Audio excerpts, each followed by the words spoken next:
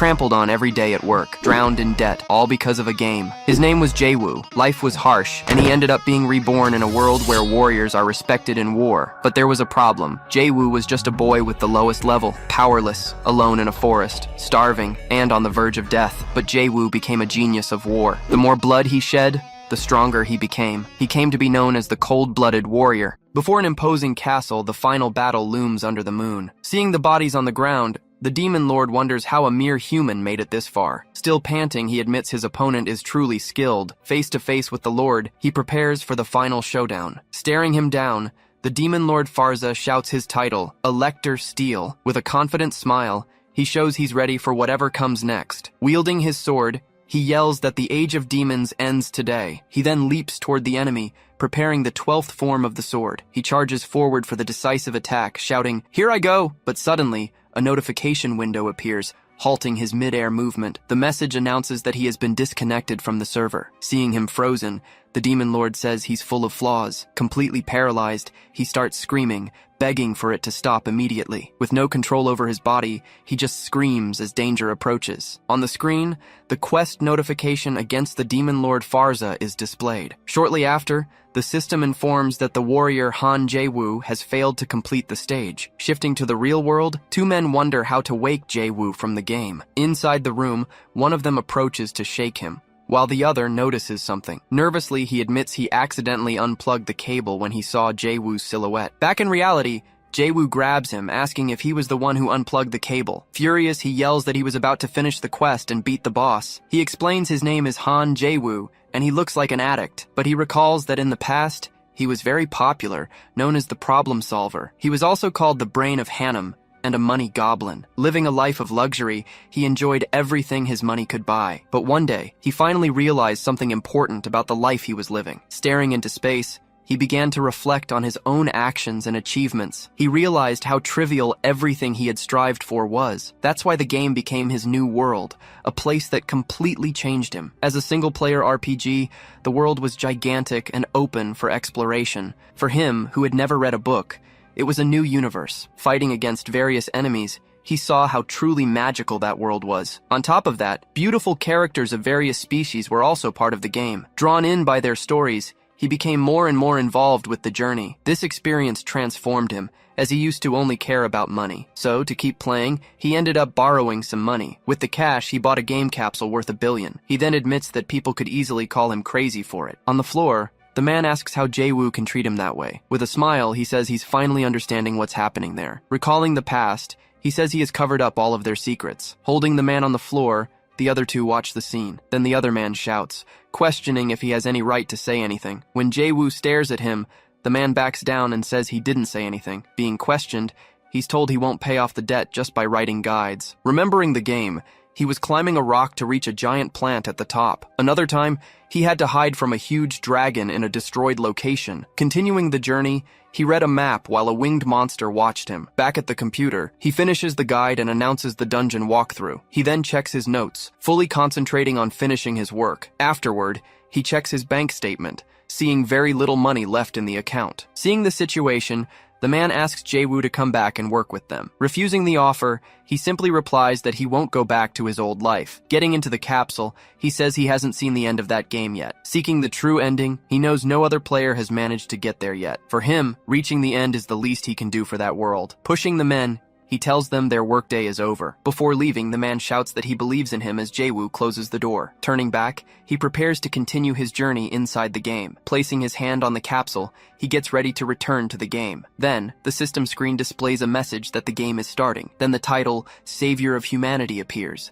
confirming the start of the game. Already inside the game, he reappears in the Cathedral of Bayern, a bustling place. Receiving a notification, he sees the death penalty has been suspended for hours. Annoyed, he yells, wondering how he's supposed to make money like this. Suddenly, a mysterious voice says he seems to be in some difficulty. When he looks, a white-haired figure begins to materialize in front of him. With firm steps, the character walks toward him through the Great Hall. As soon as she stops, he immediately asks who she is. Introducing herself with a smile, she says she is Aquila, the Game Master. Surprised, he questions how a girl like her could be the game's GM. Telling him not to judge a book by its cover, she says it's just her preference, but he scoffs, saying he won't believe she's Aquila that easily. To prove her point, she simply snaps her fingers in front of him. In that instant, time stops, and all the surrounding NPCs become completely motionless. He wonders if that was a time-stopping spell. He soon realizes it would have to be an SSS rank skill. She then explains it's not a skill,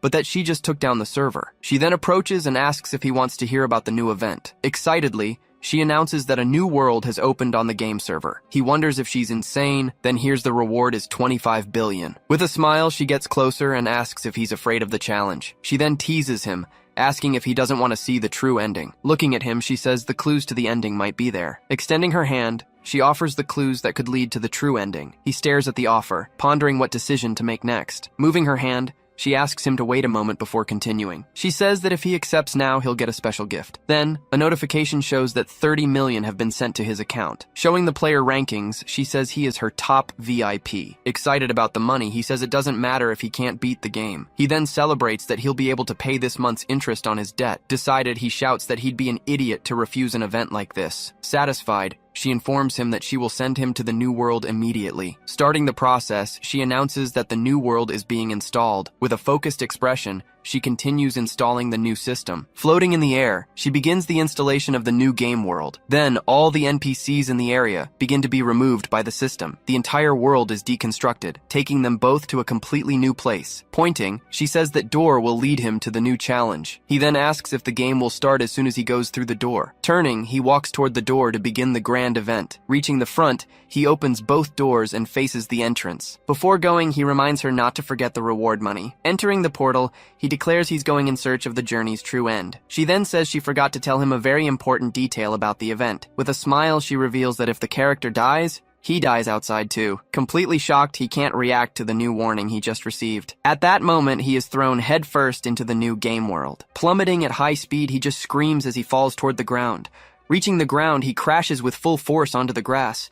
Feeling pain, he wonders why it hurts, since he's inside a game. Remembering the warning, he wonders if the girl was really telling the truth. Still on the ground, he grabs the grass and screams Aquila's name to the sky. Getting up from the ground, he decides he'll face the challenge anyway. Then he yells a curse at the sky, aimed at the game master. Walking through the forest, he leans on a branch, saying he's thirsty. Angry, he says he won't forgive Aquila and decides to open his status window. Seeing his stats, he complains that she gave him a very weak character. Wondering how he'll ever get a happy ending, he complains about his terrible current condition. Just then, a drop of water falls into a puddle, catching his attention. Turning around quickly, he shouts excitedly when he realizes he's found something in the forest. Reaching a river, he's thankful he read a survival book. Then he throws himself into the water, drinking quickly to try and recover his health. Suddenly, a woman's hand runs through her hair, emerging from the river's mist. Still drinking, he lifts his face when he notices movement just ahead. Then he sees an unknown woman bathing peacefully in the water. Continuing to watch, he stands still as she bathes. A notification about losing health startles him, and he asks who she is. Just then, his eyes begin to change, revealing some kind of special ability. But right after, the system warns him that he needs to pay for the DLC. Outraged, he shouts that he shouldn't have to pay for the DLC because he's a VIP player. At that moment, a group of witches surrounds him, warning that he needs to pay to continue. Unable to react, he just stares at them all, his face frozen. The scene changes, and he's on the ground after being attacked. Lying on his back, he tries to get up. Seeing him lose health, a witch tells him to stay quiet on the ground. Leaning over him, she says she'll leave him alone if he doesn't react. He then asks the other tied-up man if he's okay, but the witches just laugh. Not understanding, the man asks what he meant, but gets no reply. Introducing himself, the hunter, Rudd, asks how he ended up there. Rudd explains he was unlucky, arriving by chance while hunting prey. Asked in return, he says his story is similar, and he had no choice. Discreetly, he starts cutting the ropes with a hidden blade. Then he confidently announces that this kind of situation is his specialty. Asked if he has a way out, he guarantees he knows exactly what to do. He explains that he knows what to do because he's the one who wrote their guide. Remembering the past, he says it took him 3 days to create the strategy. Then he lists their names, starting with Gunda, Kaldura, Aldaida, and Fugal. Finally, he points to the leader, saying her name is Heijuju. Even though they're early game bosses, they're famous for defeating many players. Analyzing the situation, he notices they are, in fact, a disorganized group. With a strange look, he turns to Rude, who is completely confused. Turning to Fugul, he asks if she is still alive in this place. He then recalls that Hejuju clearly said she was going to get rid of her. Interrupting the conversation, Hejuju tells him to wait before he says anything more. Annoyed, Fugul asks who's going to kill whom, showing the taunt worked. He continues, saying she plans to take all of her belongings afterward. Furious, Fugul screams at Hejuju, asking if it was all true. Hejuju simply asks if she's really going to believe that man's words. Continuing his plan, he prepares to add more fuel to the fire. Saying she won't use the money, he provokes her, and the plan works. At that, Aldaida comments that this was why Juju was preparing an acid bomb. Not caring, Gunda asks when the meal will finally be ready. Seeing the fight, Kaldura gets excited and shouts that she wants to join in too. With the witches arguing, he celebrates that his plan is going perfectly. Despite their title, the two witches begin to fight violently with each other. Soon after, the other two also jump into the brawl without a second thought. Their weakness is unknown, which is why so many players are always defeated by them. Because of this, it's very easy to make them fight each other. Taking advantage of the confusion,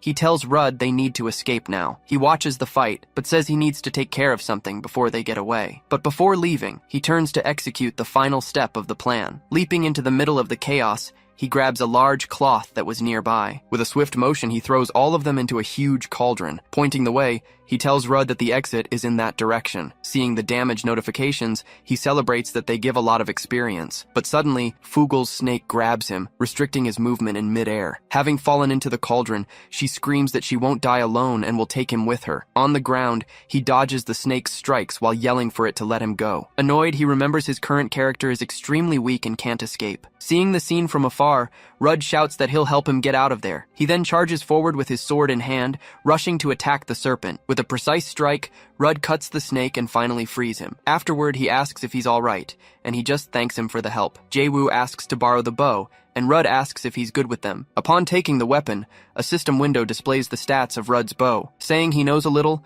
he gets into position and prepares the bow to shoot. Shooting upwards, he aims at an object hanging from the hall's ceiling. The arrow hits the target, which shatters and plummets towards the witches. Surprised, they look up, not understanding what's about to happen. In a panic, Hejuju screams in despair that the falling object is an acid bomb. Furious, Fugul screams as drops of acid begin to fall on them. The liquid then starts to drip into the cauldron where they are trapped. With nowhere to run, they can only watch as the acid falls slowly. A moment later, a massive explosion engulfs the entire area. The blast throws them back, causing each of them to lose 1 health point. Rudd asks if they did it, but he yells not to say something like that. On the screen, the system announces that he has unlocked a new achievement. Shortly after, a list confirms that all the witches have been completely defeated. As a reward, he receives a large amount of experience points and achievements. Seeing the notifications, he confirms to Rude that they managed to defeat them. Jaewoo then celebrates, saying he was lucky to be at such a low level. Thanking him, Rudd says he saved him, as he thought it was his end. Turning around, he says it was nothing, but he has something for him. Rudd then offers a bag of fruits as a token of gratitude for all his help. Surprised, he says this was unexpected,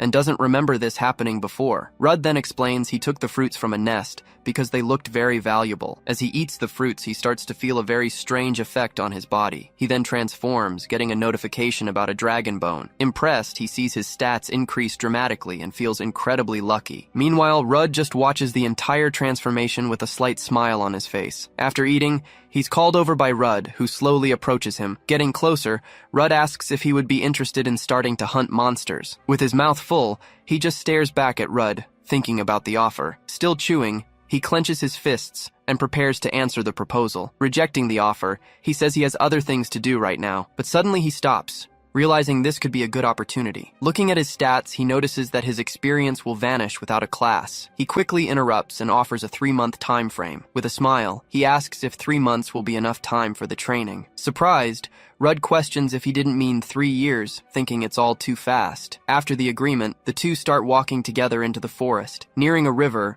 Rudd tells him to hide anywhere. Then he announces he'll start looking for him in exactly 30 minutes. Analyzing the situation, he realizes Rudd is using a hunter's skill. Certain he's been underestimated, he runs into the woods to hide. He remembers having explored this forest countless times. Diving among the plants, he shows he remembers every little detail of the place. Leaping between trees, he uses poisonous mushrooms to confuse his pursuer. Remembering the beasts of the forest, he hides behind a tree. Swinging on a vine, he says everything was already in his mind. With a confident smile, he guarantees he won't be found so easily. But suddenly, Rudd appears behind him, teasing him about hiding. Completely surprised, he turns around and questions what just happened. Assessing his performance, Rudd says he gets bonus points for the effort. On the ground, he asks how Rudd managed to find him so quickly. Rudd then comments that it's been a while since he's had such an entertaining student. As they run through the forest, Rudd invites him to give it his all. Just then, the system announces that he has completed the mission and received a new one. Then a list of new skills and the Monster Hunter class is displayed. Showing the screen, he displays the new monster tracking skill. With a determined smile, he says they'll work very well together. 3 months later, Rudd asks if he has managed to master everything. Challenging his master, he tells Rudd to hide somewhere. Praising his spirit, Rudd accepts the challenge to hide in the forest, but he warns that if he isn't found, dinner will be on him. With a smile, he accepts the bet and calls Rudd master. Watching Rudd disappear, he says he's eager to start the challenge. Climbing a cliff, Rudd says he's happy to have found a good apprentice. On second thought, he decides he won't go too hard on the boy. He believes that hiding there will be enough for the challenge. Suddenly, he feels something on his hand and looks up, confused. There was his apprentice holding his foot and teasing him about hiding. He finds Rudd, who is astonished by his speed. He finds him again, showing he has already mastered the new hunting skills. Finding him in the tree, Rudd can't believe his new apprentice's progress. Rudd enters a cave, doubting he will follow him. Trying to convince himself, he doubts his apprentice will ever reach this place. Realizing where he is, he panics upon seeing a hellhound's nest. Giving a hint, he says it's a secret from the guardian of humanity. Grabbing Rudd, he warns that not even earthquakes can wake a sleeping hellhound. With a smile, he asks if he managed to pass the hunter test. Still in shock, Rudd just confirms that he passed and was successful. Back in the forest, Rudd praises him for mastering everything in 3 months. Then he demonstrates that he's learned to use a 5-hit furious combo. Extending his hand, he says it was all thanks to the experience from the witches. Rudd is amazed that he remembered all the tips on monster ecology. Excited, his master says he will surely go far with his talent. Then Rudd asks what his plans are for the future from here on out. Without hesitating, he replies that his first goal is to make some money. Getting an idea, Rudd invites him to work as a mercenary. Finding the proposal interesting, he thinks it's a good way to start. Besides, he remembers that mercenary work is very flexible. With luck, he hopes he can find the guardians of this game. Accepting the proposal, he confirms he will become a mercenary from now on. Then Rudd hands him his old emblem, saying that his friend will recognize it. Wishing him good luck, Rudd says goodbye as he thanks his master. Walking away, he celebrates the great start of getting a new class. Holding the emblem, he believes a happy ending is now within his reach. With a determined look, he prepares for the next phase of his journey. As he holds the emblem, a voice asks if he doesn't want to see the end. Remembering the promise, Aquila's image appears, offering a clue to the ending. He then reaches for the logout button, thinking about the thrill of this deadly game. Determined to continue, he says he will use all the tension to his advantage. Slapping his face, he gets ready to focus completely on the new mission. As he leaves, he swears to Aquila that he will reach the true ending. Cutting to a new scene, Aquila watches everything from afar, laughing at his situation. Sitting on her throne, she says it was hilarious watching him escape from the witches. Saying she's happy to be watching him, she smiles with great satisfaction. As she watches, someone emerges, flying through outer space. Landing gracefully, a new character says he's no ordinary guy. With a teasing smile, Aquila asks if she's interested in him. Then Valfurga is revealed, hovering majestically above Aquila's throne. Being a goddess, she says she shouldn't look at a human that way, but Aquila retorts, asking why not, since he's cute. Hearing the response, Valfurga just turns her face away without another word. Continuing the teasing, Aquila says she used to be more fun back in the day. Changing the subject, she asks if his debt was really paid. Upon learning the truth,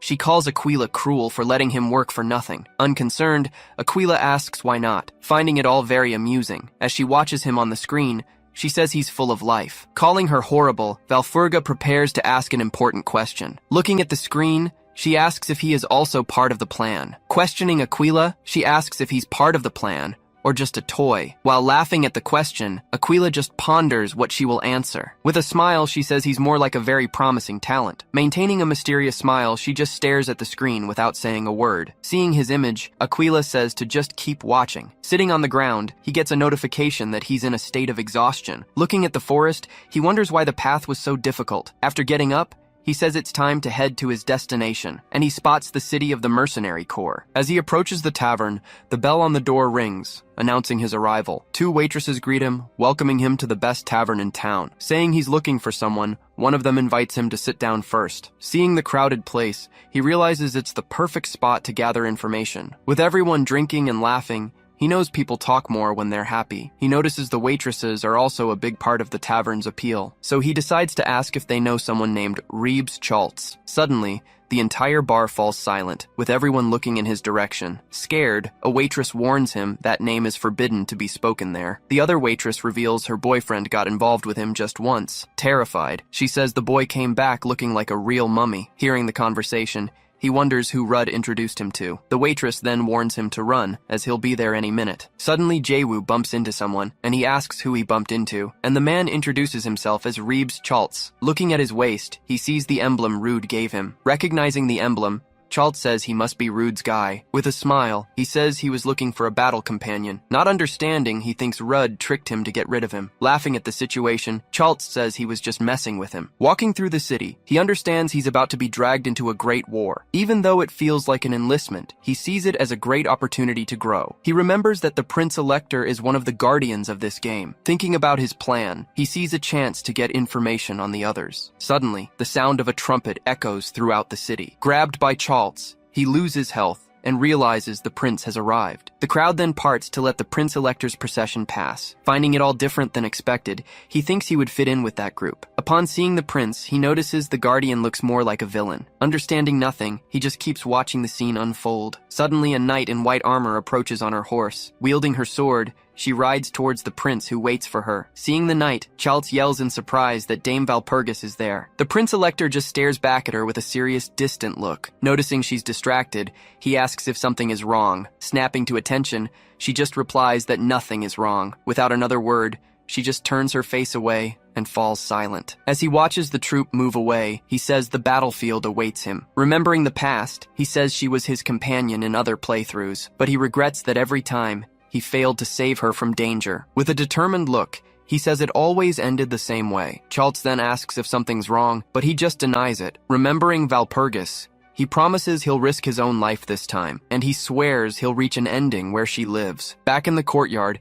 several mercenaries are training and fighting among themselves. The fights are intense, with the men trading blows without a second's hesitation. Watching the training, he finds it all very intense, but it's to be expected. Getting a notification, he enters the Mercenary Corps' training ground. Chaltz then explains they are selecting group leaders through fights. Celebrating, one of the mercenaries raises a bag of money high. Thinking about his goal, he decides he'll keep a low profile for now. But suddenly Chaltz shoves him forward, saying he's going to participate. Ignoring his opinion, Chaltz says Rudd would never send a useless person. Shouting to everyone, he asks if anyone wants to fight the rookie. Excited, several mercenaries volunteer, with one saying he'll go first. Seeing he can't object, he finds the whole situation quite familiar. Determined to seize power, he prepares to face the first opponent. Introducing himself as Max, the mercenary challenges him to an official duel. Looking at him, Max says he looks weak and will break with one hit. Chaltz then asks if both sides are ready for the fight to begin. Giving the starting signal, he tells them to begin the combat. Rushing to attack, Max charges forward screaming, sword in hand.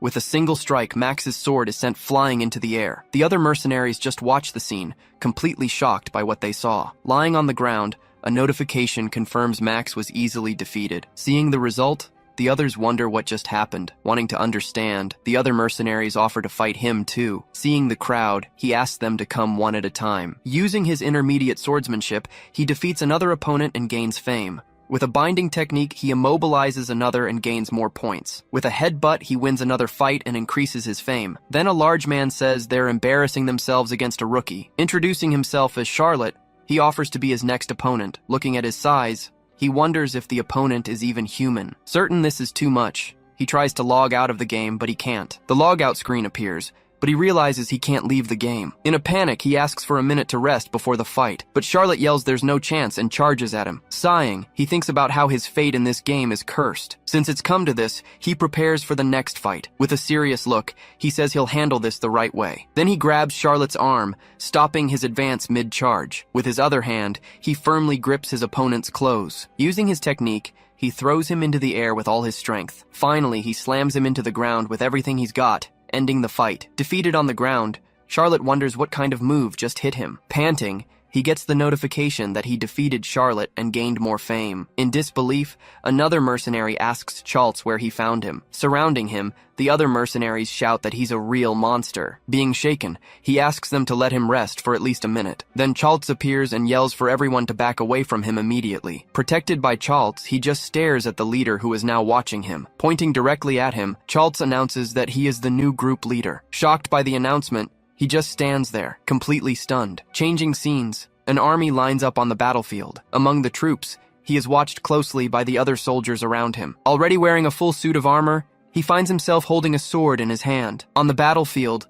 the two armies prepare for the Great War. With a war cry, Charles orders all soldiers to advance. The army then charges toward the enemy, kicking up dust across the field. On the front lines, the orcs brace for the first attack. In the midst of battle, he charges forward and strikes an orc with his sword. Fighting the orcs, he says he's aligned with the prince's forces. Back in the planning tent, Charles explains they're in a direct confrontation. With a smile, he says the mission is simple: steal the enemy's flag. Showing the map, he explains the plan to break through and collapse their lines. But he warns that the orcs are strong and have the best coordination on the continent. Calling out to him, Charles points and gives a direct order to the new leader. He says his job is to stop the orcs' advance in the battle. In the heat of the fight, Jae-woo dodges several enemy spears.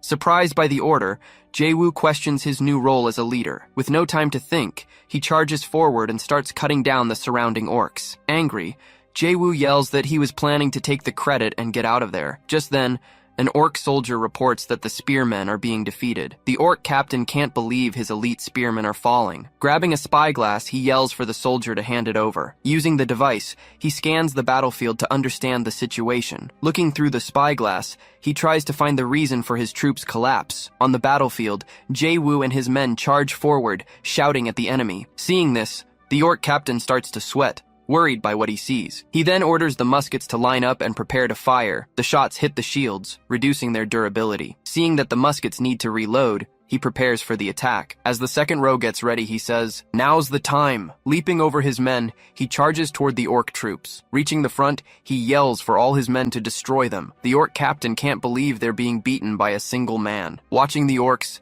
the captain says he can't let them get the flag. Holding the banner, he yells that it carries the history of his tribe. He and his group then advance on the captain to capture the flag. Looking to the sky, the soldiers see the enemy flag being captured.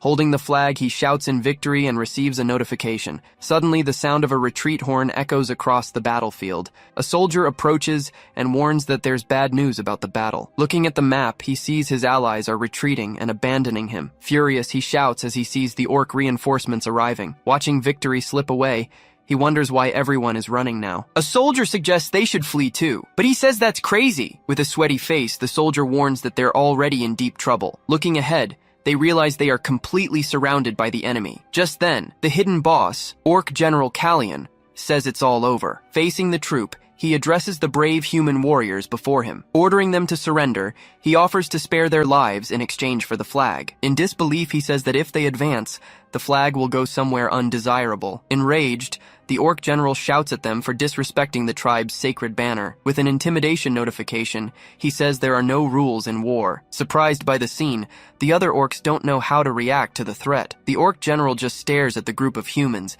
thinking about his next move. Suddenly, the human troop prepares to fire, and he throws himself in front. Seeing this, the orc general orders his men to fire immediately. The shots hit the soldiers he was trying to protect with the flag. Even while wounded, he doesn't understand why they didn't just drop the flag sooner. Gritting his teeth, he prepares to endure whatever comes next. As the shots continue, the human soldiers are hit and fall to the ground. One of the soldiers complains he can't defeat the general at his level. Despite the pain, the soldiers struggle to hold their ground in the battle. Not knowing what to do, he finds himself trapped in an impossible situation. Remembering his comrades, he prepares to face the situation. In his mind, he gets a glimpse of his main character. Just then, Aquila appears, saying he's going to die in real life too. With a confident smile, she just keeps watching him from a distance. Back in reality, he screams as the pressure of the battle mounts. His soldiers yell that he needs to give orders or they'll all be wiped out. With a bloody smile, he gets ready to give the next command. Seeing him laugh, one of the soldiers asks if he's finally lost his mind. Then he shouts and tells Charlotte to give him the horn now. Even without reinforcements, he yells for Charlotte to shut up and watch. Holding the horn, Jae-woo prepares to blow it with all his might. The sound echoes across the field, but draws the orcs in the wrong direction. Seeing the mistake, the soldier yells that he's blowing it in the wrong direction. Knowing what he's doing,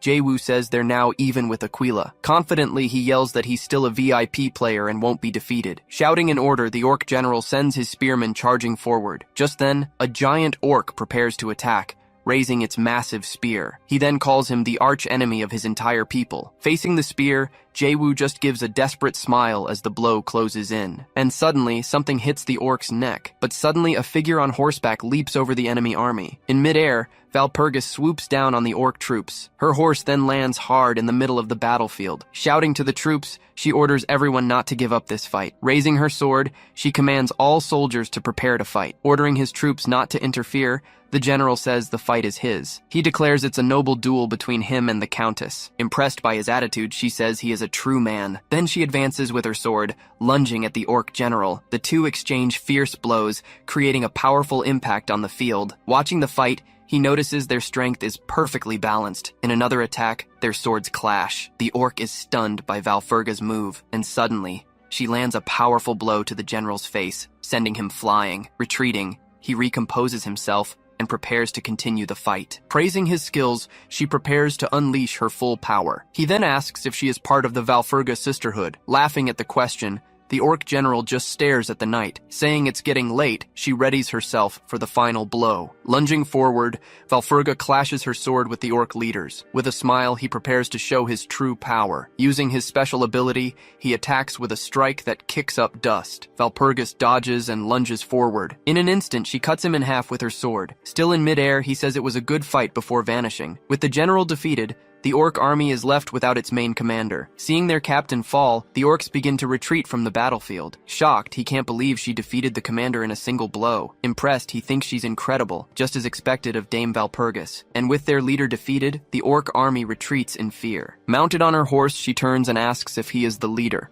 Extending her hand, she says she felt his courage from afar. Shaking her hand, he introduces himself and receives a notification. Thanking Valpurgis, he says he is no longer Elector Steel. With his head down, he says he should have been more cautious before. Just then, his soldiers approach, offering the flag he captured. He sees that his credibility among the mercenaries has increased. Remembering the battle, he sees his men fighting to protect him. The soldiers stand together, defending him from the orc enemy's attacks. Shouting, they struggle to hold the line and let no one pass. Seeing the scene, Jae-woo simply says he understands the situation. Jae-woo shouts while holding the flag, declaring that it belongs to him. Back at the tavern, Francois's plaque is shown on the wall. At the door, a little girl shouts Charlotte's name into the bar. Scared, she runs inside, searching for someone among the customers. At the table, Charlotte eats quietly while watching him intently. Worried, the girl asks if he got hurt in another war. Chaltz then explains that Charlotte is only 15, surprising everyone. He reveals that the girl is actually Charlotte's younger sister. Angry, she blames him for having to pay her brother's medical bills, but Charlotte says it was thanks to the leader that they returned alive. Then,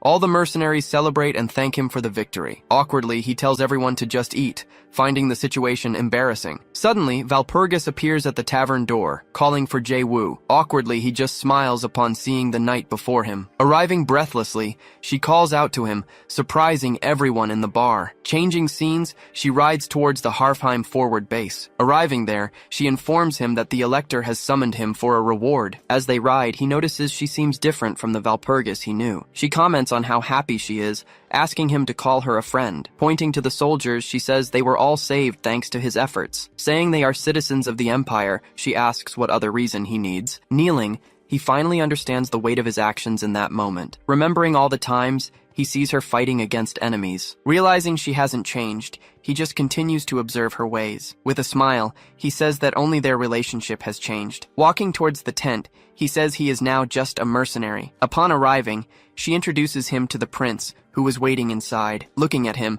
the prince asks if he is the man they call Jae-woo. Introducing himself, he says he is Elector Steele, the guardian Philip. He turns, showing his true face to the mercenary before him. Bowing, he says it is an honor to meet a true guardian. With a smile, Philip says he is the man called the Reaper. Shouting with excitement, the soldiers celebrate the recognition of his bravery. Saying that a man of merit deserves recognition, he rewards him with money. Kneeling on the ground, he promises to repay all his generosity. Satisfied, the Elector asks if he needs anything else. Turning, Jae-woo says he would like to regroup with his comrades. Granting the request, Valpurgis tells him to take a wagon and use it. But the Elector calls out to him, asking if he has anything else to say. With his head down, he says he would normally back down at this point. But as he lifts his face, he reveals a serious and determined gaze. Valpurgis just watches the scene, waiting to see what he will do. With a slight smile, Jae-woo prepares to ask the Elector a question. Addressing him as Your Grace, he asks to pose a question about the war. With an intimidating look, the Elector tells him to go ahead. Staring back at him, Jae-woo asks what his thoughts are on that war. Faced with the question, the entire room falls silent. Kneeling beside Valpurgis, he awaits the Elector's response. With a smile, he remarks that everyone is baffled by his question. Looking at him, the Elector asks what he thinks of the war. Replying, he says he can't see the full picture yet. One of the men laughs and says he's not qualified to advise them. Laughing, the man suggests he must have just overheard some rumor. With a serious expression,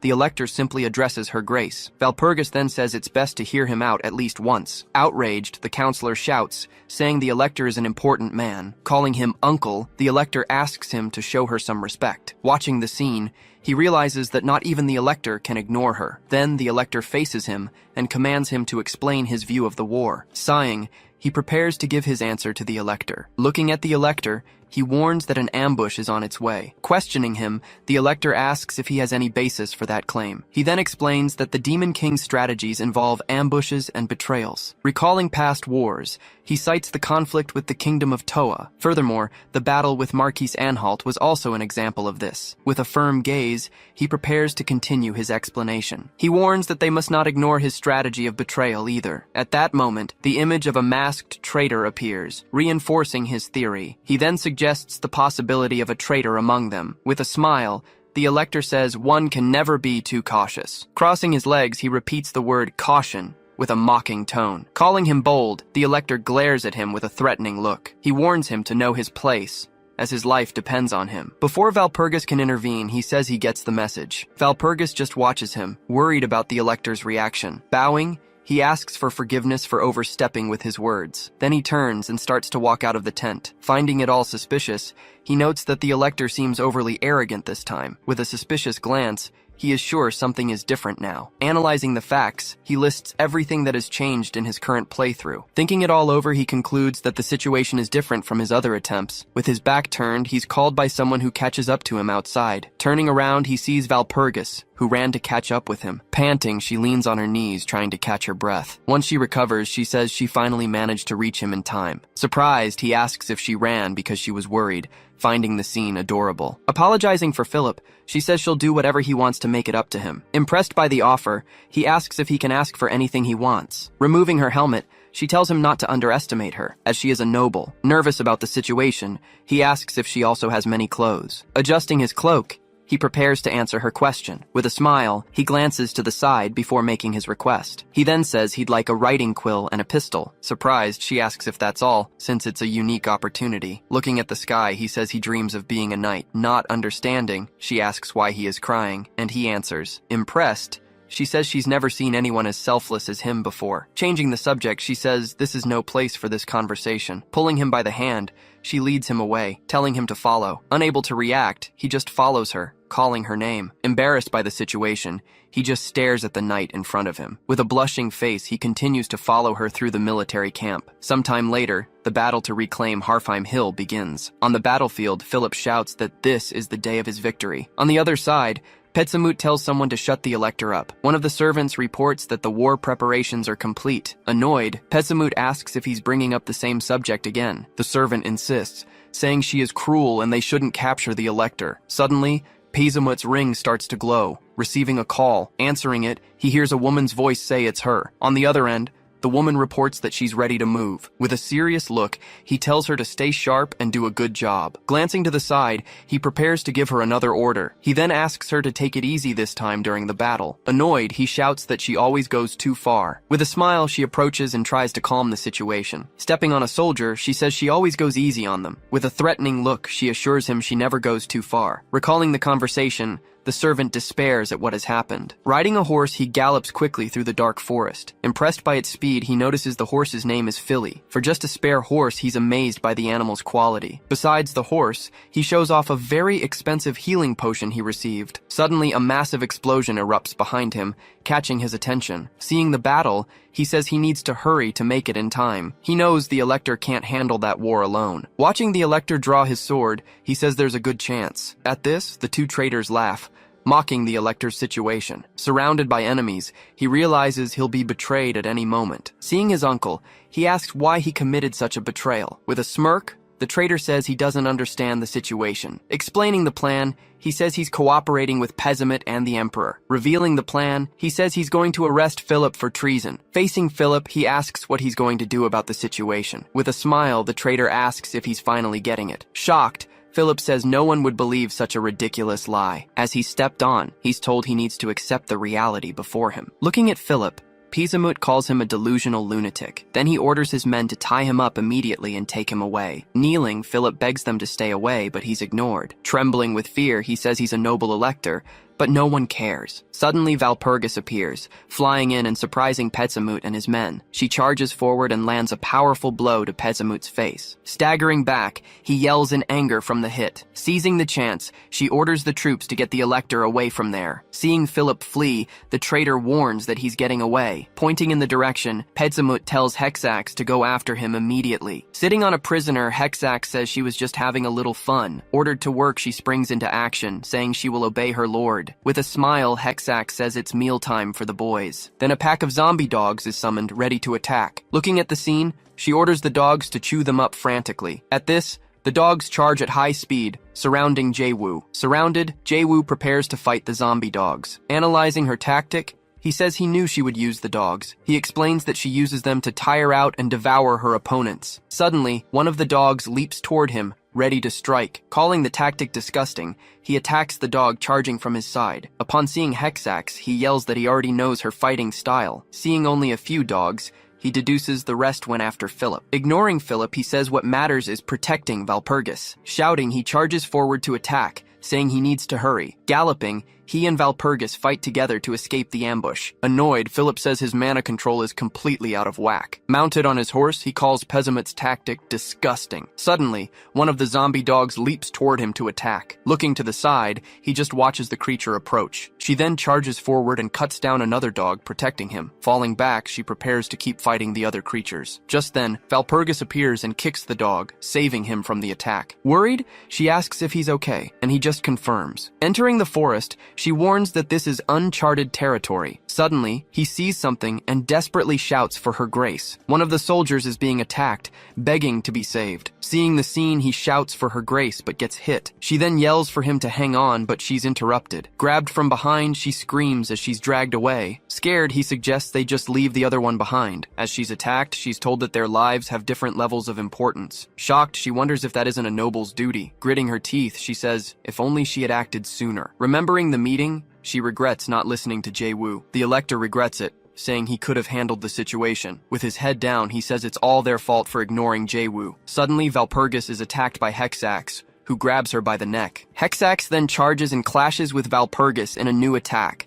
The Elector is saved, but shouts her grace's name. The two face off, as Valpurgis prepares for the next blow. She is then thrown far away, crashing hard in the middle of the forest. Lying on the ground, she says they are completely lost. Looking to the side, he just watches the scene with a fearful gaze. Fallen and injured, she can't get up to keep fighting. Hexax disagrees. With a whip in her hand, she says, "You have to be strong." Facing Valpurgis, she asks if she's right, calling her sister. Furious, Valpurgis screams for her to take back what she said immediately. She explains that the title of Prince Elector is a critical position in the Empire. With a smile, Hexax orders her men to continue tracking the Elector. She then points out that Valpurgis also has the blood of a Prince Elector. With a taunting look, she just stares at her sister, saying nothing. Realizing the trap, Valpurgis understands she's been caught. Valpurgis then charges forward and tries to land a powerful blow on Hexax, but Hexax dodges it effortlessly. Valpurgis despairs, seeing her attack miss. Then, a whip cracks against her back. Laughing,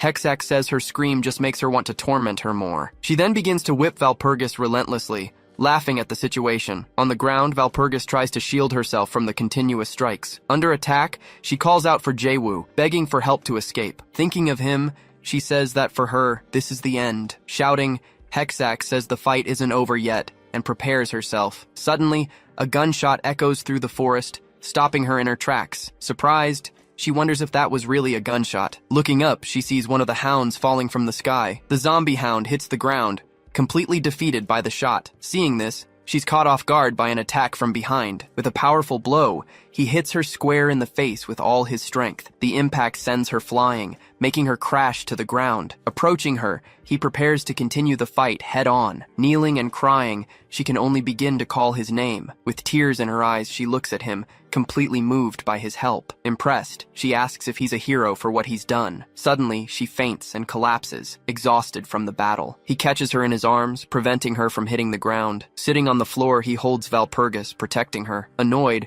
Hexax says he's no ordinary guy. Hiding his pistol, he prepares for the confrontation against Hexax. Holding the gun, he says she's still the same as always. With a smile, she asks if he knows her from somewhere. Pointing the gun, he tells her not to call him that. Laughing, she says his gun has a longer range. With the whip in her hand, she warns him that he needs to aim well. Placing his finger on the trigger, he prepares to shoot her, but she dodges the shot, lunging quickly toward him. Suddenly, the whip coils around his neck, pulling him with force. Being pulled, he tries to break free, but the grip tightens. Tugging him closer, she yells for him to come here, a smile on her face. Angrily, he grits his teeth, ready for the next move. As he gets close, she delivers a powerful headbutt to his face. The headbutt sends him flying backward. With the whip in hand, she yells that the fight isn't over. She then attacks him with the whip, but he dodges with agility, and Jaewoo charges toward her. Surprised, she wonders if he's trying to close the distance between them. Dodging the strikes, he gets closer and closer to her. Seeing him approach, she starts to panic. She can't believe he dodged everything and managed to get so close. Wielding the pistol, he prepares to fire at point-blank range. Angrily, she yells that she won't let him shoot so easily. At that moment, he sidesteps, surprising her. Pulling out a dagger, he says he has a surprise for her. Turning, she feels the blow and is completely shocked by the attack. Holding the dagger, he asks her how that strike tastes. Furious, she says she lost an eye because she was focused on the gun. Angrily, she yells that she needs time to recover from the blow. With that, she sprouts bat wings and prepares to fly. Flying away, she says she has to go as she's busy. Taunting her, he asks if she's afraid to continue the fight. Laughing, she says his taunts won't work, as she doesn't fight up close. But he replies that today, he's a long-range DPS. Laughing, she says she can easily dodge his bullets in the air. She realizes her sense of distance is completely off. With a perfect shot, he hits her dead on, knocking her out of the sky. Seeing the smoke from the gun, he says it's just as he thought. Lying on the ground, she hears that you have to shoot bats. With the gun in his hand, he prepares for the next step. Standing over her, he remarks how that pervert really gave him a hard time. Then he gets ready to see what kind of loot she dropped. Just then, a voice calls him brother, coming directly from the fallen figure. With a new appearance, the person asks if he's really going to kill her. Crying, the figure just stares at him, waiting for an answer. Holding the dagger, he tells her to cut the crap and die. Annoyed, she just screams in frustration at being utterly defeated. With a final cry, the figure finally vanishes into the forest. A system notification then confirms he has defeated the Whip of Destruction. Then a list of all the items she dropped is displayed. After collecting everything, he kneels beside her unconscious body. Picking up the potion, he says it's a good thing he didn't sell it earlier. Rushing to Valpurgis, he finds her on the ground and calls her name. Looking at her, he prepares to use the potion and save her. As he gets closer, he swears he will definitely save her. Looking at the potion, he prepares to use the healing item. The item's description then warns that it must be applied directly. Sitting beside her, he realizes what he needs to do to save her. Looking at her armor, he understands he must apply the potion directly. Nervously, he tells himself it's just a medical procedure. Holding the potion, he gets ready to apply it, yelling at himself internally. Recalling his past, he says his real name is Han Jae-woo. He remembers his mother collapsing from overwork just to support him. At just 18 years old, he found himself all alone in the world. A man then confronts him, complaining that he was left with a debt. With no choice, he started taking jobs to earn money. Receiving a payment, he thanks the man for the money. Counting the bills, he confirms the amount and puts the money away. He then warns the man that this is just a temporary solution. With an irritated look, he listens to the man, who doesn't seem to care. Nervously, he says this week's mission should yield 10 million. Surprised, the man asks how he earned so much money from playing just once. Asked about the game, he says its name is Guardian of Humanity. Excited, the man says he can't believe he's never heard of the game. He also points out the incredible designs of the game's female characters. Holding a globe, he shouts that the game has over 1 billion users. He explains that high-level players easily make millions in the game. Grabbing him, the man questions if he really earns all that from the game. Excited, the man invites him to try the game and see for himself. Refusing, he says he's busy and doesn't have time for that. Suddenly, he gets a surprising message on his phone. The message says that the day's request has been canceled, leaving him free. Logging into the game, he says he ended up there on a whim. Looking at the sky, he's impressed by the technology and realism. Walking through the city, he notices how real the streets and people seem. Seeing the people, he wonders if he's really inside a game. Spotting an apple stall, he approaches the vendor. The vendor calls out to people as he observes the displayed fruit. Up close, he notices the NPC's face looks too real. The vendor, now grabbed, shouts for him to let go immediately. Annoyed, the vendor tells him to back off if he doesn't have any money. The system then shows he has only 10 florins in his account. Seeing a child, he says he doesn't have money to buy anything, and he's confused by what he's seeing. The mother then pulls the boy away, telling him it's time to leave. Calling out to the vendor, he asks the price of a single apple. With a smile, he hands the purchased apple to the little boy. Thanking him, the mother and son get ready to leave. Thinking about the price, he notes that 1 florin seems to be worth a lot. Waving back, he tells the boy to always listen to his mother. Waving, he says the scene brings back many good memories. He then remembers begging his mother for fried chicken. With a smile,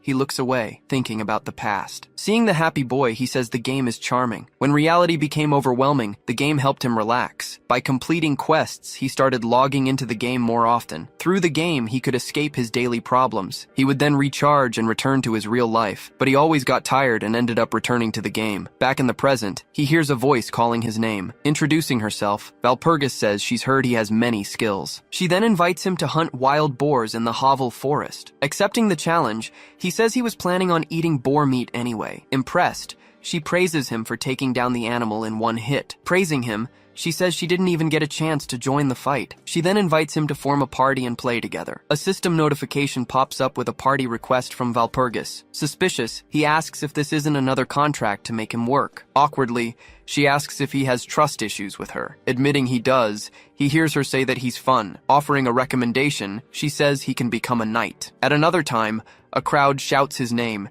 cheering his arrival. Seeing the scene, a man congratulates him for coming so far. Looking at him, Valpurgis asks how he feels. He says the achievement isn't his alone, and thanks her. Showing him the crowd, she says those are the people he saved. At that moment, a white dove flies by, scattering feathers in the air. Pointing to the people, she says they are his loyal citizens. With a smile, she just watches the scene, pleased with the outcome. Several white doves fly over the city, celebrating the great victory. Impressed, she says he is truly someone special and unique. She says she's never seen someone with such dedication to everything. Asked for the reason, he just thinks for a moment before answering. With a bruised face, he says it's because he loves this world. Jokingly, she says he shouldn't have taken off her armor. Riding on horseback, they prepare to arrive at Valpurga's convent. She says she owes him more than words can express. With a smile, he says he eagerly awaits his reward. As they ride, she tells him the convent will reward him for his deeds. Upon arriving, they are faced with the convent's imposing structure. Annoyed, Valpurgis shouts that he is a guest of honor at the convent. Kneeling, a nun simply says there's nothing to be done. With a serious look, she warns them that the convent is on lockdown. The scene changes. Night falls at an inn near Rheinfelden. Inside the inn, the second-floor hallway is very quiet. Lying in bed, Jae-woo regrets the situation as he wanted the angel's heart. This artifact, the angel's heart, is his main objective. As an ancient relic, the item belongs to the Valpurga convent. Blessed by a goddess, the item can call a soul back. Basically, the artifact can grant its wielder an extra life. Back in his room, he turns over, saying he really needs the item. Just then, someone calls his name. He recognizes Valpurgis standing in the doorway. Entering the room, she apologizes for his simple accommodations. He then asks what she's doing there, and she replies that she's been thinking. Valpurgis warns that the matter is serious, asking for absolute secrecy. She then says she knew she could trust him with this mission. With a serious expression, she prepares to reveal the truth. Holding his hand, she tells him that the High Abyss has fallen into darkness. Confused, he says he met Angela, but she explains the Abyss is Margarita. Realizing the betrayal, he immediately suspects a traitor must be involved. Shocked by the news, he puts a hand to his head, not believing it. He says he thought she had died a long time ago. It turns out Margareta possesses a strength unparalleled in the Empire's history. She was the one who transformed the convent into a true military force. Changing his attitude, he smiles and says they need to save her. Suddenly, he leaps out of bed, startling Valpurgis with his reaction. Confused, she asks what's gotten into him to act like that. He then confirms if the High Abyss was truly struck by the darkness. Stating he knows the darkness, he tells her they must go immediately. The scene changes. We see the Valpurga convent under a heavy downpour. In a flashback, Angela questions Valpurgis about his knowledge of the darkness. Valpurgis then confirms the information to her in the training room. She insists that Jae-woo is a trustworthy man, asking for a chance. With her hands clasped, Angela seems to be seriously pondering the situation. Back in the present, Angela faces the two, saying he already knows too much. The tension in the air startles Jae-woo. Leaning on the table, she warns that the incident was caused by a traitor. She then questions her for wanting to trust a stranger now. Angela orders them to escort him out, saying he isn't listening. With nothing to say, Valpurgis just stands there in silence. Just then, Jae-woo smiles at Valpurgis. He then mentions he heard the abyss is in critical condition. With a smile, he asks her to at least hear what he has to say. He then reveals he has read the Gospel of the Seven Demons. Shocked, she asks how he knows about the Book of St. Anthony. He explains that the book details everything about the darkness and the demons. Angela then says she can't believe what she just heard. Slamming the table, she demands to know how he knows about that cursed book. Asking her to trust him, he says he understands how to oppose the darkness. With a smile on his face, he faces Angela, who looks very apprehensive. Finally agreeing, she demands he take this secret to his grave. She then threatens him, saying that if he tells anyone about this. At that, she rests her hand on the table and shatters the stone without effort. To finish the threat, she says she will bury him at the bottom of the river. Guided by the nuns,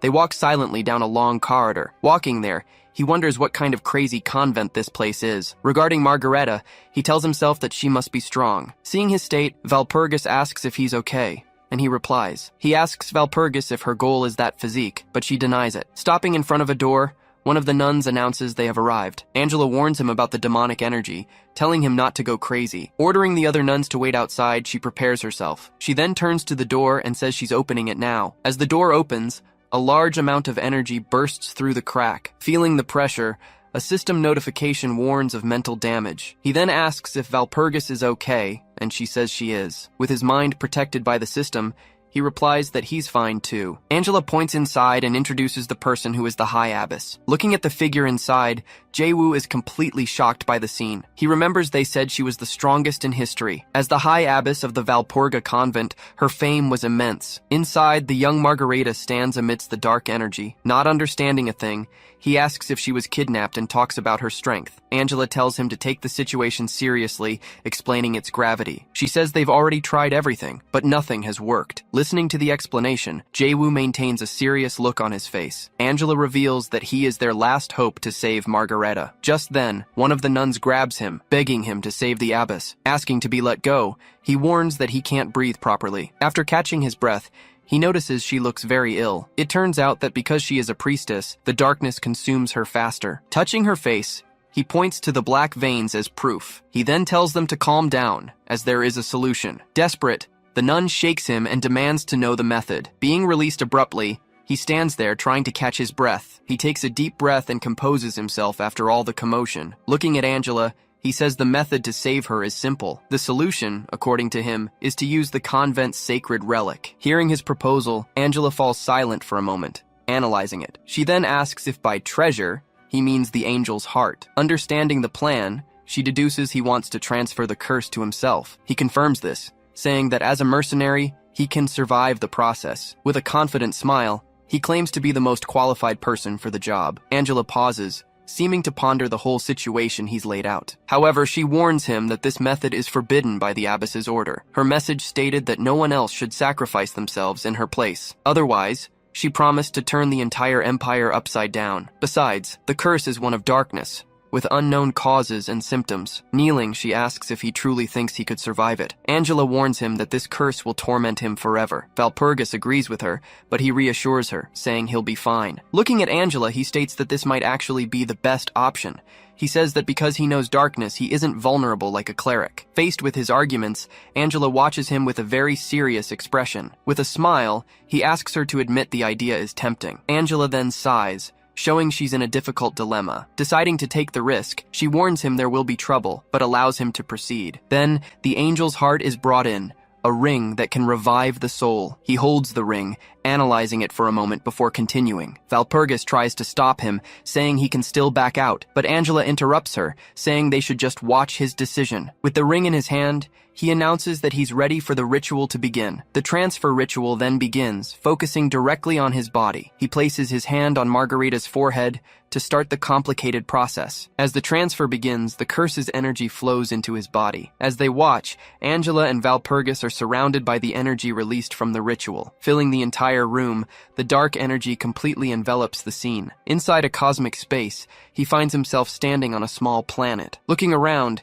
he asks if this is the true realm of darkness. Just then, a mysterious voice asks who dares to summon it there. He then shouts his name, demanding that Margarita's curse be removed. In response, the voice calls him a pathetic mortal, unable to see it. Then a giant eye appears and says it has no business with him. Ordering him to disappear, the entity stares him down with its giant eye. As he's attacked, a system notification announces that his soul is protected. Confused, the creature asks why it can't extract his soul. He yells for it to shut up and transfer the curse to him. Threatening him, the entity says it will extract the souls of everyone nearby. Realizing the threat, he decides to start playing dirty too. He then yells that he's already read the Gospel of the Seven Demons. Making a face, he says he traded the book for a dog. He keeps taunting it, saying the book is probably being sold for cheap. Threatening the entity, he says he'll expose all its secrets. The entity finally agrees to grant his request for the transfer, but it warns that there's a condition for the deal to happen. Suddenly, a system notification pops up right in front of him. It's a new quest.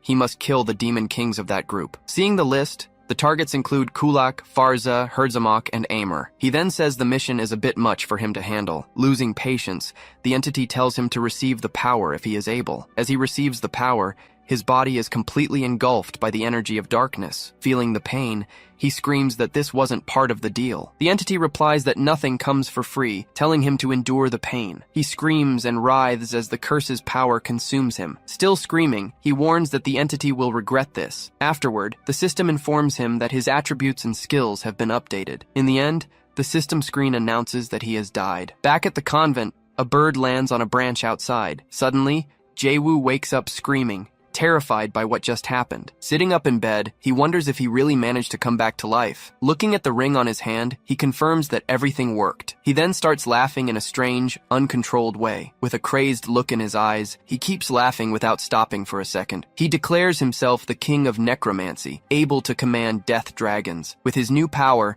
he becomes known as Cold Blood. Facing the window, he yells that he's now number one. He smiles, saying the world finally recognizes him. Just then, Valpurgis runs into the room and finds him collapsed on the floor. Crying, she asks if he hit his head, but he says no. She explains she brought him to his quarters after the ritual ended. Sitting on the bed, she scolds him for being so reckless. She continues asking if he has any idea how worried she was. He stares at her for a moment before speaking. Then he places his hand on the armor on her leg. Apologizing, he says he won't do that again. He then firmly promises he'll keep his word. She tells him not to forget what he just promised. After their conversation, the two of them look out the huge window together. Suddenly, a loud noise from outside interrupts the moment. Going out to see, he asks the nuns what happened. Angela then turns towards him and greets him formally. Seeing the destroyed area, he asks if someone cut down the trees. Just then, a giant, dark structure hits the ground hard. A huge hand appears, and a voice says he's finally awake. The voice explains it just wanted to stretch after lying down for so long. The voice then greets and thanks him, calling him its savior. Revealing her form, she introduces herself as the High Abbess of the convent. Moving the tree, Margareta throws it to the ground with great force. Revealing her form, she introduces herself as the High Abbess, Margareta. Then she winks and says he can just call her Mari. Descending the stone staircase, Valpurgis and Jaewoo advance with great caution. Jaewoo reflects that Philip has likely escaped the forest by now. He reveals that with his new power, he had planned to secretly eliminate Philip, but he understands that the chances are low without the angel's heart. Full of excitement, Margareta shouts that it's time for a new adventure. Angela asks for some decency, but Margareta says that's a problem for the nobility. Watching the scene, Jaewoo asks Valpurgis if she's always this energetic. Hearing his comment, Valpurgis just turns her head in their direction. He then whispers that she's the youngest and strongest warrior in the convent. Suddenly, Margareta appears and asks what the two of them are doing alone. In response, Jaewoo just gives a sly smile at her teasing. They finally arrive at what Jaewoo identifies as Valpurga's warehouse. Inside, Margareta says the place has the perfect items for him. Holding his hands, she offers to go on a date with him. She then tells him not to worry because she won't try anything. Excited, Margareta pushes the door open and tells them to hurry inside. Then, a huge door opens, revealing a brightly lit passageway. Outside, Jaewoo says that everything went well and the hunt for Philip is about to begin. Changing scenes, the camera shows the exterior of the convent and the surrounding trees. Now in the stable, he asks his horse what it thinks of the new gear. Wearing his new outfit, he receives the information on his S and A rank items. As his horse licks him, a voice asks if he's leaving already. Valpurgis appears and asks if he's going to leave without saying goodbye, inviting him for a walk. As they walk, she comments that it feels like they've known each other for a long time because of everything he's done. She then recalls the battles against the orcs and the final confrontation with Hexax. Recalling another moment, she says his help in the forest was invaluable. Mounted on her horse, Valpurgis thanks him for his words of encouragement. Back in the present, the two continue to walk together through the forest in silence. She says he doesn't seem very curious, and he asks about what. With a smile, she tells him not to play dumb. She then reveals she was referring to her face under the helmet. With a nervous smile, he says he figured there was a reason for it. That's why, he explains. He never asked about it. She tells him that she actually has a large scar caused by a curse. She continues, saying that not even she knows what the curse is. She reveals that because of it, people call her the Ugly Knight. Looking at him, she asks if he would like to see her face. She then admits to being nervous, but says she trusts him enough to see her. A little awkwardly, he just waits to see what she'll do. Removing her helmet, she asks how she looks and if he thinks she's ugly. With an apprehensive expression, she awaits his answer without looking away. Shocked by what he sees, he covers his mouth, unable to say a word. A bit anxiously, she asks him to say something to her. Desperately, he shouts that she's very beautiful, leaving her quite relieved. He then realizes she took off her helmet, something that had never happened before. She tells him she has something to give him, making him very nervous. Showing him a necklace, she explains it's a treasure from her family. Handing him the item, she says it's a symbol of her eternal presence. Still unsure how to react, he just stares at the gift. He then repeats that she will always be with him, holding the item. With an embarrassed smile, he promises to cherish it. She then replies that it seals a promise between them. Trying to say goodbye, she says she's leaving, and he wishes her luck. Afterward, they insist the other go first, creating an impasse. They continue to argue over who will go first, which ends up annoying even the horse. Suddenly, system windows announce that the romance route has been unlocked. Changing scenes, birds fly away in the now dark forest. His horse stares at him, seemingly wondering what to do with such an owner. He then starts to wonder if, at this rate, they'll end up getting married. But then he notices the smell of blood very close by. Arriving at the scene, he finds several fallen soldiers and laments the end of the good mood. Seeing the state of the field, he concludes that the fight between Philip and Pizamut was intense. It's clear they are in no condition to continue the battle. Then he tightens his grip on the hilt of his new sword. Mounted on his horse, he says he'll need to search the area. Just then, a system window appears,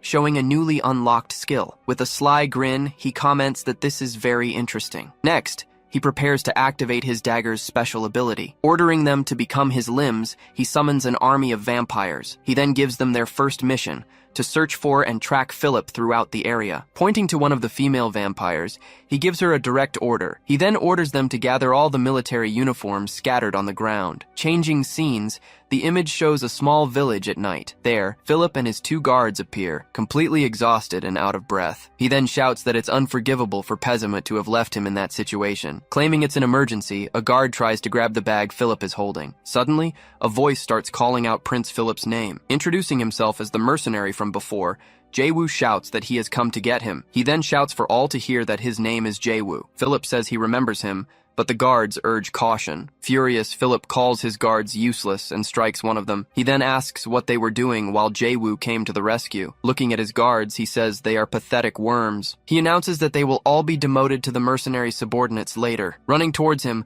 Philip shouts that he's here and asks for help. Surrounded by his vampires, Jae-woo says he missed him and that he fought hard to get there. Philip thanks him for bringing such reliable reinforcements and promises a reward. Without any warning, the vampires summoned by Jae-woo attack the prince's guards. Seeing the sudden attack, Philip freezes, unable to understand the betrayal. With a sinister smile, Jae-woo says he doesn't need him anymore. Surrounded by the vampires, Philip stares at Jae-woo with great determination. He then says that Jae-woo is just a pup who doesn't fear the tiger. Furious with the betrayal, he yells that he's been raising a mutt all this time. With a mocking smile, Jae-woo agrees and says he'll bite someone like Philip. The taunt is enough for Philip to prepare his attack. He then gets ready to use the first form of his sword art. Unleashing a crescent slash, he attacks Jae-woo and all the vampires at once, but the vampires throw themselves in front to block the powerful blow. Seeing this, Jae-woo concludes that his servants can't handle this alone. He then says, fighting like this will just waste his mana for nothing. Turning to his vampires, he orders them all to retreat immediately. Philip then taunts him, asking if it hurts to see his lackeys dying right in front of him. Unfazed, Jae-woo replies that he's not like a certain someone. He charges forward, shouting that his heart is as vast as an endless plain. The collision between them destroys part of the surrounding scenery. During the clash, they both stare at each other with a defiant smile, and then Philip throws a chair at Jae-woo. Jae-woo has to back away to avoid getting hit by the chair. Jae-woo then says, that's the Elector's steel, his sword style. He says that despite its elegance, this style hides a deadly counterattack. Known as a master of counterattacks, Philip prepares to continue. Philip asks if Jae-woo thinks he can betray him and live in peace. In response, Jae-woo says he has a good friendship with the nuns, but Philip warns that he's not afraid of militant religious groups. Stomping his foot on the ground, he readies himself for another attack. He then announces he will use the second form of his sword art. Raising the sword with both hands, he prepares to strike. With an expression of pure fury, he focuses completely on the attack. Readying his dagger, Jae-woo gets into position to defend against the incoming blow. Even weakened, Philip glares at Jae-woo, who watches him without moving. He then yells that all the internal injuries he suffered are taking their toll. With a furious look, Jae-woo shouts that his melodrama ends here. Without hesitation, he lunges forward and lands a direct blow to Philip's stomach. Struck by the blow, the prince is thrown back and spits on the ground. Jae-woo then warns that the one he should truly fear isn't the nuns. It's him. On his knees, Philip laments not being in better shape to face someone like him. He then asks why Jae-woo wants to kill him, saying he should be loyal. With contempt, Jae-woo asks if he doesn't understand what he did wrong. He begins to explain that Philip ignored the soldiers and mercilessly discarded Walpurgis. Then he asks how many people died because of his actions. Angrily, he questions how Philip can still call himself an elector. Jae-woo just watches as Philip desperately begs him to reconsider. Crying, he shouts that everything he did was for the people, and asks who will feed them. He adds that his absence will be a chance for others to attack. Nodding, he admits that Philip has a point. With a smile, he says he'll give the prince a chance. Showing a potion, he explains it's a healing one, and he'll give it in exchange. Desperate, Philip asks what the offer is, and promises to give anything. Getting close, he tells Philip to kneel and beg for Walpurgis's forgiveness. Surprised, Philip asks if she's alive and accepts, offering a donation. Handing over the flask, he says he likes the effort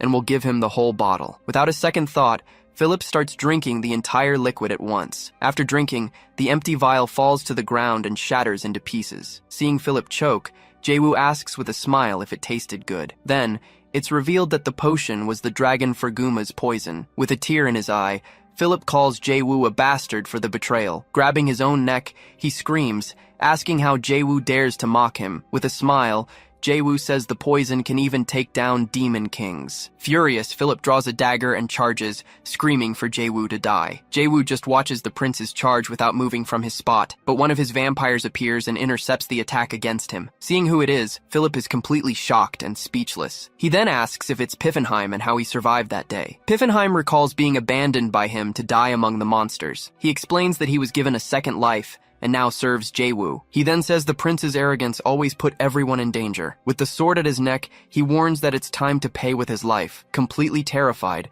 Philip starts to cry in the face of his imminent execution. Suddenly, a warning window appears, asking if he will allow the death. The system informs him that killing the Guardian might hinder the game's progression. Meanwhile, Philip remains on his knees, threatened by the sword. Jae-woo gets annoyed at the thought of sparing the prince for this. Not caring, he says he doesn't want him, and orders Piffenheim to finish him off. Obeying the order, Piffenheim raises his sword to execute the prince. Suddenly, the system displays several errors and warns that the Guardian has been eliminated. Then, a window informs him that a secret scenario has been unlocked. To obtain the Transcendent class, he now needs to eliminate all the Guardians. With a smile, he says the system didn't expect this move. Then, a new target is marked on the map, indicating the next location. Changing scenes, the image shows planet Earth as seen from outer space, and Aquila watches all the events with a hint of boredom. Watching with amusement, she seems entertained by what she's seeing. Touching a monitor, she comments that he's finally broken one of the seals. She then notices his expression,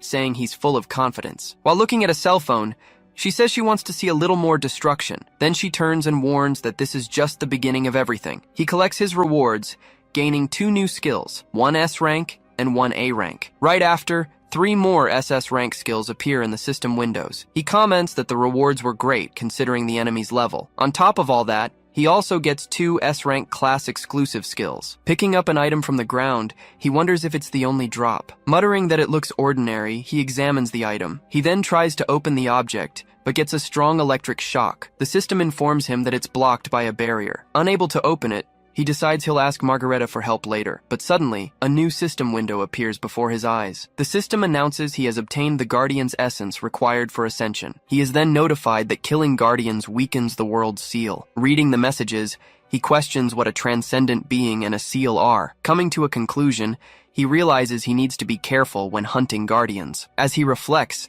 he wonders if he'll become a transcendent being and end up alone. He then ponders if he will continue on with the other Guardians, or if he'll end up finding a completely different path for himself. Just then, Piffenheim runs up, announcing he's found what they were looking for. Handing over the scroll, he explains they found it on Philip's men. Upon opening the scroll, he celebrates, realizing this is the main reward. Praising the good work, he asks if the other task was completed. Piffenheim explains they disguised one of Philip's men as a demon. On his knees, a soldier begs them to spare his life. Piffenheim then reports that one of Philip's men was hiding nearby. After a moment, Jae-woo seems to have a new plan in mind. Crying, the man keeps begging, saying he'll do anything to live. With a smile, Jae-woo says he hopes his dear Pezimut will enjoy the present. The scene changes. A large army of knights approaches the location. Leading the group is the captain of the Royal Guard, named Lawrence.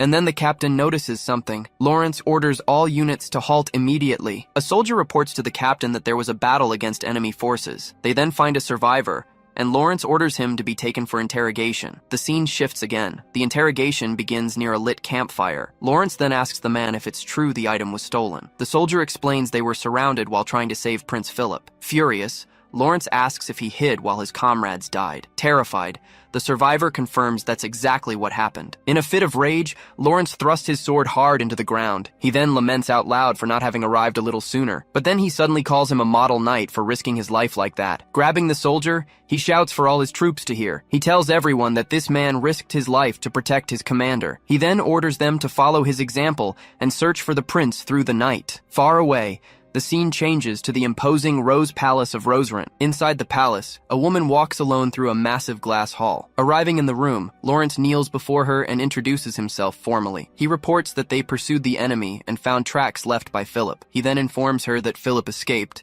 and his whereabouts are now unknown. She then asks about the item, saying she was sure Philip had it. Angrily, he reveals that Pezimut's men took the item. Touching her cup, she says that the name Pezimut is becoming quite tiresome. He apologizes, but she says the item is more important right now. She explains that the item is the only way to restore the prince. Interrupting him, she says the prince wouldn't die so easily. She then orders him to go to Pezimut and deliver a specific message. Introduced as Roland, she warns that otherwise, things won't be fun. Shifting to the enemy base, the scene shows a large military fortress. Pezimut is shocked, asking if that crazy woman was really resurrected. His subordinate confirms the news, making him frantic with the information. He wonders how that monstrous woman is back, thinking the trap was perfect. His subordinate says she's just a human, but Pezimut shouts furiously. He recalls that she invaded another demon's domain and killed everyone there. After all the slaughter, she finished the job by eliminating the leader. He then asks if his subordinate knows what started it all. He explains it all started because one of the men stepped on her snack. Since then,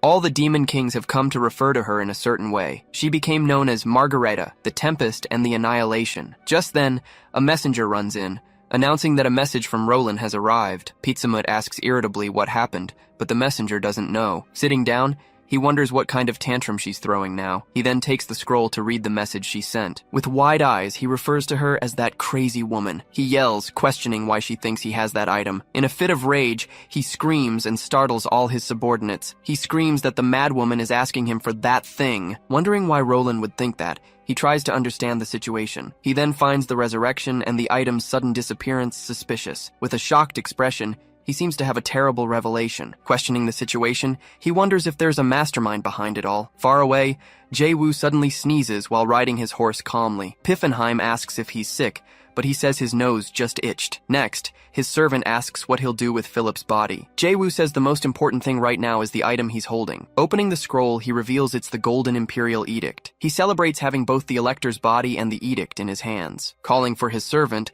he receives a prompt reply from Piffenheim. With a victorious smile, he shows his complete satisfaction with this great achievement. Celebrating, he shouts that the world is now his, declaring long life to himself. Crossing the forest, a merchant caravan travels peacefully through the night. Celebrating their profits, the leader says this is their last chance. Without them noticing, a hooded figure says they know the perfect place for them. Suddenly, the guild leader is caught off guard by a swift and precise attack. Waving a flag, the invaders advance, yelling to grab everything they can find. In a panic, the leader shouts for everyone to grab their weapons, as they are under attack. Engaging in combat, the caravan guards try to defend themselves against the numerous enemies. Asking about the prophet, their leader scoffs at Queen Roland. Outraged, the merchant asks if they know what they're doing with that money. Saying he doesn't care, the invader attacks the caravan leader directly. Taking another hit, he's left breathless and thrown against a tree. Seeing him on the ground, the invader tells him to go cry to Valpurgis. With an evil smirk, he tells the merchant to take her uncle with him. The scene changes. Jae-woo is being threatened by Valpurgis, who tells him to be quiet. He complains that it hurt as she applies some medicine. With a worried look, she asks him to hold on and questions where he got hurt. Suddenly, Margareta enters the room, celebrating that he's finally back. Seeing the two of them together, he and Valpurgis are left completely embarrassed and speechless. Margareta stares at them,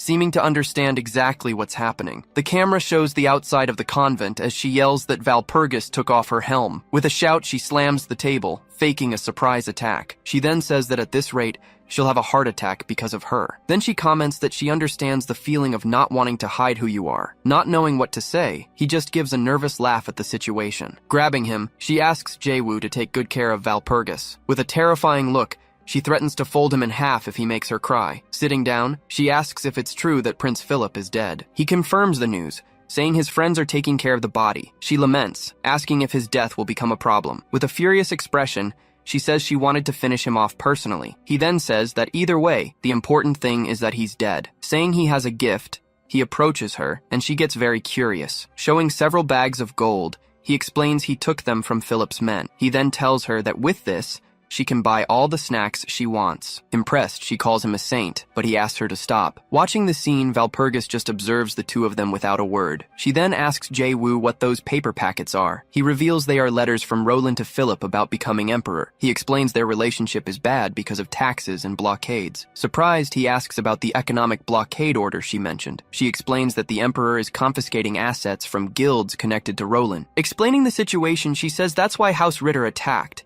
She says that Valpurgis is suffering from mental stress, but is cut off by her. Realizing what she said, she just falls silent, embarrassed. Seeing her reaction, he asks if something is wrong. Meanwhile, Valpurgis just observes the whole situation in complete silence. Saying everything is fine, she says she'll explain everything to Margareta. After a long sigh, the scene ends for a moment. Alone, he reflects on how the whole situation has become a mess. He thinks that the blockade has turned into a direct confrontation with the Elector of Bayern. Suddenly, he turns around upon hearing Valpurgis call him in his room. Now, in another room, she asks him to forget everything he heard today. Sitting down, she explains the problem originally had nothing to do with him, but he replies that he can't do that and wants to help because it's about her. She then says the situation has become too big for him to get involved. Explaining her reasons, she says she would feel too guilty with his help. He just keeps looking at her, listening intently. She admits that, while he's reliable, he still lacks experience and is too soft. Holding her hand, he seems to finally understand the reason for everything. With a smile, he agrees the matter is too big for a mercenary. She says yes, but he continues to talk about it. Insisting on helping, he says he wants to be her strength in this moment. Saying that mercenaries can be useful, he gives a confident smile. Amused, she comments that he's making jokes even at a time like this. At this, he smiles, showing he's quite sure of himself. With great conviction, he states that he's feeling very confident right now. She then repeats the word, seeming a bit surprised by his answer. The scene changes, showing the grand cathedral of the convent from the outside. Inside, he walks decisively down the main hall. Passing a few nuns, he continues on his way without stopping for anything. Bursting into the room, he suddenly shouts for Margareta. Sitting on the sofa, she's eating several rolls and is startled by his arrival. Showing Philip's pouch, he mentions the gold coins inside. With her mouth full, her eyes sparkle with curiosity at the treasure. Extending the pouch to her, he says the reward doubles if she opens it. Getting closer, he asks if she doesn't want to taste. Excited by the offer, she yells that the prize actually triples. Seeing her excitement over the gold, he asks what kind of gloves those are. He explains they're an upgraded version of the item he just unboxed. With a single motion, he demonstrates that a canteen can be summoned. Once outside, he says he's never seen anything like it. Saying that convenience is always welcome, he prepares to take a drink, but the canteen forcefully sprays all the water right in his face. Confused, he asks his horse why it stopped. The horse just turns to him, looking a bit annoyed. Arriving in the city, he finds a huge crowd at the entrance. After managing to get inside, he celebrates finally reaching his destination. He then comments that the wait felt like a line for a famous theme park. Seeing the people, he's surprised by the city's reception for the Great One. With a smile, he says the place is just as he remembered it. He discovers that the Great One is the demon king Kubalt, who rules the city. Just then, a woman says her skin looks great thanks to the Great One. It's explained that Kubalt has unified cultures and is a pro-human king. Knowing he can help, Jae-woo says he needs to find him no matter what. Suddenly, a voice greets him, drawing his attention to the side. A small goblin approaches, saying he is a remarkable adventurer. He asks if he knows him, but the goblin says his presence is strong. A window reveals this is an effect of his new passive skill. The skill increases his charisma and presence as its proficiency grows. Saying it will be useful, he mentions he's here to meet Kubalt. Excited, the goblin says it's like seeing two big names meet. Claiming to have business with him, the goblin offers to guide him. Arriving at the location, the scene shows Kubalt's imposing castle in the distance. Entering the hall, they face two enormous golden doors. The goblin asks him to wait, informing him that tea will be served shortly. His skill levels up, which leaves him very confused about everything. Not caring, he says money is what's most important right now. Looking around, he notices a very narcissistic piece of art. Just then, the goblin arrives with the tea and unintentionally startles him. Jae-woo tells him to announce himself, and the goblin jokes about being a monster. Then he asks what brings him here, and Jae-woo jokes about marriage. Seeing the goblin's reaction, he realizes it's that joke again. He finds it strange that the goblin calls him he, not the Great One. With a serious expression, he tells himself he's going to test him. Pointing to the ring, he says it must be a wedding ring. The goblin is shocked for a brief moment by his observation. Soon after, he says that, as expected, Jae-woo recognized the ring. Drinking his tea, Jae-woo hears him say he spent 10 years' salary on it. Taking a sip, he praises the goblin's performance, calling him Kubalt. Surprised, the goblin asks what he means by that. He reveals that the ring is a treasure, and the compliment was suspicious. Finally, he says that no one refers to themselves as the Great One. Confirming the information, the goblin transforms, saying his instincts are sharp. Revealing his true form, he says he is the ruler of this place. Introducing himself, he reveals he is Kubalt, the demon king of shadow and death. Seated, he asks if Jae-woo came because of the Valpurgis case. With a smile, he says he thought Kubalt would have some useful information. He then replies that he knows what Jae-woo wants to know about it, but he says that to reveal anything, there is only one condition. Repeating the word, Jae-woo already figured Kubalt would make such a demand. He knows about Kubalt's obsession with knowledge and information of all kinds. Being the protagonist, Jae-woo knows everything, from war strategies to market speculation. With a confident smile, he says he knows everything there is to know. Seeing his confidence, Kubalt breaks into a huge, satisfied grin. With a sparkle in his eyes, he asks Jae-woo to be his friend. Not understanding the proposal, he just stares at Kubalt,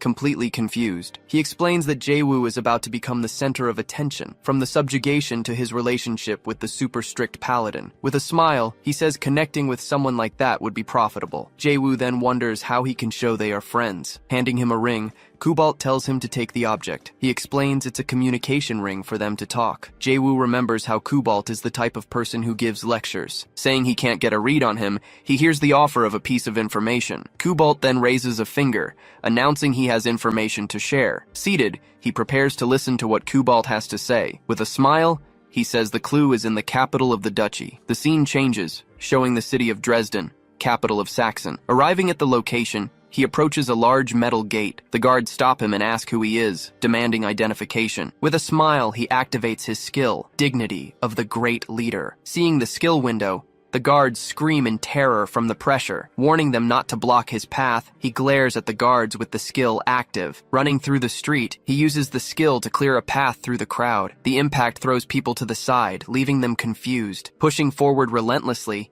he causes panic among all the civilians who see him. Seeing everyone kneeling, he just coldly orders them to get out of the way. The scene changes, and a woman screams for the leader of the Velia Merchant Guild. She then warns of an overwhelming presence heading toward the guild. Terrified, the woman warns that he is almost at their location. Trying to run, she desperately screams for him not to come any closer. Entering the room, he finally finds the guild leader who was waiting for him. Terrified, the leader asks why someone like him has come here. Without answering, he just turns around as the skill remains active in his hand. With a sinister smile, Jae-woo announces he has come to make a deal. He asks if they're talking about Dresden. Confirming the information, Kubalt mentions a merchant guild and a family of knights. He continues, explaining that the groups are locked in a massive debt to each other. He reacts immediately to what he just heard. Sitting at the table, Kubalt just watches his reaction to the unexpected information. With a gesture, Kubalt shows his complete confidence in his information-gathering skills. It becomes clear that his information network spans the entire continent. Thus,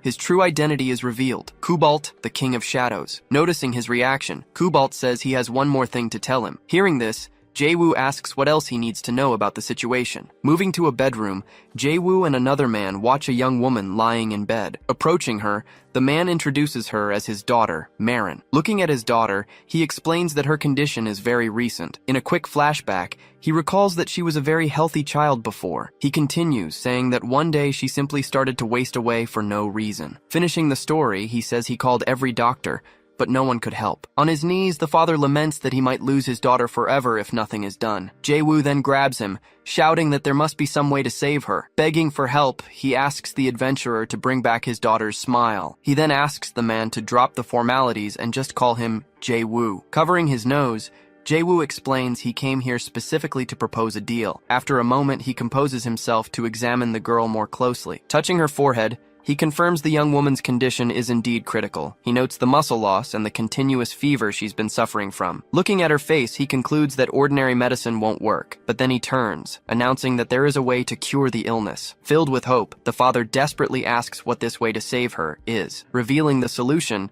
Jae-woo says they need the elixir of Gross Glockner. Upon hearing the name, the man's hand begins to tremble uncontrollably. He then collapses to the floor, saying that going to that place is practically impossible. It's explained that the phrase, "to return from there," is just another way of saying impossible. Next, the location is shown, the Great Demon Dragon Canyon, Gross Glockner. Located in the southeast of the Empire, the place is territory of the dragon Schwarze Teufel. Its power is immeasurable, capable of facing even the demon kings. To make matters worse, the entire canyon is infested with countless demonic beasts. Because of this, the challenge is seen as a hopeless mission for anyone. Jae-woo then smiles, implying that this only applies to ordinary people. Placing a hand on his shoulder, he addresses the leader of the Merchant Guild. He assures the man not to worry, as he will go there himself. Hearing this confirmation, the girl's father is filled with renewed hope. Then, a system window reveals that his acting skill has been activated. With a sudden change, he grabs the man and says that the father must be the one to go. He then gets closer,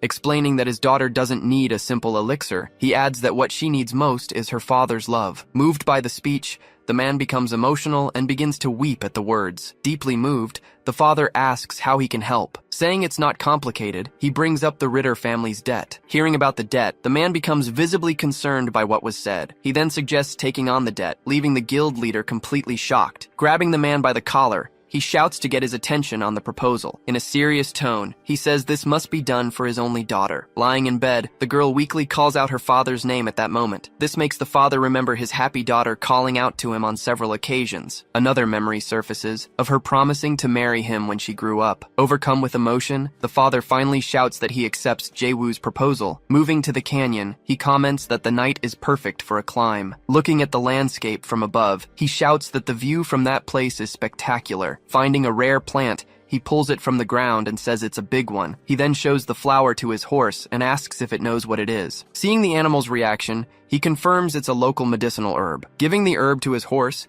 he tells the animal to pay close attention. He explains that the place is safe because of its excellent orc guards. He then warns that evil humans or demons can't get past them. It's revealed that the canyon's grass is a type of rare medicine. Touching the ground, he perceives the true value of everything in that specific place. Excited, he shouts that even a handful of dirt from this place is a treasure. Running from one side to the other, he quickly collects several medicinal herbs. Holding the herbs, he realizes he'll save the girl and also make a profit. After tasting one of the plants, he comments that the flavor is great too. Suddenly, a small rock flies and hits him right in the middle of the head. Annoyed by the stone, he turns to see who was responsible. Before him, a monster appears and tells the human to leave that place. Right behind it, a whole group of goblins appears, saying that this land belongs to them. In the darkness of night, several goblins are harvesting medicinal herbs. Relaxing in a chair, Jae-woo supervises their work while having a drink. One of the goblins carefully uses a small shovel to dig up one of the plants. With a serious expression, he continues to watch his new servant's work intently. Suddenly, he stands up, shouting that they aren't digging correctly. Showing them a perfect plant, he explains that the roots must not be damaged. He then threatens to throw them all back into their graves if they keep it up. Shouting loudly, he asks if all the goblins are hearing his orders. Going back in time a bit, the scene shows his first encounter with the monsters. Surrounded, he's startled by the sheer number of enemies. The goblins then charge all at once, ready to attack him without mercy. Seeing the situation, he prepares to activate one of his special abilities. With a focused gaze, he finally activates his new and powerful skill. Using blood tear absorption, he attacks the horde of monsters. After the attack, he manages to subdue all the goblins in his path. Looking at the goblins on the ground, he questions why they even tried to fight. With a single gesture, he simply orders all the defeated to rise. At that, the goblins begin to rise, now completely under his command. Now on their feet, the entire goblin army awaits his next command. Satisfied with the result, he claps his hands and says that this is excellent. Returning to the conversation,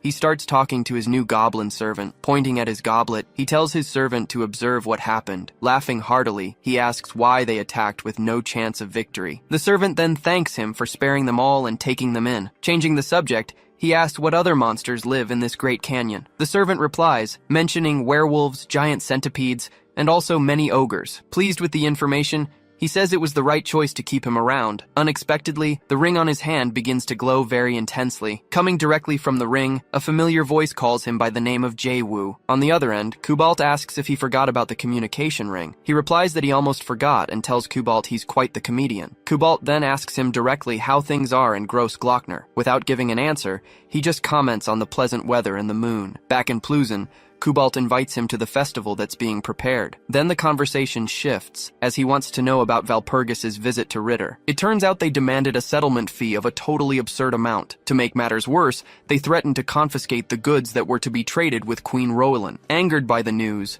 he warns that this is just the beginning of the problem. Kubalt then gives an order, telling him to advise Roland to pretend to accept. Agreeing with the strategy, Jae-woo says he'll do it for the sake of their relationship. Back in the canyon, he promises that Kubalt will be well rewarded upon his return. Laughing on the other end, Kubalt says that place is a real gold mine. Kubalt notices the background noise and says he'll hang up so as not to disturb. Seeing the ring go dark, he wonders if Kubalt really just hung up on him. Kicking the air, he yells that he only tolerates Kubalt because of the great Valpurgis. Being shaken, he asks the reason for all the commotion. Taking off his glasses, he calmly asks what happened. Without warning, two enormous ogres suddenly emerge from the forest shadows. The servant screams in fear, pointing to one of the ogres approaching them. Seeing the situation, he orders his servant to fall back to a safer place. Instead of waiting, he just shoves his servant out of the way. With the servant out of the way, he glares at the defeated goblins on the ground. It turns out the ogres resisted his ability, so the goblins lost. Summoning undead wouldn't work either, as they'd meet the same fate as the goblins. With his hand glowing, he prepares to use another kind of power. Preparing to fight, he draws his sword and gets into a combat stance. Now he announces that it's time to stretch a bit before the fight. With a smile on his face,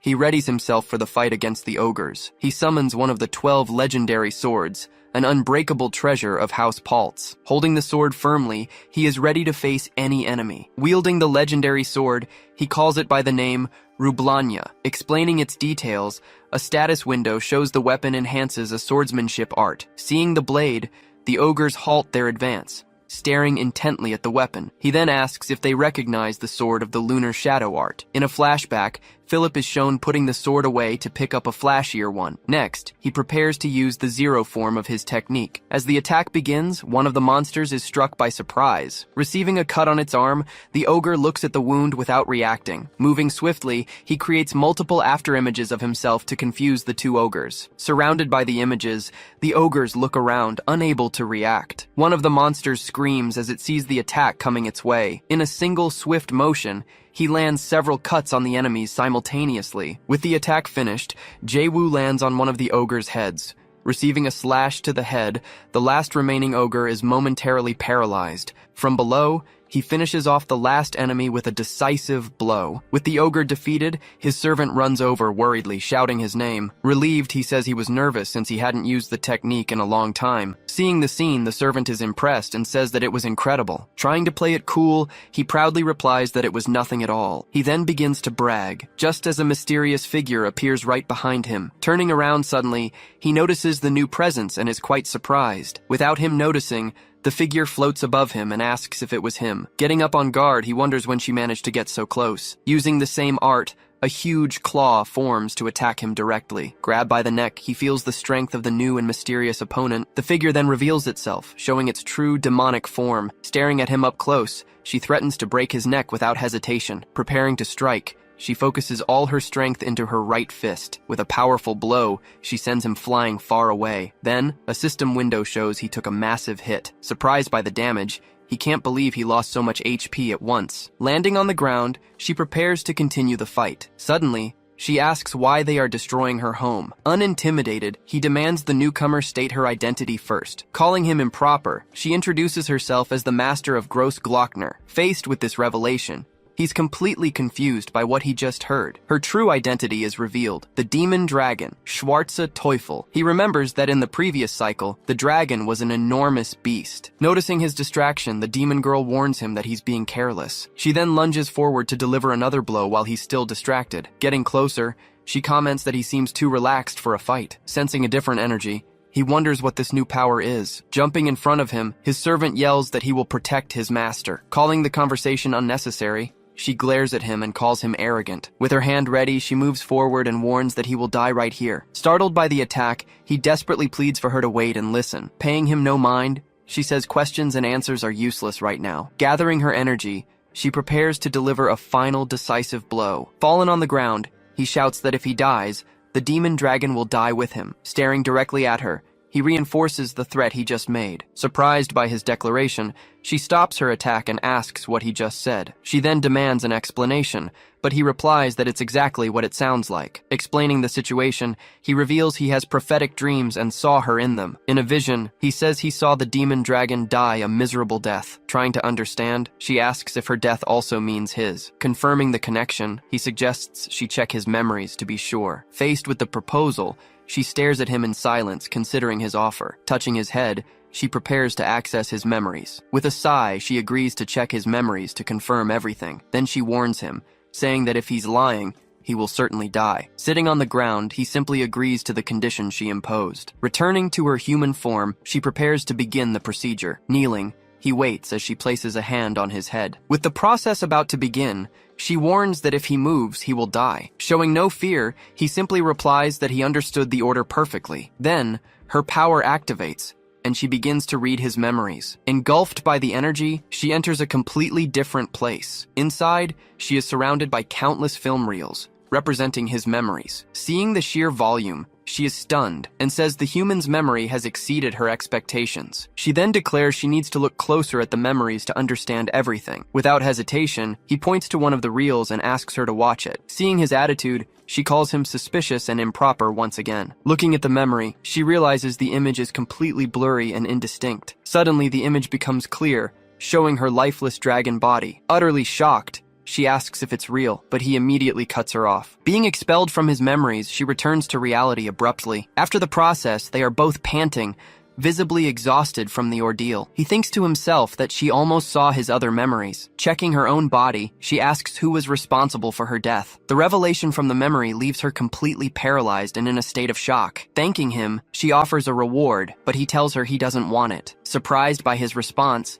she questions what he meant by that. Shouting in reply, he proposes they make a deal and calls her Shubi. Saying her name is too long, he gives her a nickname, but she scolds him. Ignoring her anger, he assures her that if she listens to him, she can survive. Furious, she yells that she is not Shubi, as she is already 3,000 years old. He insists it's modern communication, but she refuses to accept it. With the mission updated, the window announces that the game's difficulty has increased. The scene changes, focusing on a dark path in the middle of the forest. Then, a large blue snake appears, completely blocking the forest path. Stomping down hard, a man smashes the snake's head into the ground. As he turns, he introduces himself as the Master of the Abyss and the King of Chaos. At that moment, he clenches his fist, preparing to reveal his name. He then reveals himself as the Demon King Odgot, but complains about the interruption. Annoyed with the snake, he complains that he was in the middle of his entrance speech. He then sits down, saying the mood of the scene has been completely ruined. Suddenly, a woman appears, asking for forgiveness on behalf of her subordinate. When he turns his head, the Demon King recognizes her instantly. He then calls her his daughter, revealing her name to be Calione. With a bow, Calione greets her lord, showing proper respect. He then remembers his promise to grant her a wish if everything went well. With a smile, he says it's only natural, as she is his precious daughter. With a smile, the Demon King Odgot begins to give orders to his servants. He announces they are heading to Gross Glockner, the demon dragon's lair. Next, he turns and tells his servants not to fear the challenge. His order is simple: devour everything they see, and he commands them to trample over everything that lives without any mercy. Making his objective clear, he says the demon dragon belongs to him. Under the moonlight, the entire army begins to march quickly through the forest. Leading the charge, the Demon King advances with all his might. Giving the final command, he sets off with his enormous army of monsters. With his army behind him, he calls his vile demons to battle. Under the moon, the order is given for all allies to gather. As night falls, he prepares for the next phase of the mission. He reminds them that despite the setbacks, the mission remains the same: gather the herbs. Fired up, he raises his fist and shouts for everyone to move out. In response, his entire goblin army charges through the forest. He issues new orders, telling everyone to get to their stations. Seated in his chair, he receives a mandrake cocktail from his servant. Thanking Kururak, he asks his servant to take a cocktail to Philip. Sipping his drink, he thinks about how he was nearly defeated by the demon dragon. With the drink in his hand, he starts to wonder about recent events. Everything started getting strange with Philip's unexpected betrayal, and then there was the demon dragon's sudden change in appearance.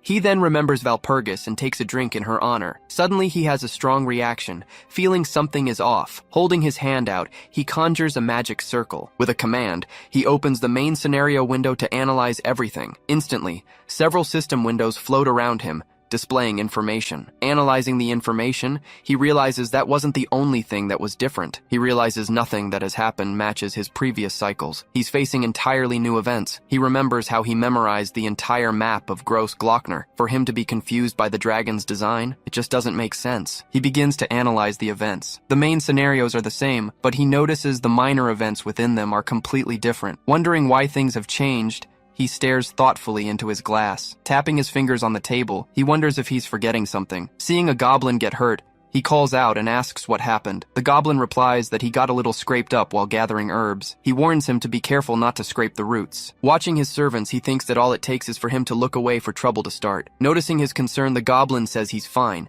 adding that they're all brothers. That reminds him that Charlotte also had a younger sister. A look of surprise crosses his face as he begins to realize something new. A quick memory flashes. He sees Charlotte and her sister in a different scenario. Another memory surfaces, showing him with his old mercenary group at the tavern. Memory memories of Margarita and the powerful Valpurgis also flash through his mind. Suddenly, the mandrake in his drink starts to scream loudly. It dawns on him. His perspective has shifted along with his position. Until now, his class had been Elector Steel, the great emperor of the empire. As the emperor, he was also the hero who saved the world before. Back then, he always started with exceptionally high off-the-chart stats. But now, he's just a simple commoner on a stage. With no special powers, he's now just an ordinary, simple character. With no remarkable traits, he no longer stands out from the crowd. All he has left are his countless memories, his only advantage in this cycle. Images of his past forms make it clear. He was once far more powerful, but he realizes that because of this, he can now see everything from a different perspective. He notices people's expressions and the small connections he always ignored before. As a commoner, he can finally see the great Valpurgis for who she truly is. In the past, he would have just paid the debt without noticing the circumstances behind it. With this realization, he finally starts to understand what's happening. He remembers the sudden proposal Aquila made to him that day. That proposal was the missing piece to unlock the game's true ending. He then understands that the cosmic space she created was the key. Suddenly, the mandrake in the glass screams, pulling him from his thoughts. He then remembers the moment the commoner class was unlocked. As the image of Aquila appears, the pieces fall into place, forming a path. She then reveals that everything that happened was just a tutorial. Back in the present, his servant shouts that the dragon is coming their way. With the ground shaking, everything around him is thrown into the air. The demon dragon bursts onto the scene, screaming his name and announcing she made it in time. He simply stretches, thanking Aquila for everything going according to plan. With a smile, he confirms that was exactly what he was waiting for. Confused by his attitude, she asks what he means about the game. He yells for everyone to go, leaving his new allies utterly confused. Walking forward, he says he now understands how to truly enjoy the world. At that moment, he announces that a new strategy is about to begin. Watching the scene unfold, the dragon and the goblin servant see Jae-woo laughing. Then the servant tells his mistress that his lord has lost his sanity. In Kururak's diary, Jae-woo orders his servant to handle things properly while he takes action. With a smile on his face, Odgot raises his double-headed axe into the air. Rushing forward at high speed, Odgot shatters the ground with every step. Suddenly, a voice announces its arrival, introducing itself as the demon dragon, Schwarze Teufel. Amidst the crowd, several demons shout Odgash's name in unison. From her post, Calione silently watches the situation unfold. Then, Calione warns that the Lord is approaching, and Odgot asks if it's the dragon. Seeing the arriving figures, a demon questions if they're just a human and a goblin. Calione then says more people are coming, and Odgot asks what she said. Pushed back, Odgot struggles to stand firm against the mounting pressure. Side by side, Odgot and Calione await the arrival of the new figure. With one foot on the ground, a voice declares that the morning is full of strength. The voice then adds that this place is a dragon's workspace. Revealing its form, Schwarze Teufel orders everyone to leave its territory. Odgot laughs, saying it's been a while, and that he's come to make a proposal. Turning her back, she refuses. But Odgot says she'll be tempted once she hears it. He then says what he's about to show her is as attractive as she is, and begins the operation. Looking to the side, Shubi simply confirms and agrees with his plan. Spreading her wings, she takes a combat stance, ready for the confrontation. With her claws out, she shouts for them to come and face her. Seeing this, Odgot understands she wants a one-on-one fight, and the two charge into battle. Jae-woo and his servant Kururak spot them fighting. Taking a deep breath, Jae-woo composes himself and prepares for what's to come. Revealing his plans, he explains that he anticipated the invasion, but found the timing useful. In his memory, the demon dragon's original form appears for an instant. Seeing Calione, he says it's an honor to meet the most beautiful woman. From inside her helmet, Calione observes him in silence for a moment. Without a word, she begins to remove her helmet, revealing her face. Her face is finally revealed, showing her appearance to them for the first time. Now, with her face uncovered, she stares down Jae-woo and his subordinates. With a slight smile, Jae-woo watches her, analyzing the situation. As a character of choices, he knows her role in the game can change. Sometimes she's an ally, but other times, she's a dangerous enemy. With immense strength, she stands out. They don't call her a queen for nothing. Saying she's more beautiful than the rumors, he extends a hand toward her. At that, one of her subordinates rushes forward to intercept his gesture. Stopping in front of him, she blocks him from getting any closer to Calione. The nun then glares at him angrily, letting out a strange, high-pitched sound. Apologizing, Jae-woo says he wants to speak with the princess and tells the lackeys to leave. Reacting to the provocation, the nun prepares an attack and lunges at him. Seeing this, Kururak shouts, telling that demon to get away from his master. But Jae-woo says he's more useless than earwax. Afraid, Kururak stands in front of him, saying they'll have to kill him first. Mocking him, Jae-woo recalls how he ran away alone when he faced the demon dragon. Turning to the nun, he asks if she heard that, saying his servant is better. Caught by surprise, a whip nearly hits Kururak. Then, the same whip wraps around the nun's body, trapping her in place. And suddenly, someone emerges from Jae-woo's portal, calling for Hexax, holding the whip. With a smile on her face, Hexax reveals herself, ready to join the fight. Spinning her whip, she charges forward and attacks the nun without hesitation. The blow hits the nun squarely, who screams as she is tied up. Suddenly, Piffenheim also appears and attacks the nun with his ability. He warns that anyone who threatens his lord will be cut down without mercy. Surprised, Calione watches the scene and asks if he's a vampire. With a smirk, Jae-woo just watches her with an air of superiority. Saying she's correct, all of his other servants reveal themselves as well. He then asks how she feels now that the numbers are even. Calione says she now understands his confidence, but reminds him of one thing. She warns him that they are the mighty legion of the demon king Odgash. Putting her helmet back on, she wields her sword and prepares to fight. She then orders all units to follow their commander and destroy the enemy. Shouting in support, her troops advance, following the order to attack. On the other side, his servants also shout for everyone to protect their lord. Holding his sword with both hands, Jae-woo takes his combat stance. Then, Calione runs toward him to launch the first attack. As their swords clash, they create a huge impact on the area. Pushed back, he slides across the ground but manages to stay on his feet. She says he is formidable and that his strength surpasses even Pezimut's. Thanking her for the compliment, he says it's an honor to receive such recognition from her, but he taunts her, saying her father would cry tears of blood if he knew about this. He then reveals her name, Calione Rominia Kaimars, daughter of the former demon king. Surprised by the revelation, she asks how much he really knows about her. He laughs, saying she's ridiculous, and she asks what's so funny. He replies that he can't help but laugh at her, as she knows nothing. He then claims she is following her father's sworn enemy. Confused, Calione asks him who this sworn enemy he mentioned is. In a memory, Calione remembers that her father was the person she respected most. His gaze always calmed her and inspired confidence in their fellow demons. She proudly remembers always seeing him as a great father figure to look up to. To her, he represented the very happiness she felt during her childhood. But then, one day everything changed when she saw her father gravely wounded on the ground. Then, it was announced that Kaimars had been killed by Gukmagak and Kaltus. Captured by Odgut, she heard him declare himself the new number one. As she tried to break free, the crowd around them celebrated the king's death. Holding her, Odgut said he hated them too, calling Kaimars his friend. He asked her to endure, promising he would help with her revenge in the future. After that promise of revenge, her memory of that day ends. Back in the present, she yells at him to shut up and threatens him. Picking up an orb from the ground, Jae-woo states that she's blinded by loyalty. Then he crouches down and tells her to take a look at it first. Upon seeing the orb's contents, she immediately recoils from the revelation. Inside the memory, Odgut laughs, saying the situation with the dragon is almost romantic. He says he's moved by the two of them being alone in this isolated place, but Shubi corrects him, saying he was the one who killed Kaimars, not her. Surprised, he asks if she really thinks it was him, blaming Gorokalgam and Kaltus. Calling him a traitor, she says everyone already knows the truth about him. Awkwardly, Odgut just comments that she's far more persistent than he imagined. Changing his tone, he finally admits she's right, and that the others were weak. Hearing the confession, Shubi stares at him intently, discovering the truth. Laughing loudly, he proudly shouts that he orchestrated everything from the start. He then reveals that he told them Kaimar's weakness, making the others eager to attack. Back in the present, Calione wonders what she has done all this time. In shock at the truth, her sword slips and falls to the ground. She says it's impossible, as Odgut was her father's trusted subordinate. Saying they were like brothers, she's shaken while Jae-woo just watches her reaction. Changing scenes,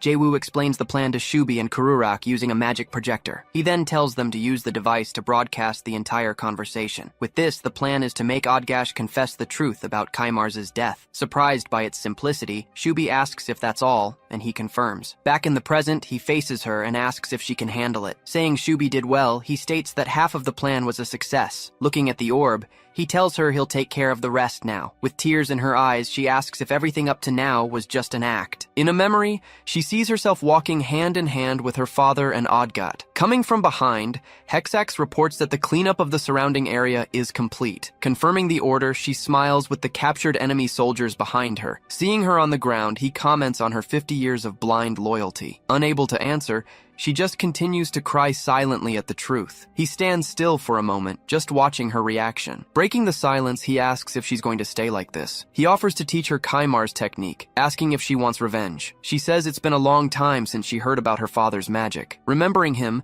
she says that technique made him the #1 demon king. Then she asks how a stranger knows this when only her father knew the secret. In response, he explains that he studied all the game's strategy guides from cover to cover. That's why he's well aware of both the technique's power and its only weakness. But he decides he needs to hide the part about the weakness from her for now. He then lies, saying he saw it all in the book Gospel of the Seven Demons. Claiming the book described the technique, he says the information was very useful. Understanding now, she says that explains why she felt something strange about him. But she warns him that the technique is useless, since Odgot is completely immortal. She recalls that he survived the spell even before becoming her father's subordinate. Questioning how she could win, Jae-woo says she's gravely mistaken about the situation. Asking her to listen, he stands up and prepares to continue their conversation. He reveals that her companions have already been neutralized by his vampire army. Kneeling in front of her, he asks her to listen very carefully. Making a proposal, he offers to become her new ally. He then asks if she will follow him or if she'd rather die right there. With tears streaming down her face,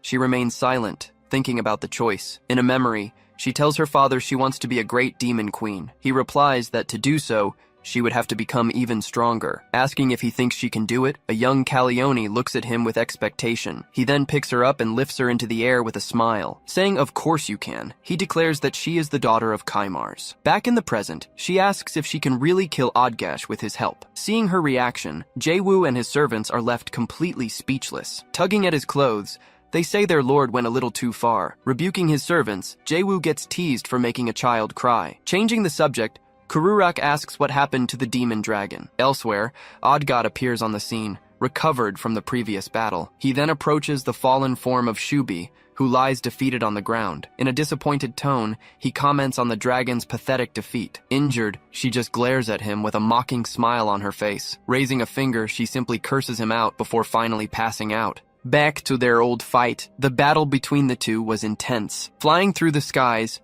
Shubi prepared for a new attack against her opponent. He then laughs loudly, saying he's very disappointed in the demon dragon. Saying he thought she would accept, he sees her charging angrily towards him. Watching her advance, Odgot just stares at her with a serious expression on his face. Taking a deep breath, she prepares a powerful fire attack to launch at him. She then unleashes an immense blast of fire in his direction. With fire pouring from her mouth, she maintains the attack at full force. Flying over the destroyed landscape, she screams one last curse before flying away. Then, a new energy begins to form at her fingertips. Firing a beam, she focuses all her remaining strength into that final attack. Taking the hit head-on, Odgot stands still, resisting her powerful energy. Even under the assault, he remains on his feet, showing no signs of damage. Seeing her persistence, he says he has no choice and lunges at her. With a single blow, he strikes the ground, creating a wave of destruction. Seeing her on the ground, he prepares to deliver the final blow. Striking with force, he hits the ground and raises a massive shockwave. Now on the ground, she struggles to get up. Gritting her teeth, she warns him that she'll finish him one way or another. Before him, her true form begins to manifest on the battlefield. As the transformation continues,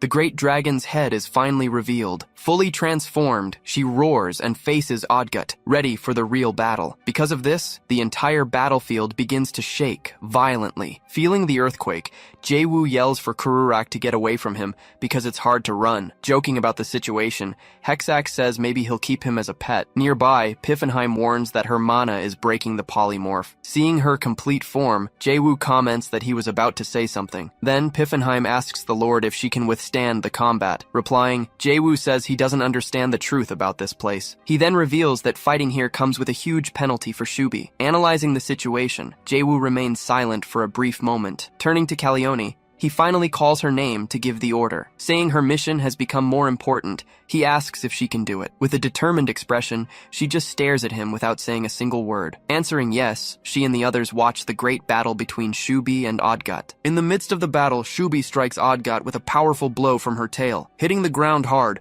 the blow kicks up a large cloud of dust. Focusing on its target, the dragon's eye aims directly at its opponent. With his axe, Odgot manages to stop the dragon's advance and bite. Smiling, he yells that this is now a true contest of strength between them. Without backing down, Shubi begins to prepare a fire attack with her mouth. Unleashing everything, she launches a powerful blast of fire at her enemy. Hitting the ground, the attack covers the entire area in a sea of flames. Even in the midst of the flames, Odgot stands firm, resisting the powerful attack. Next, she fires a second blast of fire, even more intense than the first. Amidst the burning valley, Odgot observes the result of the attack. With his arm injured, he says he wants her even more now. Calling him arrogant, Shubi faces him, baring her teeth. She then says she'll tell him about the world's collapse. Refusing to cooperate, she says the two of them will never work together. Seeing her refusal, he warns that she's left him no other choice. He then yells that he'll have to change his fighting methods. Preparing to throw, he aims his double-headed axe in a new direction. Flying through the sky, the axe spins at high speed through the air. Noticing the target, a voice cries out about that specific place. Inside the cave,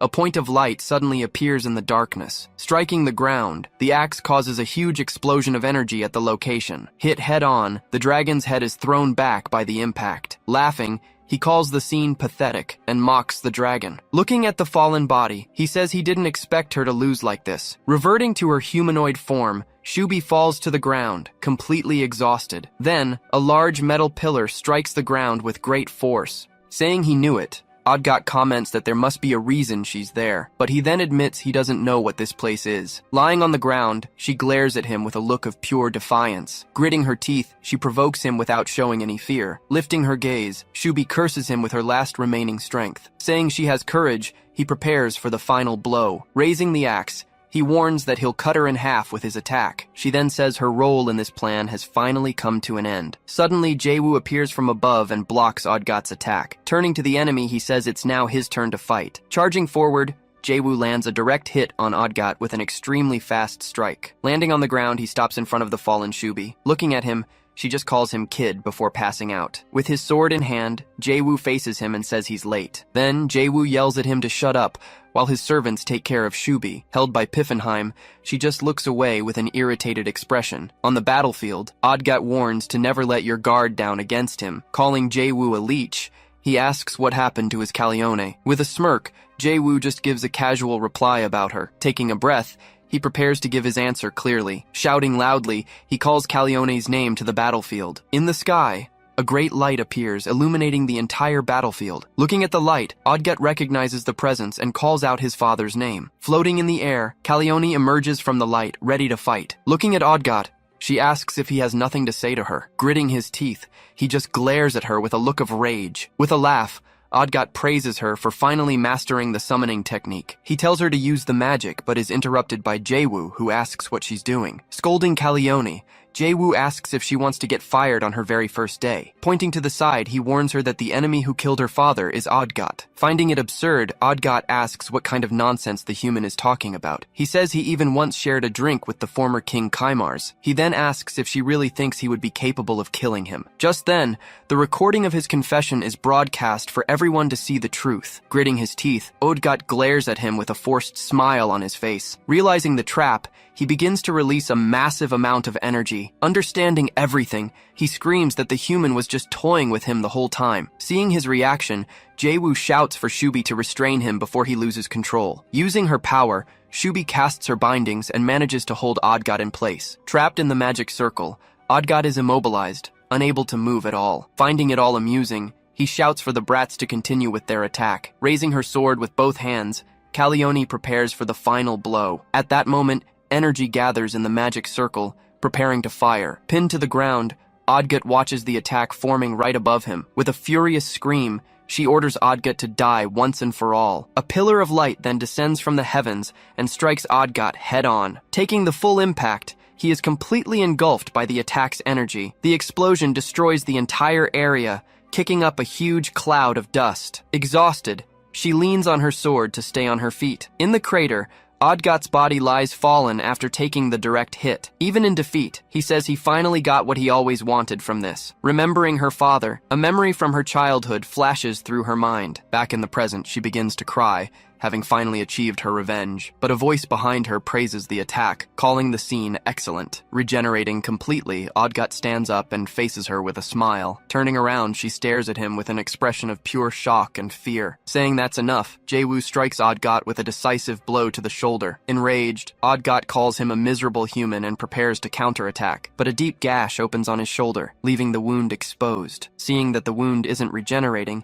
he is surprised by the situation. Just then, Jae-woo remembers the 8th tip from the Guardian of Humanity. With a swift move, he strikes Odgot's head with a precise blow. He then yells that to kill an immortal, you must use their own body. Using a fragment, he pierces Odgot's chest in a final attack. A system window then announces that he has defeated the 3rd monarch. Immediately after, a list of dropped items appears as a reward for the victory. His summoning proficiency also increases, unlocking even stronger undead. In addition, he learns 4 new, very high-rank skills. Finally, he obtains the much-desired title of Hero. Meanwhile, a large explosion erupts in the background, destroying part of the scenery. Seeing the result, Callione's hand begins to emanate a new energy. Analyzing the situation, Callione reports that Shubi's mana is at a minimum. Annoyed, Shubi shouts, asking what they're going to do, and that all their companions will die. Changing scenes, young Marine watches everything from her bed without a word. From a distance, Jae-woo shouts for the rest of the group to hurry up and catch up. Looking at them, Callione seems to find her place among the new group. With a smile, she says it feels like she's finally found her place. Elsewhere, young Marin makes a face as she takes some bitter medicine. Her father then says that even though it's nasty, she needs to drink it all. He explains that Jae-woo and his companions risked their lives to get it. She then asks if her father will grant her a wish if she drinks it all. Turning to the side, the Duke asks Jae-woo if the deal is sealed, but he's cut off by Jae-woo, who covers his mouth before he can speak. He then asks that they discuss business away from his sick daughter. Going into another room, the two close the door to talk in private. Once inside, Jae-woo impatiently asks if the deal is sealed or not. With his hands on the table, the Duke complains about how arrogant a mere debtor is. With his hand on his face, he says this is because of the Elector of Saxon. In a memory, Philip appears, saying they are VIP clients who have spent a lot. He then asks the guild leader not to refuse and to help just this once. Leaning in, he asks them to arrange a meeting with the Elector of Saxon. Jae-woo then understands they're making a fuss for fear of losing the connection. With that in mind, he realizes the stalemate with the Emperor would be balanced, but he knows that if the Elector of Saxon gets involved, the situation changes. Worried, he wonders if there's any way to get around this situation. After a moment's thought, he seems to find a solution to the problem. The Duke then suggests other forms of compensation besides the debt transfer. Seeing the proposal, Jae-woo unceremoniously grabs him by the collar. Leaning in, he asks the guild leader if he's any good at making threats. Changing scenes, a large castle is shown with a red flag. Inside the castle, Elector Philip is seated, receiving one of his servants. Questioning what he's saying, the official asks if Saxon really threatened them. The servant explains that in return, they offered to extend the payment deadline by 2 years. Lowering his head, the servant says they were left with no other option. In a swift motion, an object in the room is thrown and shatters into pieces. At that, the official orders the servant to go to the capital immediately to resolve the situation. He even tells the servant to cling to the emperor's robes if he has to. Pointing forward, he screams for him to do whatever it takes. With increased proficiency, your skill promotes the vampires to the Daywalker class. Reading the system message, Jae-woo simply repeats their new name. Resolute, he brings his hands together to summon his powerful servant, Piffenheim. Emerging from the shadows, Piffenheim appears and formally greets his master. Jae-woo informs him that they have evolved and will therefore receive a special mission. Then he hands over a letter, ordering it to be taken to Rebus Chaltz. As he takes the item, Piffenheim is ordered to handle it with extreme care. Once the mission is assigned, Jae-woo simply tells him to leave without delay. He then turns to Pizamut and asks if he's leaving now. Pizamut approaches, confirming that he has prepared everything as requested. Pointing to the side, he shows the carriage made by the best craftsman. Impressed by the fancy vehicle, Jae-woo listens to the explanation of how it was acquired. Inside it, Pizamut reveals bags of money to cover all expenses. Curious, he then asks what Jae-woo's plan is for all this luxury. Jae-woo responds with a threat, but Pizamut quickly declines to know the details. Behind her father, the young Moran appears to say goodbye as well. Gently caressing her,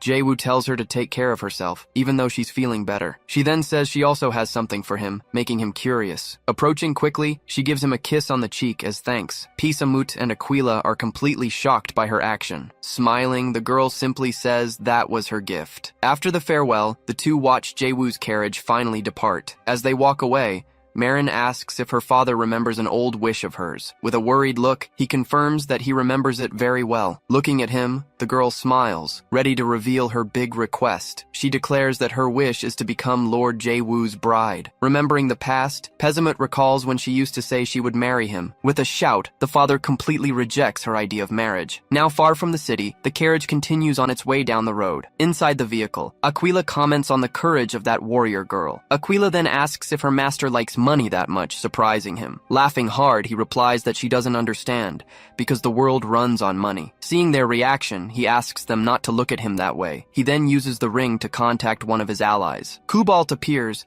celebrating that Jae-woo survived and managed to return from Gross Glockner. As a crow approaches, he remarks that Jae-woo is as straightforward as ever. Changing the subject, Jae-woo asks if the Ritter Knights have already left the city. Kubalt explains that he checked everything with his crows and has new information. Noting the quick check, Jae-woo wants to know the situation. Through the crow, Kubalt confirms that his suspicions were completely correct. He reports that they left for the capital, seeming extremely furious. Watching their departure, Jae-woo admits he just irritated them a bit. Kubalt then reveals he has more surprising news to share with him. He says that Roalin, the Demon King of Roses, is in the capital. Finding it interesting, Jae-woo asks Kubalt to spread a rumor throughout the capital. Jae-woo guarantees good compensation, but Kubalt says they're close and Jae-woo cuts him off. Kubalt tells him not to be shy, but Jae-woo warns that he's hanging up. Hanging up the call, he complains about the forced intimacy, finding it all disgusting. Impressed, Aquila comments that his influence seems to be greater than she imagined. Maintaining a strange smile,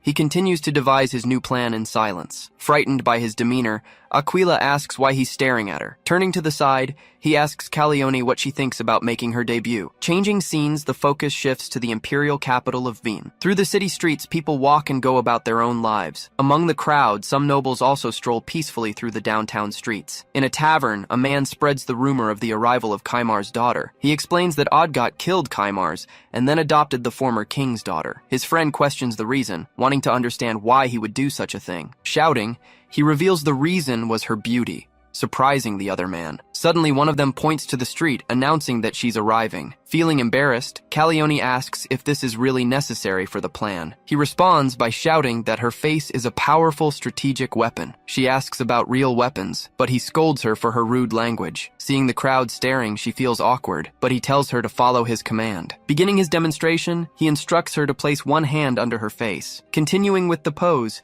he tells her to rest her other hand on her knee. Finishing the instruction, he tells her to make the most timid face possible. Striking the full pose, he shows her how she should act to look embarrassed. She refuses, but he insists she do it while everyone is watching. Trying to argue about her honor, she hears him ask if she wants to be fired. With nothing to say, she falls silent at his threat. With a victorious smile, he waits for her to finally obey his orders. Reluctantly, she begins to follow the instructions, placing her hand under her face. She then positions her other hand on her knee, completing the rehearsed pose. Making a shy face, she leaves the crowd completely enchanted by the scene. Executing the pose perfectly, she says she's very embarrassed. Completely silent, the crowd just watches the scene without any reaction. Turning to her master, she asks if she did everything right. At that, the crowd erupts in shouts and cheers, going absolutely wild. Seeing everyone shouting, she is completely surprised by the unexpected reaction. Then she questions if that was exactly what was supposed to happen. Changing scenes,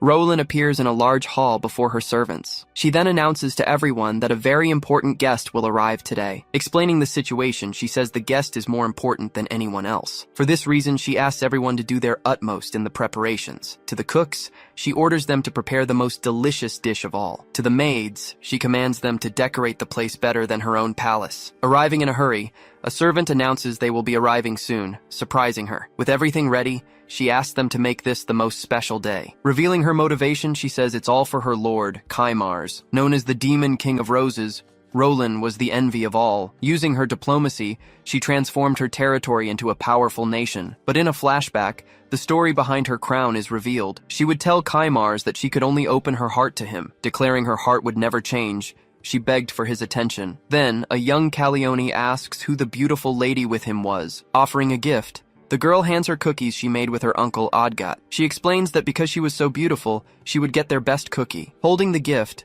Roland says it feels like she has no place to belong. Kaimars then asks Princess Calione to give his castle a name. Surprised by the request, The girl pauses for a moment to think. She suggests the name Rose Palace since Roland was so brilliant. At the suggestion, Roland simply smiles upon hearing the palace's new name. Back in the present, Roland says she came to see her only relative. Kneeling, she introduces herself before Lady Callione, Kaimar's relative. With everything settled, Roland just watches Callione with a subtle smile. Behind the princess, the maids celebrate the scene that just unfolded. Roland apologizes for not being able to offer a better meal, as they aren't in her palace. Callione quickly replies, saying the food was more than enough. Sitting at the table, she thanks Jaewoo for bringing the princess back. She mentions hearing about him through Count Niederbayern, her friend. At the mention of Valpurgis, Jaewoo gets nervous and tries to change the subject. Roland sighs, saying she loves hearing love stories, which makes him flustered. As the two stare at each other, she says she also likes to talk business. Then Jaewoo reveals he's come to deliver a message from Prince Elector Philip,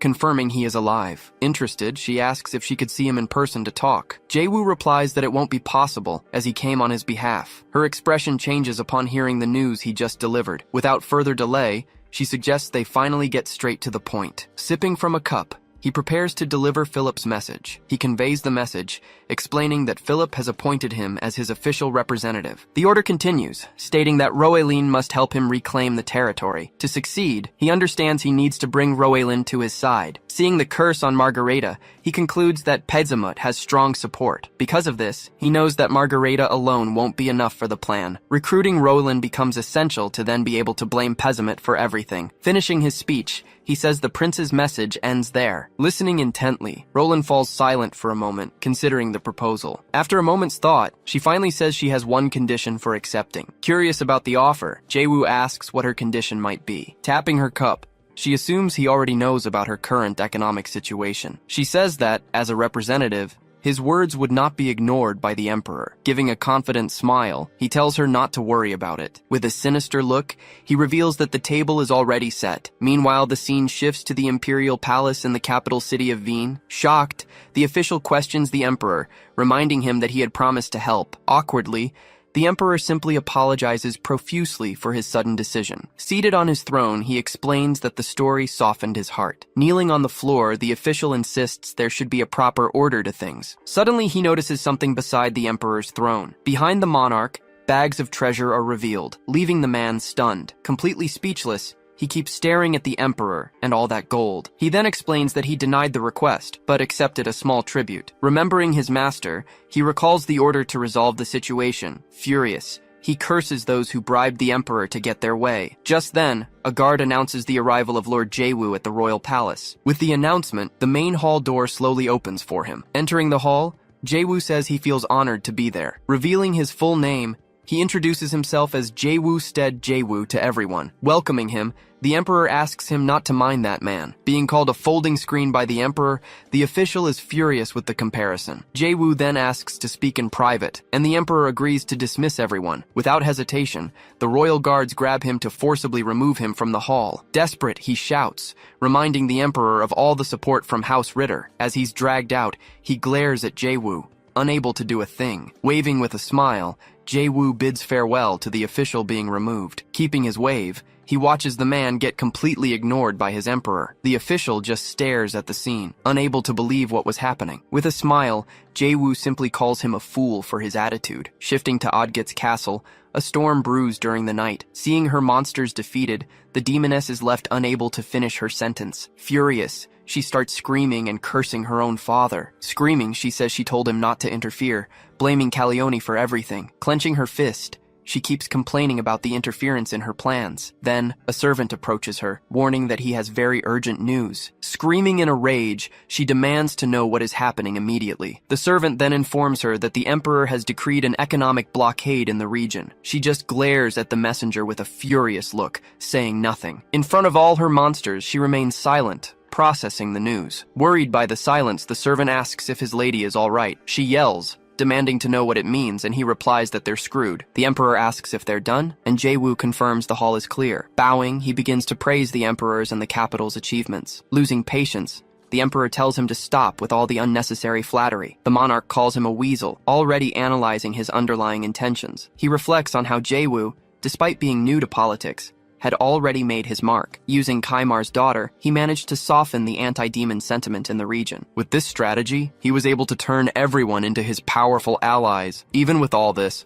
the Emperor knew he had a motive. To him, Jae-woo was just a drunken rat in front of a cat. But Jae-woo had already predicted the Emperor would think that exact way. Knowing the Emperor was onto him, he prepares to negotiate. The Emperor calls him eager and tells him to say what he wants. Kneeling, he begins to prepare to make his grand request to the monarch. He humbly asks for Rosarant's economic blockade to be moved to Odgat. The Emperor asks what he would gain, and he offers a friendship treaty. Laughing at the proposal, the Emperor finds it ridiculous that she would bow to him. With the contract in hand, Jae-woo assures him she will do as he wishes. Handing over the document, he surprises the Emperor, who wasn't expecting such proof. In disbelief, the Emperor takes the document to verify if it's actually real. Jae-woo confirms that Roland agreed to pay 10,000 florins a year. Still suspicious, the monarch questions if there's any proof of the document's authenticity. With a confident smile, he prepares to present his final argument. He begins by saying that Odgat is the most despised villain on the continent. By placing a blockade on him,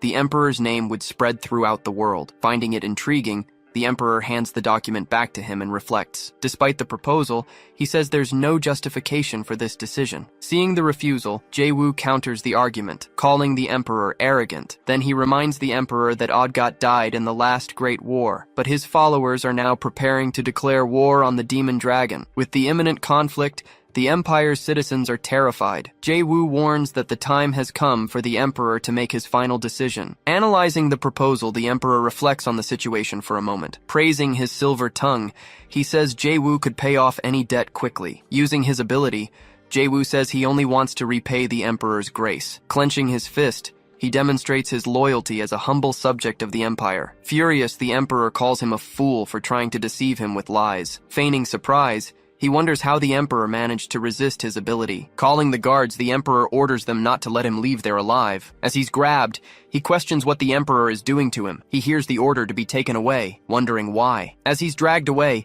he thinks that this can't be right. The scene changes, and a musician begins to play a trumpet at a ball. In the hall, Calione and her maids enjoy the food at the grand feast. With the music playing, several couples begin to dance cheerfully across the hall. Laughing heartily, the Emperor praises the sweet words he just heard. Laughing strangely, Jae-woo realizes the Emperor's true intention. The Emperor scolds him, saying he told him to call him uncle, and hugs him. Forcing a smile, Jae-woo agrees and addresses him as his uncle. Happy with the response, the Emperor celebrates, calling him his adorable nephew. Watching from a distance, a hooded nobleman observes the scene unfold. The Emperor promises to give him anything he wants, be it money or power. Biting a handkerchief, the nobleman complains that position should be his. Not understanding how it came to this, he backs away with the other nobles. Remaining silent, the group's leader watches the scene from afar. One of the nobles suggests they simply kidnap Valpurgis to solve the problem. Another member warns that it's dangerous, but they're out of options. Desperate, he says it's not that simple, and that their families could suffer. The leader just scoffs at the absurd suggestion they just made. With a determined look,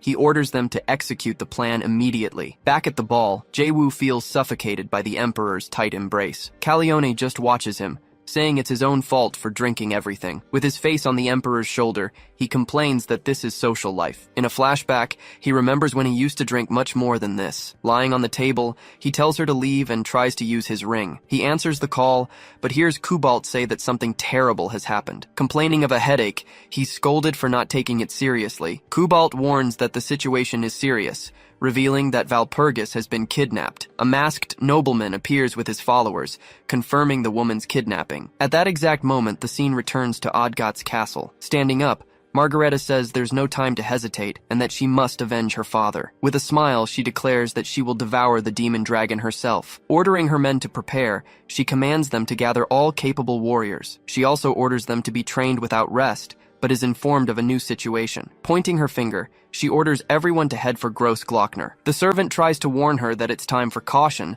but she ignores him. He explains that the Emperor has declared a blockade and Valpurgis has resurrected the saint. Furthermore, With the end of the blockade, Roland won't stay quiet either. Trying to urge more caution, he is interrupted by her furious shout. Stepping on him, she orders the weakling not to block her path any longer. Seeing her attitude, the servant concludes that they are now completely screwed. Tied up, Valpurgis struggles to break free from the ropes. Screaming, she demands to know why they're keeping her alive for so long. The nobleman boasts about his fortress's ironclad defense, surrounded by the lake. Confidently, he says that even the Bayern army would struggle to invade. She calls him a fool, saying they won't just politely knock on the gates. With his eye gleaming, he glares at her, hating her defiant attitude. Losing his patience, he kicks her and tells her to shut up. He yells that she's too loud and asks if she was close to Jaewoo. Remembering the humiliation, he rages as he recalls what Jaewoo put him through. Angrily, he promises to make her suffer the same disgrace in Jaewoo's place. Laughing at the threat,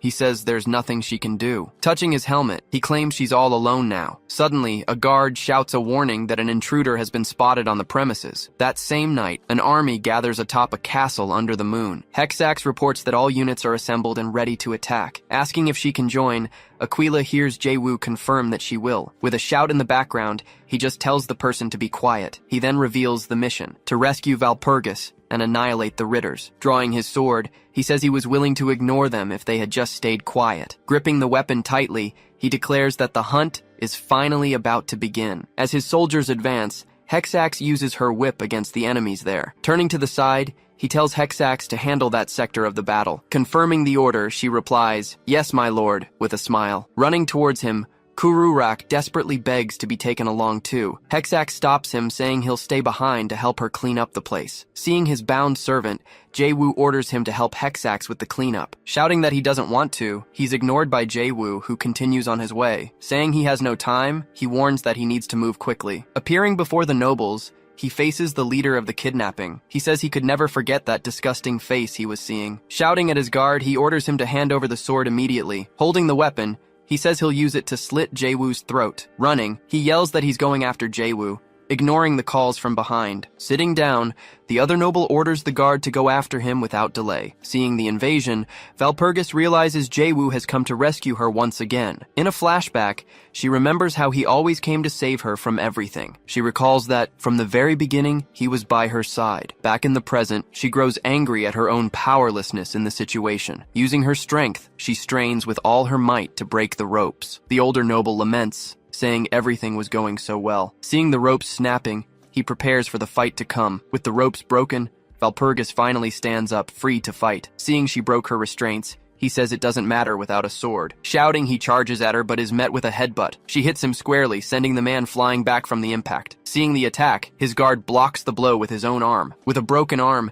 he's shocked by the force of that blow. Advancing with a sword, he says she won't get away with this. Before he can attack, she lands a direct blow to his face. The impact sends him flying, even knocking out one of his teeth. Falling to the ground, he slides to a stop a few meters away from her. Saying she can no longer depend on others, she decides to end it all. Desperate, he says he never wanted to kidnap her, blaming his son for everything. Ignoring his excuses, she prepares for the final attack. With her strength, she shatters the entire stone floor around her. Seeing her power, he calls her a monster, completely terrified by the scene. Rebuking him for the offense, she says it's rude to call a lady that. With her eyes glowing, she prepares to use one of her abilities. A huge, shadowy figure emerges behind her, surprising the nobleman. She then turns, ready to finish him once and for all. Laughing, he says monsters should fight monsters and summons his creature. With a shout, he summons the humanoid creature named Igor to the battle. Meanwhile, Jaewoo runs through the castle corridors searching for the hostage. Through the ring, he asks if that was really the right way to go. Elsewhere, Kubalt informs him about the appearance of someone named Igor. He explains that Igor is Ritter's human weapon, a brutal creature. Realizing Igor wasn't in the original story,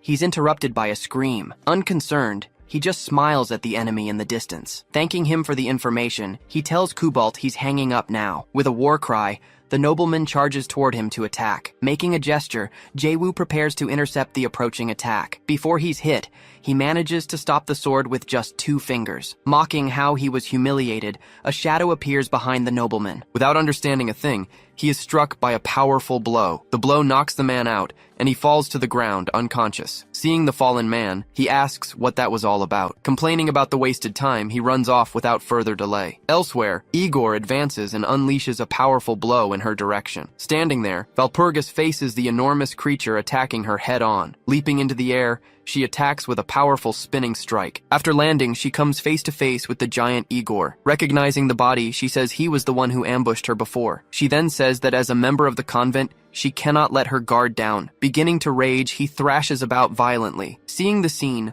Lord Ritter just smiles at what's happening. Laughing at her confusion, he says she dared to say it. Then he explains, that was the word Igor hates the most. With a malicious smile, he prepares to reveal the word. Shouting loudly, he reveals that the trigger was the Walpurga convent. Confused, she just watches the monster's strange reaction before her. With the situation out of control, she screams, asking for the reason behind it all. Serving a simple meal, they prepare for dinner. She complains about the food, but the servant explains that their finances are tight. He asks her to keep her voice down, revealing that even the castle has been sold. Changing the subject, she asks if the army is ready. Correcting him with a strike, she yells that it's training, not treatment. She says meat cures everything, blaming her father for spoiling them. Telling them to eat quickly, she orders all her men to be assembled. The scene shifts to a convent, where two nuns stand in front of the church. In a flashback, a young man bows before two hooded figures. The nun says that faith is proven by weight, not devotion. Dismissing the boy, she says this is a convent and he lacks strength. Back in the fight, Igor charges with a strike,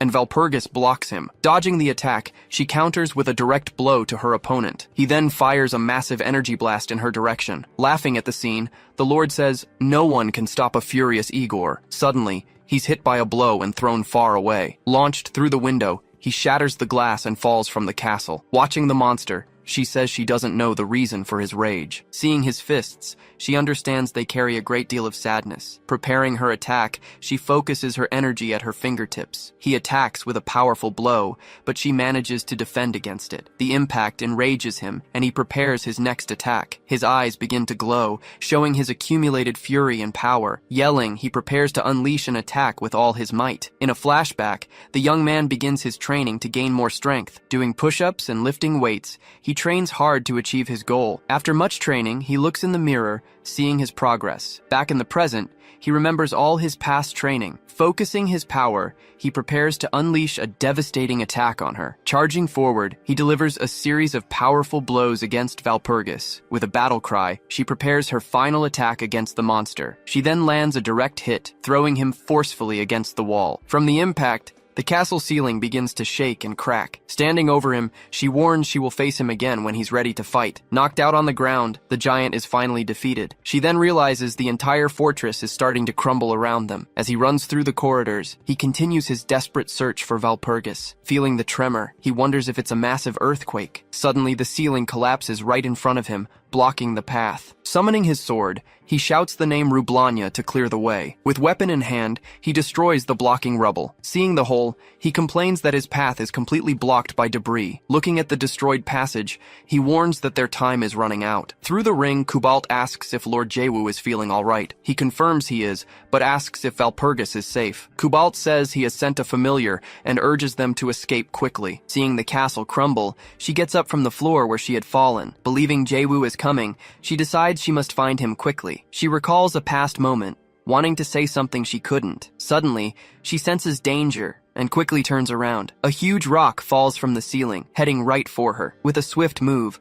a blur slices the rock in half. Jaewu suddenly appears, destroying the debris and saving her life. Relieved, she looks at him, happy to have been saved in time. Reunited, they both shout each other's names amidst the chaos. Seeing the fallen man, he asks who it is, and she answers it's Igor. With the familiar insisting, they agree to get out of there as fast as possible. Running, she's surprised such a big guy could fit in the glove. Following the bat, he says they're almost out. As the escape unfolds, she just watches the scene with a smile. While running, she tells him she has something important to say. He replies that he also has a lot to say, but they agree to wait. Ignoring his request, she reveals that Walpurgis is a fake name. Shouting loudly, she finally reveals her real name is Chartier. He compliments the name, finding it beautiful, but has a strange expression. Suddenly he asks, "What's a name?" leaving her confused. Completely shocked, he repeats the question, not understanding the situation. She yells at him to watch out for the falling debris. Turning back, He sees the ceiling collapsing right on top of him. The familiar is thrown far away by the force of the impact. Seeing this, the bat screams that Jae-woo is going to die, but he denies it. Looking at the wreckage, he realizes the entire ceiling has completely collapsed. He yells that he's okay and asks if she's safe too. Seeing the two of them, Hexax comments on the pleasant atmosphere between them. Extending a hand, he asks Valpurgis to take it so they can get out. Just as they're about to be saved, their hands finally meet mid-air. Watching the scene, Hexax just observes with a surprised and curious look. Suddenly, she warns that the fortress will collapse in just 5 seconds. Shouting, he tells everyone to hurry up and escape as fast as possible. Being pulled up, she screams Jae-woo's name as she's lifted. He holds her firmly, pulling her up so she can be saved. With a shout, he calls her by her real name, Chartier, as the castle explodes. A cloud of dust and smoke rises, covering the entire explosion site. In the air, Hexax holds Jae-woo and Chartier, saving them both from the fall. With a system notification, he discovers Valpurgis's real name. Without her helmet, she faces him, her affection for him growing. Floating over to him, Valpurgis warns that the falling rubble almost crushed them all. At that moment, Hexax appears, announcing that his lord has an important call from Cobalt. Over the communicator, a voice shouts Jae-woo's name, clearly in distress. But on the call, Margareta explains she was already on her way to finish them off. He questions this, asking if she really plans to capture and beat all of them. Smiling, she confirms it, calling the knights wretched worms. She then announces to the knights that they're about to witness her secret technique. Far in the distance, a massive explosion erupts in the middle of the enemy fortress. She then raises her arms, shouting the name of her attack, Supernova. Faced with such power, the knights can only scream as they try to escape the impending doom. The attack descends from the heavens, striking the ground with absolutely devastating force. Margarita stands in the middle of the crater, laughing at the result of her power. Witnessing such power, Jae-woo simply observes the scene wordlessly. The scene changes, shifting to the grand village of Valpurgis. There, Margareta is laughing heartily next to a masked Valpurgis. Looking into the distance, Valpurgis notes that he's arriving for their meeting. Immediately after, a troop of knights arrives, making a dramatic entrance. A long red carpet is rolled out before them, leading to the entrance. Walking down the carpet, Prince-Elector Philip makes his appearance, followed by his entire retinue of guards. Approaching him, Valpurgis asks her uncle if he's been well. Without a word, Philip rushes forward and suddenly pulls Valpurgis into a tight hug. Worried, he asks if she was hurt, telling her how distressed he was about the situation. But she replies she's safe, explaining it was all thanks to Jae-woo. Hearing that name, Philip's demeanor shifts, and he orders Jae-woo to get out of his sight. At that moment, Margareta cuts in, reminding him that Valpurgis is only safe because of Jae-woo. Irritated, Philip complains that the only reason he didn't arrive sooner was because of that brat. With a smirk, Jae-woo simply tells him to consider himself lucky. Philip then glances at his soldiers, skeptical that Jae-woo could be faster than them. Then he grabs Valpurgis, yelling that she's going to sleep with him tonight. Later, an announcement is made. For his contributions,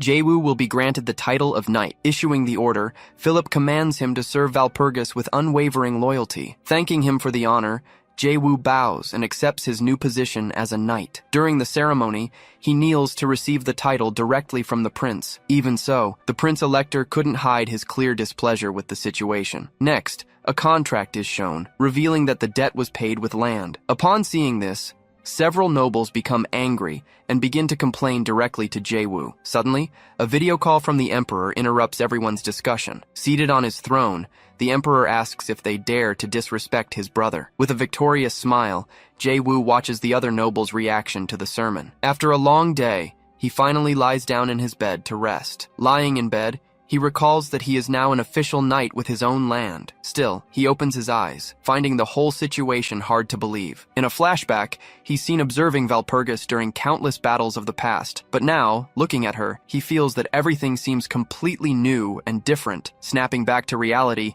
he suddenly bolts up in bed as if startled. Suddenly, Calione appears and confronts him, yelling and looking furious. She screams, demanding to know how he could just vanish after telling her to follow him. Placing a hand on her shoulder, he calls her Princess Calione, trying to calm her down. Just then, Roland enters the room, stopping the fight before it can begin. Urging her to calm down, Roland tells her to pull herself together and challenge him again later. Whispering in her ear, Roland clarifies she wasn't talking about that kind of challenge. After hearing the secret, Callione's face turns red and she is completely speechless. She agrees to calm down, but warns Jae-woo he'd better answer when she calls for him later. Outside, he thanks Roland for saving him from that whole mess. Just as he's about to finally get some sleep, he yawns, but is interrupted by someone calling his name. Turning around, he finds Valpurgis standing there, surrounded by many red roses. With a shy look, she asks if he would like to take a walk with her. Completely stunned, he blurts out that they can go for that walk this very moment. Walking under the night sky, she comments that the day was quite chaotic for everyone. Then the two continue their walk, side by side through the quiet night. To make conversation, he asks if Valpurgis is actually her nickname. With a faint smile, she confirms that it isn't her real name. She explains it's her baptismal name, given in honor of the goddess Valfurga. He nods, remarking that the name does sound fitting for the goddess of compassion. It's then shown that several gods exist in this world, such as the god of justice. Among them are also the goddess of compassion and the goddess of nature. The silhouette of the god of light is then revealed among the deities. And finally, Aquila, the sovereign of time and space, is the last to be introduced. Returning to their conversation, he tells her that Chartier is a beautiful name that suits her well. A little embarrassed, she says he can call her that, but only when they're alone. He agrees to her condition, promising to only call her that when it's just the two of them. Getting excited, he thinks to himself that things are going well and even hopes for a kiss. But suddenly, a massive explosion erupts right in front of them. They're thrown back by the blast, staring in shock as the dust settles. Emerging from the smoke, Shubi appears and tells Jae-woo to hurry up and deal with the situation. Shouting for everyone to assemble, a commander rallies her demon army for a mission. In the middle of the crowd, several of the demon soldiers are wearing only their underwear. She questions this, asking why they're dressed like that. The answer, they're broke. After a brief discussion, she changes the subject and points toward the horizon. Revealing the plan, she says their destination is the demonic dragon's lair. She then orders them not to be afraid and to simply devour everything that moves. Raising her fist high, the commander declares that the demonic dragon will be hers alone. Carried by her, he complains about them cutting the connection at such a critical moment. Annoyed, she says this kind of thing should be handled by a superior, but she insists, stating that he's the only one who can solve this. Looking around, they survey the rocky and dangerous terrain of the dragon's lair. Then she asks what exactly he's planning to do to resolve the situation. Analyzing everything, she starts to remember several past events involving him. In one memory, she recalls the strange energy that came from his body before. She also remembers he was cunning enough to toy with the powerful Odgash. Putting all the memories together,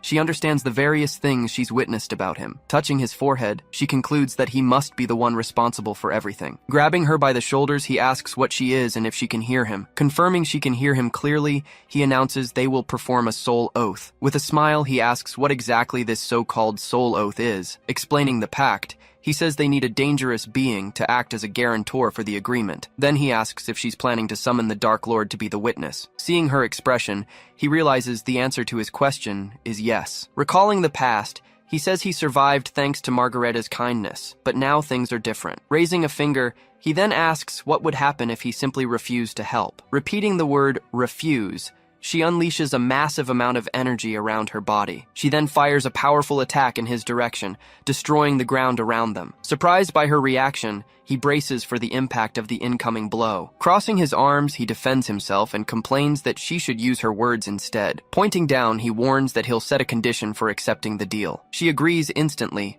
making him wonder why it was so easy. Explaining the reason, he says he likes straightforward people and trusts her promise. With a smile on his face, he comments that things are about to get very interesting. Facing each other, they prepare to finally begin the ritual. Before they start, she says she'd first like to express her gratitude to him. With a serious look, she announces that they can finally begin the soul oath. At that, a dark energy surrounds them both, initiating the pact. Feeling the pressure of the ritual, he says his mind feels like it's drifting away. Shouting, she tells him to focus, warning that this place is close to death. Suddenly, a notification appears, informing him that the player's soul is being protected. Realizing the intensity, he comments that this is on a whole different level than before. Standing alone in a dark place, he finds himself in a deep, complete void. Looking from side to side, he tries to find something amidst all the darkness. Finding nothing, he realizes there is absolutely nothing in that place with him. Seeing his strange calmness, She calls out his name, sounding quite worried about him. Calmly, he asks what's wrong, telling her that expression doesn't suit her. Telling her to stop talking nonsense, he orders them to get on with the ritual. Agreeing with the order, she simply replies yes and prepares to continue. Turning her back, she begins to chant to the darkness of the abyss. Then she shouts, requesting an audience with the great and seething abyss before them. After the call, they both fall silent, just waiting for a response to arrive. Bubbles start to rise from the water, and he warns that it's finally coming. Rising from the water, a giant bubble of darkness emerges right in front of them. Watching the scene, he feels apprehensive about what's about to happen. Then, something begins to slowly emerge from within that liquid darkness. From inside the water, a mysterious woman finally reveals her presence to them. With a serious gaze, she stares at the two who summoned her for the ritual. As she watches, a single tear suddenly and without warning runs down her face. Analyzing the pair, she says she sees a dragon and a human before her. When asked how she knows, she replies that of course she would know. Revealing her form, the entity of the abyss is seen sitting on a throne of tentacles. She then warns that he can't hide anything from her, including his true intentions. Seeing that, he realizes the process is going to be much faster than he expected. Suddenly, Shubi yells at the entity, demanding that she grant their request at once. Ignoring the shout, the woman just looks down, observing her impatient reaction. With a glint in her monocle, she continues to analyze the situation in silence. Trying to intervene, he calls her the Dark Lord and asks her to wait. Agreeing to the request, the entity says she will grant the pact and a gift. Immediately after, two tentacles emerge and touch each of their heads, but she warns that, at the moment, he cannot handle 3 different sponsors. Confused, he questions this information, as he should only have one sponsor. Reading his mind, she comments that he doesn't know the truth about it yet. With a smile, she points and says he'll find out everything soon enough. At that, a large sphere of energy forms and completely envelops the two of them. Saying goodbye, the entity says she will wait for him until their next meeting. Then she wishes for his body to be larger the next time they meet. Annoyed, he yells that they're all the same as he disappears in a flash. Returning to the lair, he and Shubi reappear, and he looks completely exhausted. Suddenly, a notification pops up, showing that his stats have increased significantly from the pact. Questioning if that was all,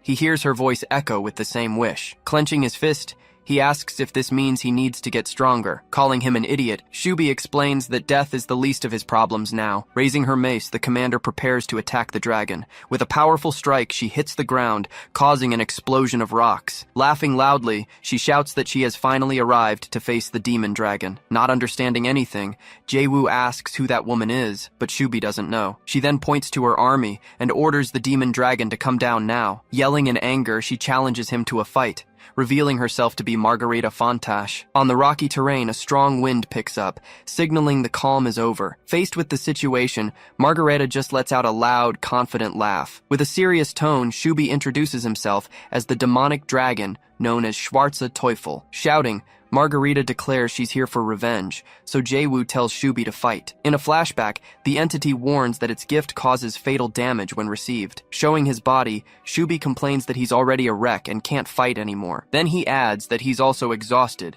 and can't even summon an undead. Just then, a window informs him that his HP has temporarily dropped below 10%, but the system announces that he can now turn a being of darkness into an undead. A bolt of lightning strikes the ground from the heavens, and an alert warns of the danger. With a smile, he says his only support now comes from the tomb's guardian. He reveals that he received the call of 3 transcendent beings, though he doesn't know the details. Saying it's nothing, his eye glows as he ignores the danger warning. Pointing forward, he shouts that if that's the case, they can bring on 10 more. From far away, the entity of the abyss just calmly watches the situation unfold. Smiling, the entity simply watches the events unfold from far away. Then, with the summon, a powerful bolt of lightning strikes the ground with great force. Surprised by the impact, Margareta and her army are thrown back slightly. Emerging from the smoke, a dark silhouette begins to take shape on the battlefield. Revealing his identity, the summoned being is Prince Philip, now an undead. Walking up to him, Jae-woo tells him to stop posing and get out of the way. Turning his head, Philip just stares at him in silence, not moving a muscle. With his soul in hand, the notification confirms that Jae-woo has completely subjugated him. Even while controlled, Philip shouts that he'll still end his life. With a smirk, Jae-woo simply invites him to go ahead and try his luck. Obeying the order, the undead turns and faces Margarita's army. Pointing at the servant, she asks if he thinks one undead will face them. Shouting that he's insolent, the entire demon army charges forward to attack. But, readying his sword, Philip activates his lunar shadow sword art. With one move, he unleashes several slashes that slice through the enemies before him. Wielding his sword, the undead calls everyone there insignificant worms. Surprised by his attitude, Margarita doesn't understand what's happening in the battle. Screaming in rage, she leaps toward him to attack with her club. Amidst the rubble, she dodges his blows and attacks relentlessly. Complaining, she says he's just running around like a little rat. Then, with a shout, she prepares to use a much more powerful attack. Spinning her body, she throws her club at him with all her might. Seeing the blow coming, Philip prepares to use his sword for defense. Using his sword art, he readies a crescent moon-shaped slash. His strike flies forward, creating a trail of energy toward the enemy's attack. She's surprised to see the power of the counterattack coming her way. Without looking away, he watches the result of his attack with full attention. With contempt, he says she only understands brute force and nothing more. At that moment, a dark slash hits her face with great speed. Taking the hit, she's thrown backward, spitting blood from the impact. Landing a direct hit, he sends her flying back with immense force. One of her minions screams in desperation, seeing his leader attacked like that. Without hesitation, he rips off her arm, making the minion scream her name. Watching the scene, Shubi remains silent, just analyzing how the fight is unfolding. Shubi then asks if he really tore off her arm, and Jae-woo confirms it. With a smile, the undead says that brutality suits vampires much better. Falling to the ground, Margarita lies there, defeated, next to her little minion. Worried, the minion asks if she's okay, but she says it was nothing. Then the minion warns that the undead is too strong and they need to run, but she refuses to flee, saying he killed her subordinates first. Approaching her, the undead prepares to deliver the final blow to his opponent. With a confident look, he gets ready to finally end the fight for good. Just then, she says she needs to surpass her father, releasing an energy around her. Suddenly, an armored golem appears and blocks the attack at the last second. Pushed back, the golem withstands the impact and protects her from the blow. Standing up, the golem turns and tells her she needs to retreat from the fight. Then the golem grabs her and starts carrying her away from the battle. As she flees, she shouts, telling her minion to survive and come back alive. Seeing the golem in action, its visor lights up with a small glow. Looking at the golem, Philip calls it a ridiculous creature, but admits its strength. Charging at the golem, the undead prepares to attack the new opponent. The two face off and he yells, "That's enough fighting." With his arms crossed,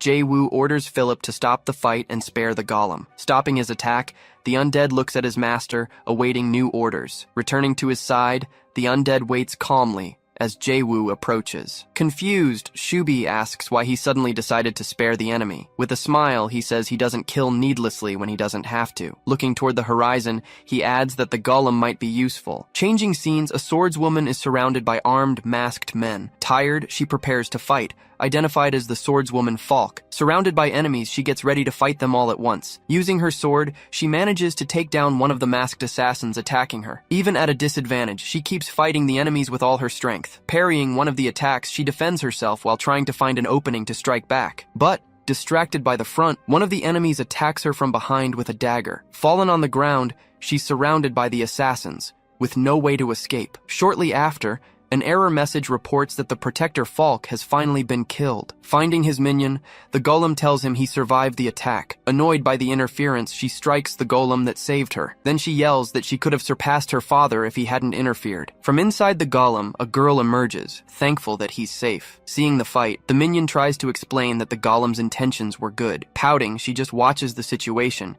still annoyed by his interference. Agreeing to forgive him, she says it's okay, but just this once. Just then, Jae-woo gets an error notification saying the Guardian has been killed. Rushing to Shubi, he yells that a Guardian was killed and demands an explanation. Crossing her arms, she asks if the Guardians are connected to the seal in some way. Without answering, she just tells him to follow her to the next destination. Going down a narrow path, they are surprised by a spear trap. With a shout, she narrowly dodges the deadly trap that springs from the ground. Reaching the end of the path, they head down the stairs to the lower level. Annoyed, he complains about her dragging him along without explaining what's going on. Explaining the situation, she says this is important for the world's survival. He then realizes that if that seal breaks, the world will end instantly. Before a giant gate, they observe the chains that keep it sealed and secure. With her hands glowing, she says she'll now open the seal for him to see. Surprised, he shouts, asking if there's something even worse than he imagined. Just then, the chains begin to glow and release a greenish gas. Scared, he asks what that gas is and is warned to protect himself. With a focused gaze,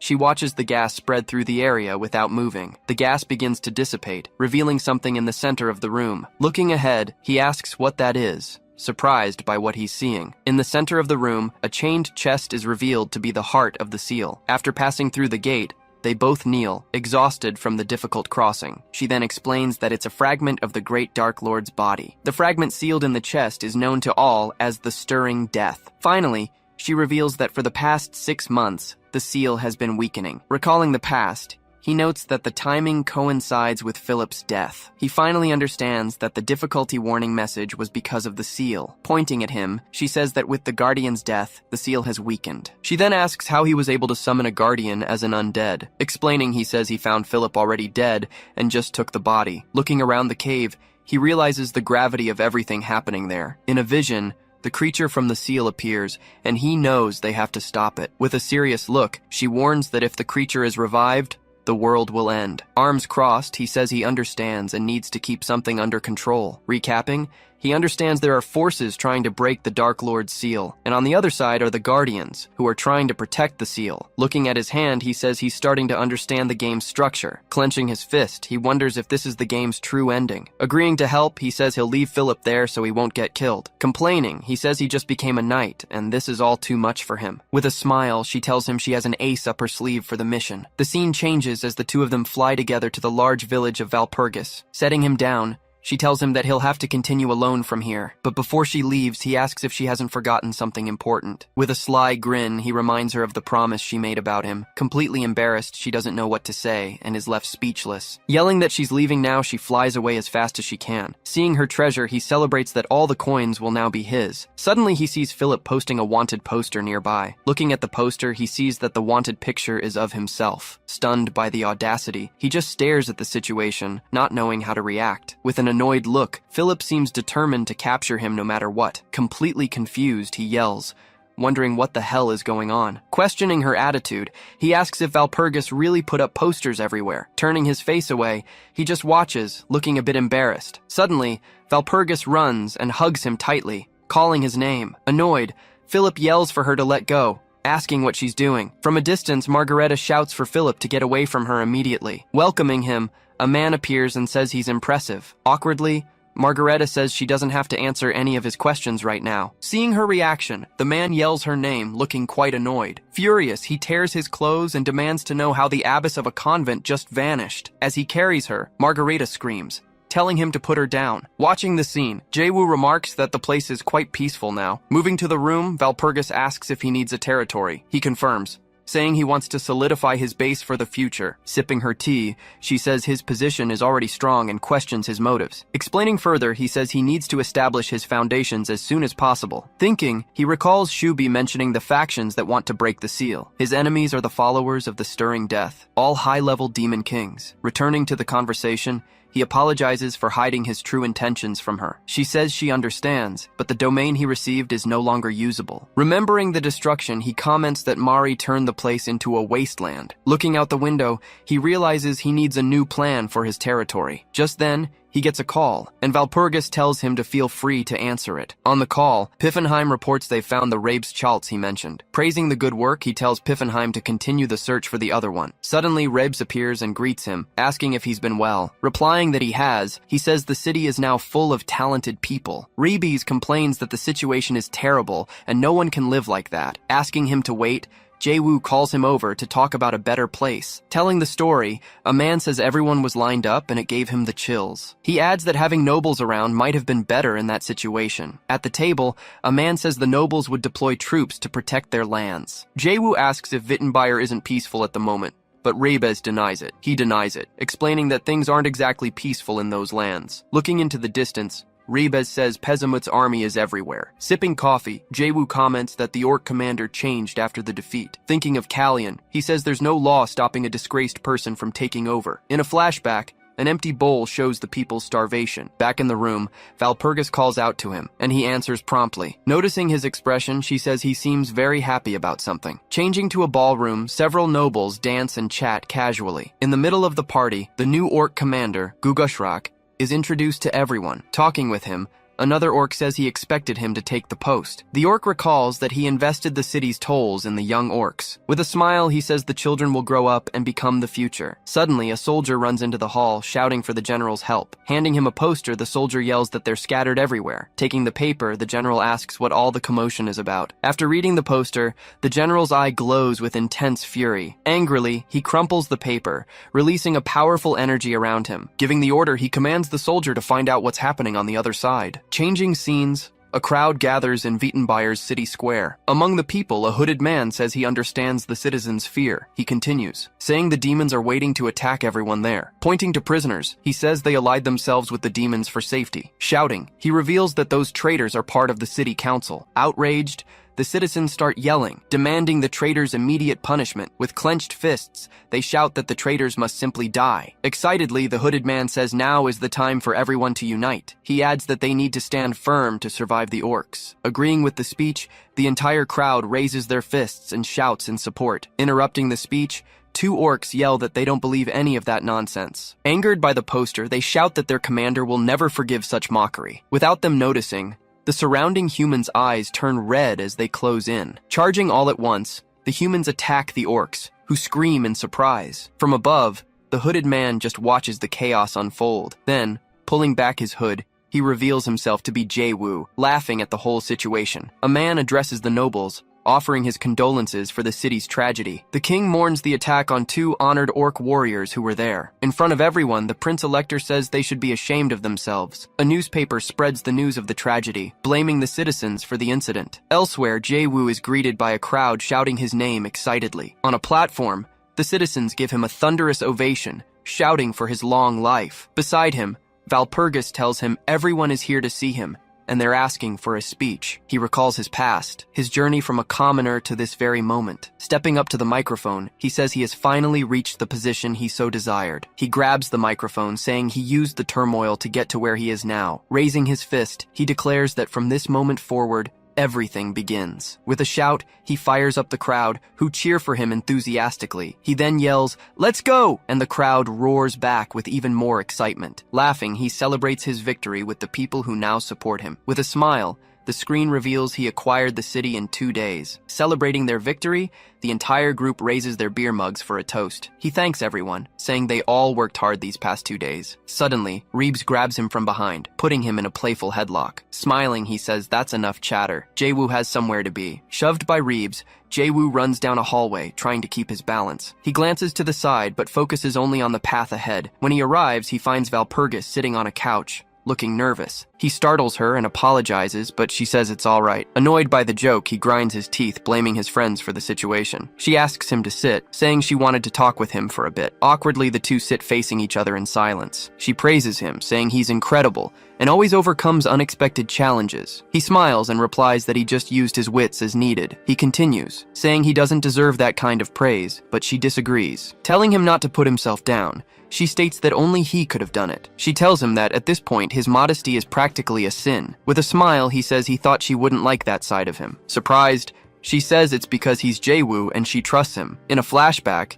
he's seen fighting, and she says she can believe in anything he does. The atmosphere gets awkward, and steam shoots from both of their heads in embarrassment. Stammering slightly, she calls out his name, and he answers at once. Blushing, she asks when he's going to call her by her real name. As if struck by an arrow, he realizes he's been calling her Valpurgis this whole time. He tries to speak, but stammers, unable to get her name out at first. Finally, he calls her Chartier. She reacts, slightly embarrassed. Shouting no, she leans across the table, nearly falling on him. Leaning in closer, she says that Chartier is perfectly fine for him to use. Suddenly, a voice cuts in, saying that's quite enough of that. Crouching on the floor, Calione watches them, looking slightly annoyed. Surprised, Jae-woo shouts her name, while Chartier jumps at her sudden appearance. Grabbing him, Calione complains that she wasn't invited to the celebration. Confused, he asks how she managed to get there all of a sudden. From behind a pillar, A hooded woman says she's the one who brought her. The woman adds that Calione has been getting ready since early this morning to meet him. Completely lost,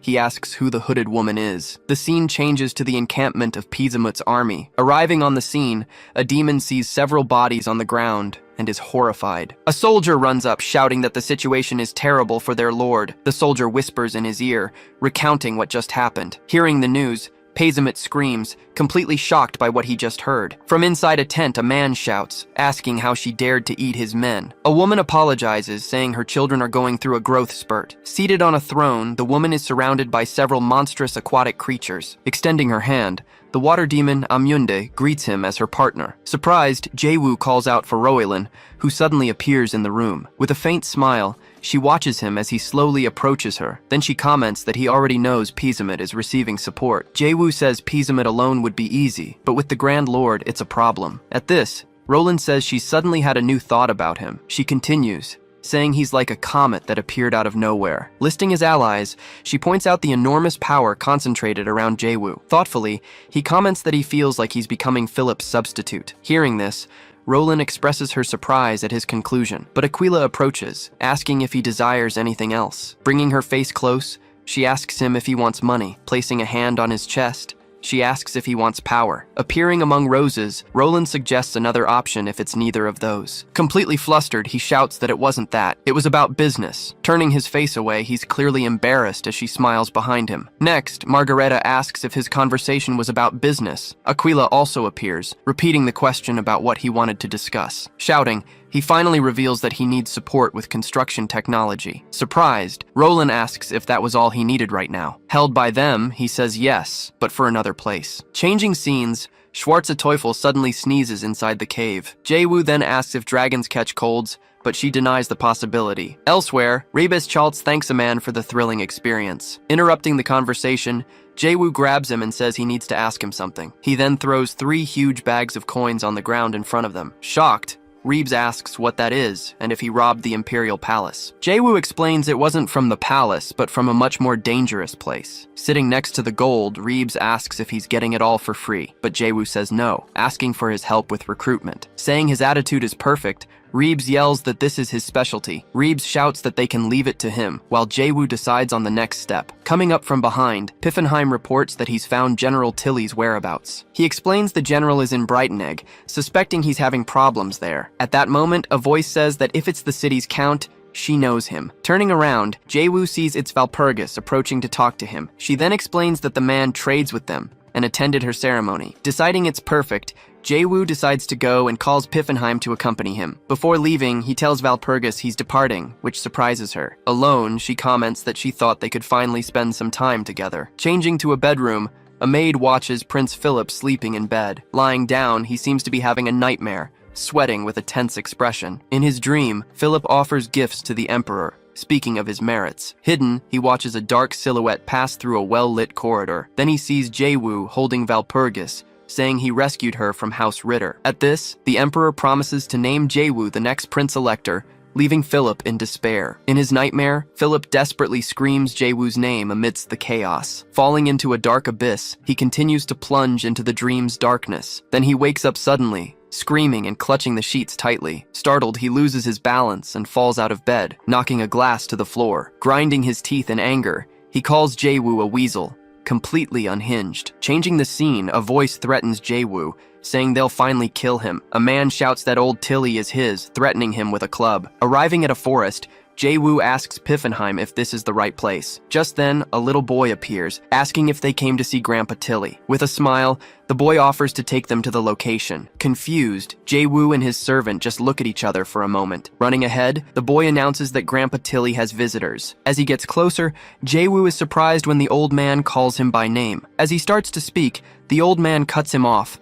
demanding complete silence. Suddenly, the man pulls a giant fish from the water, impressing everyone. Laughing at Jae-woo's reaction, the old man calls him shy for someone so famous. With an intense gaze, he tells the young man to look more closely. Next, he uses the rod to strike the enormous fish he caught, slicing the animal skillfully. He celebrates that they'll have a side dish today. Seeing that, Jae-woo realizes he's in the presence of a true living legend. Embraced by the boy, he is revealed to be Count Johannes von Tilly. Recognizing the figure, Jae-woo stares at him like a true living legend. It's revealed that he is the famous Count Johannes von Tilly. With a faint smile, he watches the Count and his grandson. Clenching his fist, he decides he will recruit him no matter what. In a flashback, it's said that he was a legendary army commander. Capable of bringing victory, he fought in countless wars in the past. Commanding his troops, Count Johannes von Tilly was an imposing figure, but at some point, he began to reject all offers he received. Sitting down, Jae-woo realizes the reason for his disappearance is a mystery. During the meal,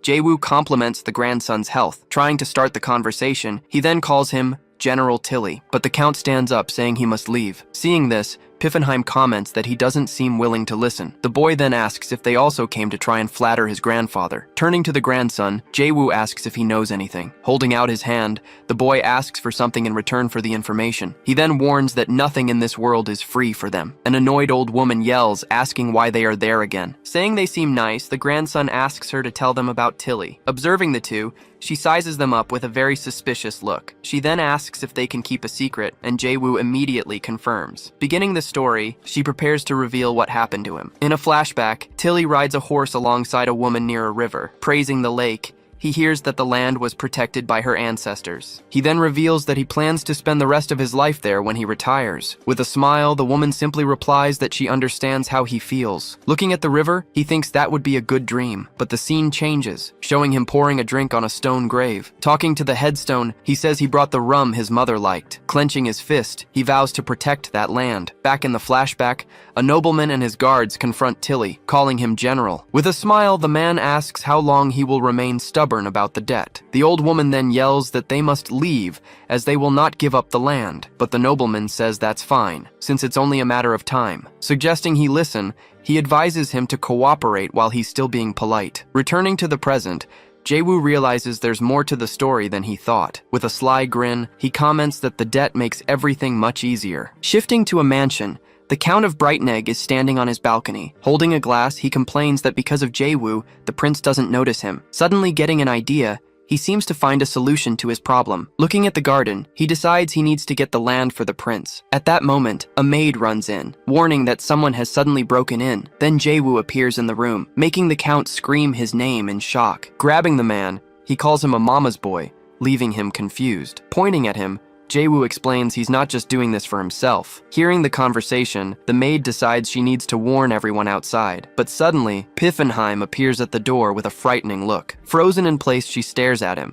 completely shocked by his appearance. As she's about to scream, he silences her, telling her not to make a sound. Meanwhile, Jae-woo tells the Count that this is a unique chance for them. He then asks Piffenheim what this whole situation means for them. Holding the maid, Piffenheim yells that the Count and the prince are close. Still being held, the Count asks hesitantly what they will do with the land. Angrily, Jae-woo yells in his face, questioning if they aren't best friends. Shoving him, he warns that he'll cut ties if a friend messes with Tilly. Back in the field, General Tilly looks back, noticing them approaching. Regretfully, he says he asked them to keep his current situation a secret. In disbelief, he asks if the Count will really give up the coveted land. Confirming the story, Jae-woo says yes, forcing the Count to agree. The Count then announces that he has given up the land in exchange for his friendship. Questioning what he heard, the general repeats the word friend with suspicion. Hugging the Count, Jae-woo assures him they are friends and that he'll speak well of him. Wishing him a good trip, the grandson says goodbye to his grandfather Tilly. Taking a step forward, he asks them not to worry about the place. Asking him to return safely,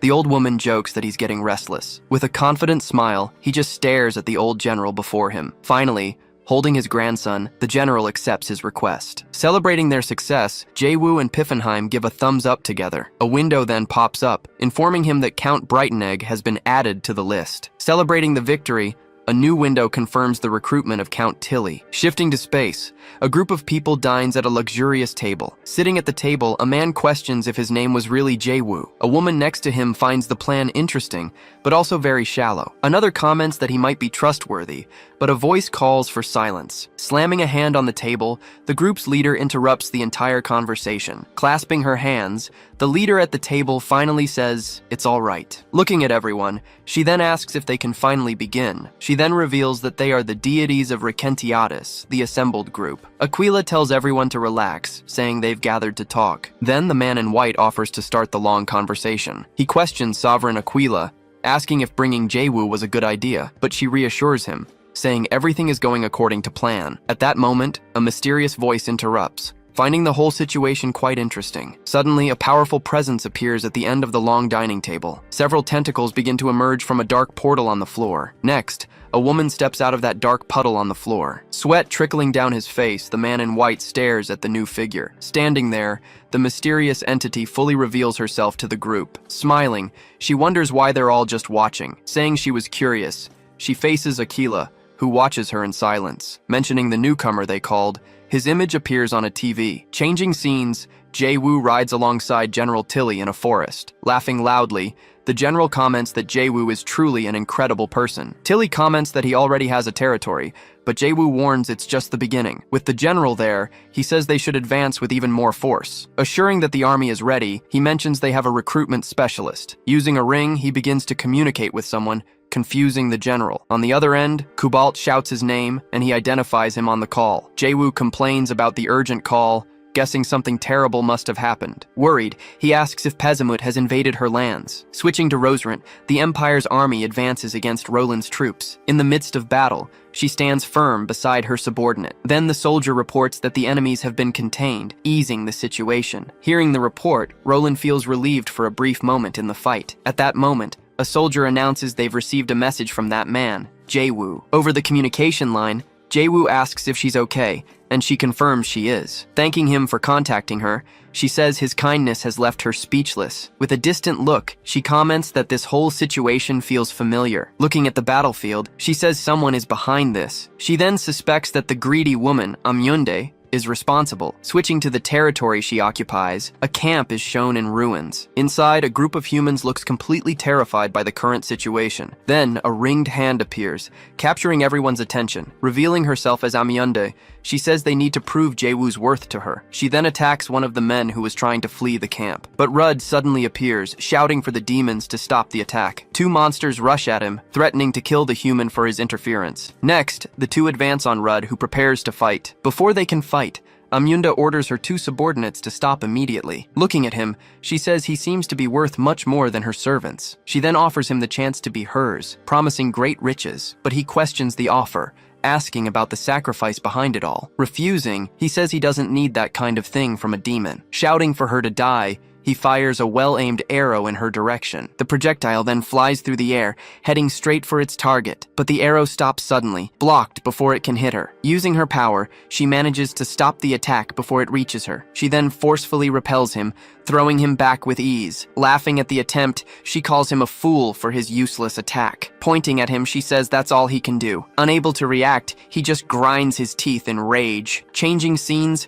Jae-woo slams his fist on the table. Furious, he curses Amyunde for showing up at this exact moment. Confused, General Tilly asks who exactly this woman he mentioned is. Sitting in his seat, Jae-woo explains that she is the most cunning of the Demon Kings. In a flashback, it's shown that she fights using numbers and many strategies. Realizing the danger, he remembers she's the most troublesome of them all. Suddenly, a servant runs in and reports that something bad has happened at the river. Desperate, the servant reports that a huge amount of filth is flowing down the river. Connecting the dots, Jae-woo realizes that if it's in the upper part of the river, then Piffenheim finishes, revealing that the source is the Valpurga convent. Next, the convent is shown being completely destroyed by fire. At the convent, the guards struggle to hold back the horde of invading monsters. With great force, Angela lands a direct hit on one of the demons. Even though she's tired, she maintains a determined expression against all her enemies. Seeing her strength, the monsters retreat, hesitating to advance against the nun. Surrounded by them, Margareta realizes the demons aren't attacking her. With a serious look, she warns everyone else to stay back. Then she yells for Angela to fall back, preparing to enter the battle. With her arrival, a soldier announces that Lady Margareta has arrived. Nearby, one of the convent's knights is already down on the ground. Seeing her fallen allies, she grinds her teeth in rage at the enemies. Still wary, the monsters just watch her, waiting for the right moment to attack. Finally advancing, the creatures charge toward her with everything they've got. She then declares that her fury will become a great storm of power. Then she unleashes a massive blast of energy against the monster army. Hit head on, the demons are thrown far away by the impact. Concentrating a sphere of energy in her hand, she prepares for the attack. Unleashing her power with full force, she hurls the sphere at the enemies. Floating in the air, she observes the result of her devastating attack on the ground below. Tired, Angela says that power could return everything to nothing. Then a huge explosion erupts, completely sweeping across the battlefield. Changing locations, Amyunde comments that the wind has suddenly gotten very loud. At that, Gugushrak congratulates Amyunde, saying the place now belongs to her. Recognizing the figure, he identifies her as the Swamp Empress, Amyunde. Surrounded by water, she reveals herself as the Water Demon Queen. Seeing her power, he decides they need to side with her to survive. With a smile, she reveals she wanted to expand to the west. Explaining her plan, she says she formed an alliance for their independence. Floating above him, she informs him that he now belongs nowhere. Laughing, Gugushrak admires her wisdom regarding the relationship between the tribes. Suddenly, a silhouette is pierced from behind by a sharp claw. Attacked from behind, Gugushrak questions what's happening. With a smile, she warns that useless things like pride are eliminated. Wounded, he just glares at her, bleeding from the mouth after the surprise attack. Then she kicks him, saying that only those who seize their chances survive. Falling into a pit, he yells at her to stop talking nonsense. Getting up, he orders his warriors to kill all the water demons. Desperate, he calls for his warriors, but no one answers his call. With a smile, she simply orders her demons to devour them all. At that, one of the water demons begins to transform, becoming more monstrous. Back at the convent, Margareta prepares another energy attack. She then launches an energy sphere at one of the larger monsters. Watching the scene, Angela just calls out Mari's name from a distance. Seeing her subordinates fall, she stands frozen in the middle of the battle. Taking a new stance, she prepares to use even more power. Clenching her teeth, she faces the remaining demons, ready for combat. Through a communicator, Jae-woo asks if Mari is okay, and she confirms. Angrily, she says they were used as bait and that Amyunde is in the southwest. With a smile, she composes herself after the long and difficult battle. Concluding that her target is the Orc tribe, she laments that she'll be out of snacks. Back in the room, Jae-woo loses communication and calls out for Mari, worried. Interrupting the call, Amyunde says she's sorry to have ruined the mood between them. With a serious look, he stares at her, questioning who she really is. Then she appears before him, introducing herself as the Great Demon Queen. Asking about the convent, Jae-woo questions her motive for the attack. With a disdainful look, he asks if she isn't afraid of the Empire. Laughing, she says the Empire doesn't care about such a small war. Defiantly, she asks if he thinks the Empire can stop her. Jae-woo then makes her a tempting offer, a position under his command. With a dreamy look, she excitedly invites him to do it together, but suddenly, he shatters the table with a powerful blow. With a furious glare, he tells her to go to hell. Laughing, she remarks that he's adorable for knowing what to say. Then she asks how things are on Pedzamut's side. A servant reports that Pedzamut's troops have retreated for now. Seeing the destruction, she comments that the Brotherhood will be busy with repairs. Additionally, she mentions that Roland is too busy to think straight. Turning to him, she asks what he plans to do now that he's alone. At that, she begins to speak to her children scattered throughout the ruined city. Ordering them to eat everything, she says it will strengthen future generations. With a smile, she declares they will fill the entire empire with their children. Changing scenes, Jae-woo slams his fist on the table. He asks Piffenheim for the current status of recruitment. Suddenly, the door bursts open and Tilly storms in, shouting his name. Right behind, Mari arrives, explaining she lost contact and came running. Mari then recognizes Tilly and remarks that it's been a long time. Turning to Jae-woo, she urgently asks what just happened. He remains silent, staring at her as she continues her report. Elsewhere, the Brotherhood's building stands out against the night sky. Angrily, Mari complains that Amyunde sealed the lake's water dragon. She explains that the dragon was the one who kept the water demons in check. As such, the dragon's role was to manage all the others, including Amyunde, but she says the pollution got this bad because of Amyunde's actions. Questioning the Emperor, Mari asks if he's just going to stand by and do nothing. Jae-woo concludes that they'll have to resolve the situation themselves somehow. Turning to Mari, he asks if she ran away again to come here. Just then, a loud noise suddenly grabs everyone's attention. Angela then appears at the door, glaring at Mari with intense anger and a clenched fist. Grabbing Mari by the head, Angela yells at her to come with her immediately. Speaking with Valpurgis, Jae-woo says the damage over there must have been severe. He then asks Valpurgis about the situation on the Prince Elector's side. With a serious look, he understands he's alone on this mission again. Sitting in silence, Jae-woo and Valpurgis remain in the room after their conversation. Their image begins to be transmitted through some kind of ancient screen. Suddenly, the screen lights up, revealing who was watching all along. Changing scenes, Aquila observes the unfolding events alongside another entity. With a smile, the Great Dark Lord comments that the situation is interesting. Aquila replies that he is happy to please her, but that this is a test. Outraged, a man yells at Aquila, saying this is no time for games. Another man suggests that everything would be resolved if someone like Margareta intervened. A blonde-haired woman replies that the situation is more difficult this time. She explains that Amiyunde's forces are not to be underestimated, as they have absorbed orcs. The entity says they need a solution, but interfering creates cause and effect. Then, she asks Aquila if this wasn't all within his expectations. She mentions how Aquila has toyed with countless great lords until now. Aquila confirms, saying it would be a problem if he couldn't withstand such a test. Inviting her,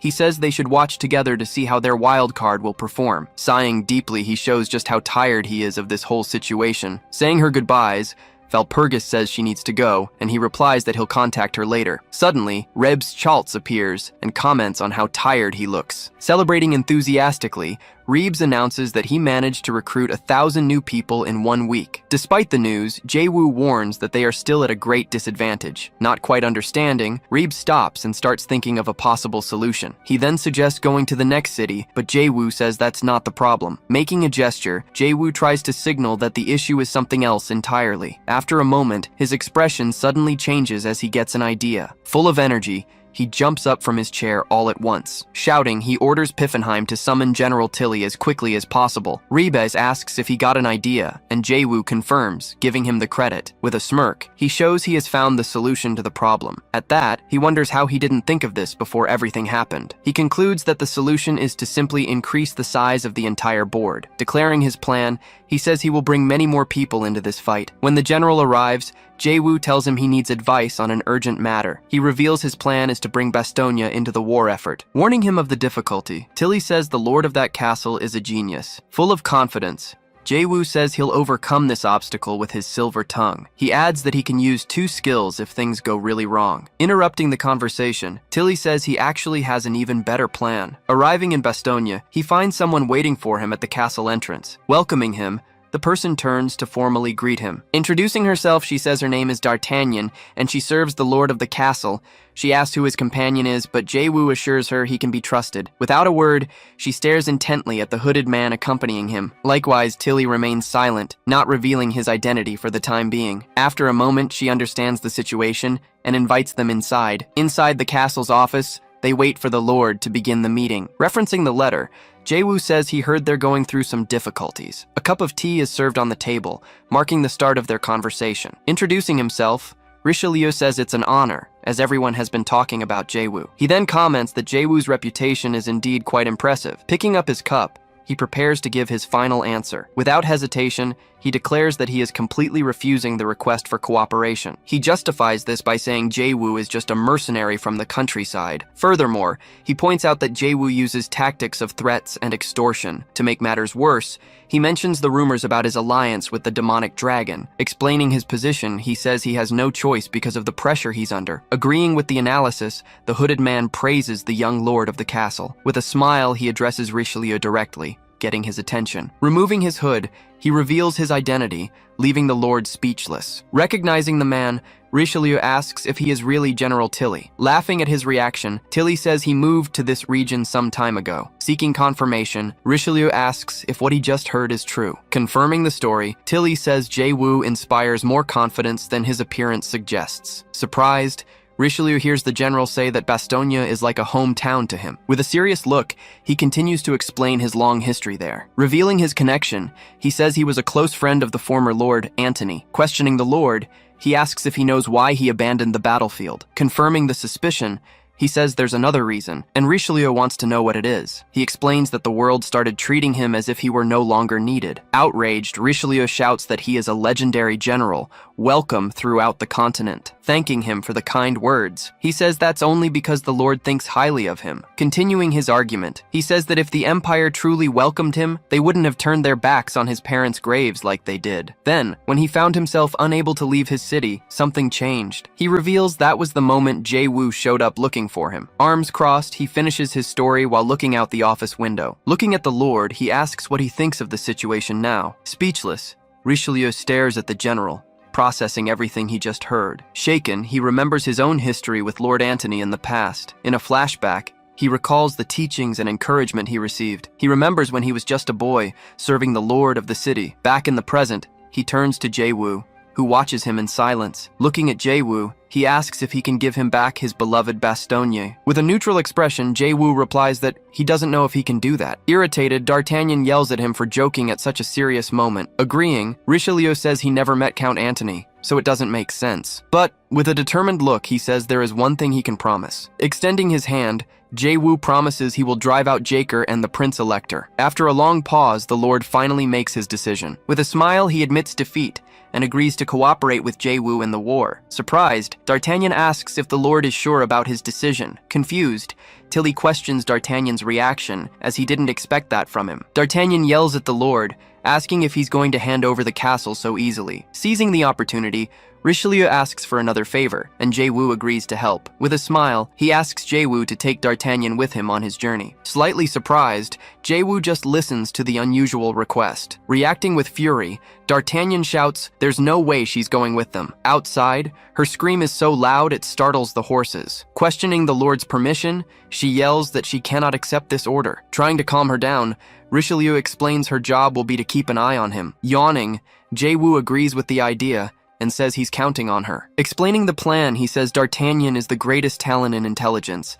With a look of disgust, she shows just how much she dislikes the idea. She then agrees to go, but warns it will only be for 5 years. Then, Richelieu asks Jae-woo to share his plan for the future. Surprising everyone, Jae-woo replies that they'll start thinking about that right now. He explains that their cooperation is the most important thing at the moment. One way or another, he plans to use their enemies to defeat Amunde. Richelieu warns that the two hate each other, and Jae-woo suggests using Bastogne as a hostage. Commenting on the situation, Tilly says it would be easier if the heirs were in power. Not understanding, Jae-woo asks what he means by that comment. Tilly explains that the heirs are a famous couple throughout the continent. Seeing an opportunity, he says this sounds very interesting for his plan. Cutting to a new scene, a guard points down, identifying the woman as Princess Julia. Preparing her wires, D'Artagnan tells her to run on her signal. Determined, the princess agrees to the plan and prepares for an immediate escape. Without a second's hesitation, she leaps and attacks all the enemies at once. Using her wires, she clears a path through the horde of adversaries. Then she yells out, signaling that now is the time to flee. Running down the hall, the two of them escape, leaving the enemies fallen behind them. Back in the present, the garden of Bastogne Castle is shown at night. At that moment, Leon asks if Princess Julia will really be able to reach them. He explains that the security at Jaker's castle is stronger than they think. Taking a drink, Jae-woo tells him not to worry, as D'Artagnan is very reliable. Richelieu also confirms she's strong, and Leon accepts their answer. Observing from the side,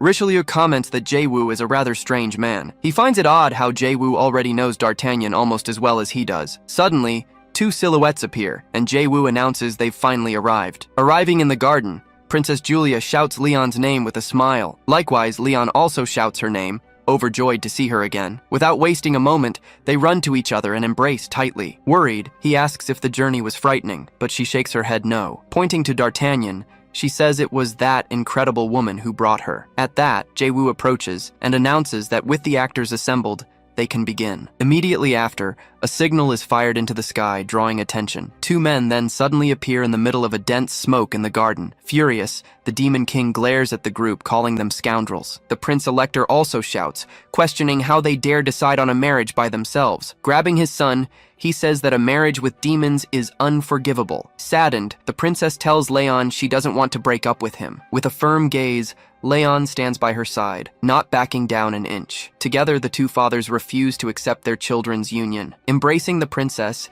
he declares he will take her as his bride no matter what. Alongside him, she also declares that she will accept him as her groom. Annoyed, the parents ask if they understand the gravity of the current situation. Then Jae-woo intervenes in the argument, asking everyone with a smile to calm down. Pointing to the sky, he says that even the stars are blessing their love. Suddenly, a mysterious figure begins to descend from the sky right in front of them. At this, the two fathers realize she has arrived and brace themselves for what's coming. Introducing herself, she says she was drawn here by the scent of their love. With a gesture, she declares that she will be the officiant for their wedding. Pointing disdainfully, Mari shows them they have no choice in the matter. Annoyed, the Prince Elector recognizes Margareta and tells her to stay out of it. The Demon King then warns him to be careful, saying she's like a devil. With a smile, Mari introduces herself as Margareta of Love and Justice. Surprised, both fathers stare at the nun with suspicious eyes. The Demon King says he's heard the rumors, and she corrects him again. Just then, Jae-woo approaches from behind,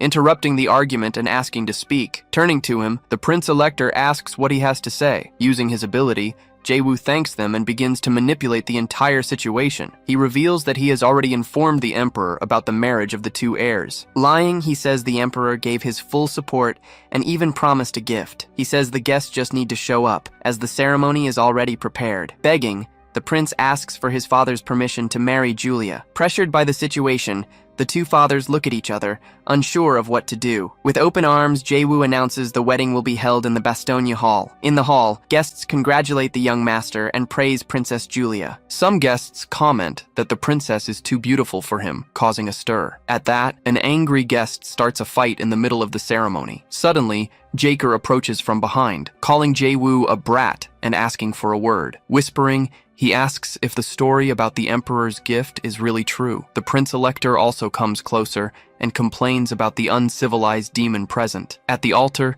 the ceremony is about to begin, and the officiant calls for everyone's attention. She announces that from this moment on, the sacred ceremony will begin. She asks if the groom will love the bride until he goes bald. Then she asks if the bride will love the groom until he dies in battle. Finally, she asks them to seal their eternal vow with a kiss. Without hesitation, the two kiss in front of all the guests. Celebrating, the officiant declares that from now on, they share a common destiny. Outside, the guests cheer and thank Margareta of love and justice. Then, the two fathers come together and demand an explanation from Jae-woo about the Emperor's gift. Reading from a scroll, he announces the Emperor's congratulations on the marriage of the heirs. He then says that the marital alliance should ease tensions in the West. Then, he reveals that another crisis threatens the Empire, the demon queen, Amyunde. As a gift, the reclaimed city will be given to the newlyweds, and they understand the mission. Excited, Jaker says he will subjugate even more lands, and Trier argues with him. Turning to his troops, Jaker orders everyone to march southwest immediately. Likewise, Trier mobilizes his soldiers, determined not to yield anything to the demons. Arguing, the two leaders rush out of the hall, each going their separate way. Coming closer, Richelieu says Jae-woo is incredible for having achieved such a feat. He says he's surprised that he solved a years-long problem in a single day. Jae-woo then explains that he's done this many times before, which is why it's different. Pointing at the Lord, he asks who hired him for the mission. Glancing to the side, he mentions the name D'Artagnan, who is watching the conversation. He then adds that the citizens of Bastogne also hired him for this. Gesturing to the crowd, he makes it clear that he was hired by all of them. Asking who they trust now, Jae-woo stares directly at the Lord from the side. Understanding the situation, Richelieu promises to return the favor, and Jae-woo jokes about adding interest. With the deal sealed, a system window confirms that he has recruited Richelieu. Cutting to Amyunde's camp, a subordinate arrives shouting, "Mother," with news. Kneeling, he reports that Jaker has formed a marriage alliance with the Prince-Elector. With a smile, she remarks that Jae-woo's move wasn't bad at all. Then she orders her troops to mobilize and crush Wittenbeier as quickly as possible. At that moment, a man named Wallenstein offers to lead the mobilization and prove himself. Scoffing at him, she calls him Peitsamit's lackey and taunts him directly. Maintaining his composure, Wallenstein awaits her decision, unfazed by her words. She then decides to test him, giving him 5,000 demons to do with as he pleases. Before the army, he yells for the water demons to depart for Wittenbeier immediately. Declaring himself the commander, he takes full leadership of the attack mission. Meanwhile, General Tilly also prepares to depart with his troops. In the central square, civilians panic at the news of the invasion. Trying to calm everyone, Reeves shouts for them to prepare to fight. Piffenheim interrupts him, warning that they only have the fighting power of civilians. He explains they need to handle the crisis themselves, since the Lord is away. In the middle of the crowd, a citizen recognizes a famous person arriving. Then, everyone shouts the name of General Johannes von Tilly, who has just arrived. Seeing him there, the crowd cheers, believing they will all be saved now. Piffenheim questions the general, asking why he isn't with the Lord. Recalling Jae-woo's request, he explains that he was sent to look after Wittenbeier. With a smile, he says Jae-woo predicted everything and knew what would happen. Looking at the troops, they notice the army is quite varied and different. After a moment of silence, he seems to have a plan for the situation. Turning to the crowd, he asks if they're good at playing hide and seek. Changing scenes, Wallenstein leads Amyunde's army as temporary commander. He announces they're almost there and plans to make Peitsamit's lackey his subordinate. Arriving to report, a scout on horseback quickly approaches Wallenstein. He reports that the city of Wittenbeier is completely empty and filled with trash. Ignoring the commander, one of the demons gets excited to crush any enemies that appear. Yelling at them, Wallenstein reminds them he's the commander and that the opponent is treacherous. Not caring, he orders everyone to advance straight ahead to bring back good news. Riding through the city, the army begins to advance through the dusty streets. Arriving in the center, one of the demons complains that there's nothing but dirt. Threatening one of his own, he warns that he'll report any disobedience to a Mayunde. Mocking the order, another demon says it's ridiculous to listen to him. Analyzing the area, he comments that there's no sign of people, only trash. Complaining about the smell, one demon compares the strange food to that of his homeland. Questioning the smells, he's told the problem is with their noses. Suddenly, one of the demons points and yells that he's found a survivor. With a serious look, he turns to see what's happening. In that instant, his eyes change, realizing something is very wrong with the situation. With a sinister smile, the hooded figure reveals it was all a trap. Realizing the danger, he understands what's about to happen. Tossing her hood aside, the woman startles the horse and he screams. Trying to organize his troops, he attacks one of his own and yells for a formation. Just then, several archers appear on the walls, all ready to fire on his command. Looking up, he sees that his army is completely surrounded on all sides. Remembering the plan, a citizen asks if they should really leave the city gate open. Explaining the strategy, Tilly says the open gate will make them lower their guard, but he warns that this alone won't be enough to close the gap in their strength. With his arms crossed, he shows he is ready for the next phase of the strategy. Back in the present, arrows are fired from the walls toward the army. The arrows strike the demons head-on, catching them all by surprise. Commanding the attack, he orders the second row to advance as soon as the first one stops. As the arrows hit him, he realizes he was completely fooled by the entire plan. Looking at the gate, he understands the open entrance was the main bait for the trap. He then remembers the city being too quiet, one of the signs of the trap. At that moment, he understands the strong smell was meant to cloud their judgment. Angrily, he concludes it was all an operation to make them lower their guard. With wide eyes, he realizes the danger he's in. Looking up at the wall, he sees Count Tilly watching everything from above. Suddenly, a whip ensnares him, pulling him forcefully off his horse. Holding the whip, the woman asks where he thinks he's going now. Furious, he glares at his opponent as he prepares to react. Using his power, he breaks free from the binds and jumps to the ground. He then complains about the cheap tricks being used against his army. With a smile, she says her part in the fight is over. Rushing forward, he runs toward her to finally end the fight, but Tilly leaps from the wall and blocks his attack with a sword. The force of the impact shatters his weapon, throwing him backward. Without a moment's hesitation, Tilly raises his sword for a final blow against him. The force of the strike sends him flying, with no chance to react. Lying on the ground, he writhes a little before trying to get up again, but before he can, Tilly's sword is pointed right at his neck. With his opponent surrendered, Tilly declares that the battle has finally reached checkmate. With his sword pointed, Tilly says he's heard the rumors about him. He expresses surprise that such a man ended up in Amunde's forces. Lying on the ground, Wallenstein glares at his opponent without saying a single word. Recalling his past, he always dreamed of rising through the ranks somehow. Coming from a poor family, he didn't have many opportunities at first. Unscrupulous, he used every trick in the book to climb the ranks quickly. Even his former lord was just another stepping stone on his climb to the top. Suddenly, Tilly feels an overwhelming energy coming from Wallenstein's body. Transformed, he swears he will get his revenge and make Tilly pay for everything. Without hesitation, Tilly charges with his sword to attack the transformed demon. Just then, he notices something unexpected and stops his strike midway. Arriving on horseback, Jae-woo enters the battle and blocks Wallenstein's attack. With a leap, he soars high into the sky to attack the enemy from above. Then he announces that he will use the first form of his sword art. Preparing the strike, he descends with his sword to end the fight once and for all. Charging forward, he prepares to strike Wallenstein with his sword technique. The blow lands squarely, defeating him with a single powerful attack. After the battle, Jae-woo takes a deep breath, recovering from the intense fight. Piffenheim greets him and comments that he cleaned up the mess quite nicely. Looking at Wallenstein's body, Jae-woo remarks that his form is quite sinister. On the ground, a medallion with a mark on it catches everyone's attention. Picking up the item, he laments not being able to turn him into one of his vampires. With the enemy defeated, he orders them to tie up the prisoner for interrogation. Using her ropes, the woman binds Wallenstein, who asks her to go easy. Back at his estate, Tranquility seems to have returned to Wittenbeier. Suddenly, Valpurgis bursts in shouting, asking if Jaewoo is safe after the attack. Entering the room, she's confronted with a rather unexpected scene. She sees Richelieu and D'Artagnan in the room, and Jaewoo tries to explain the misunderstanding. Introducing herself, D'Artagnan says she has come to serve Jaewoo as his new attendant. Valpurgis understands the situation, and Jaewoo remembers it's time for the meeting. Turning around, she says she'll go on ahead to the meeting room to meet them. Annoyed, she realizes that yet another person has joined his core group. As they walk, he asks D'Artagnan who will be attending today's meeting. Surprised, he asks if Angela will also be there, and she explains why. In a flashback, Mari appears very excited to help Jaewoo on his mission. Back in the present, he prepares to enter the meeting room. Inside, Jaker and Trier's group awaits him on one side of the table. On the other side, Roland and the representatives from the convent are also waiting. Arriving in the room, he apologizes for making everyone wait for him. He then announces that the meeting to discuss the subjugation of Amunde will now begin. Impatiently,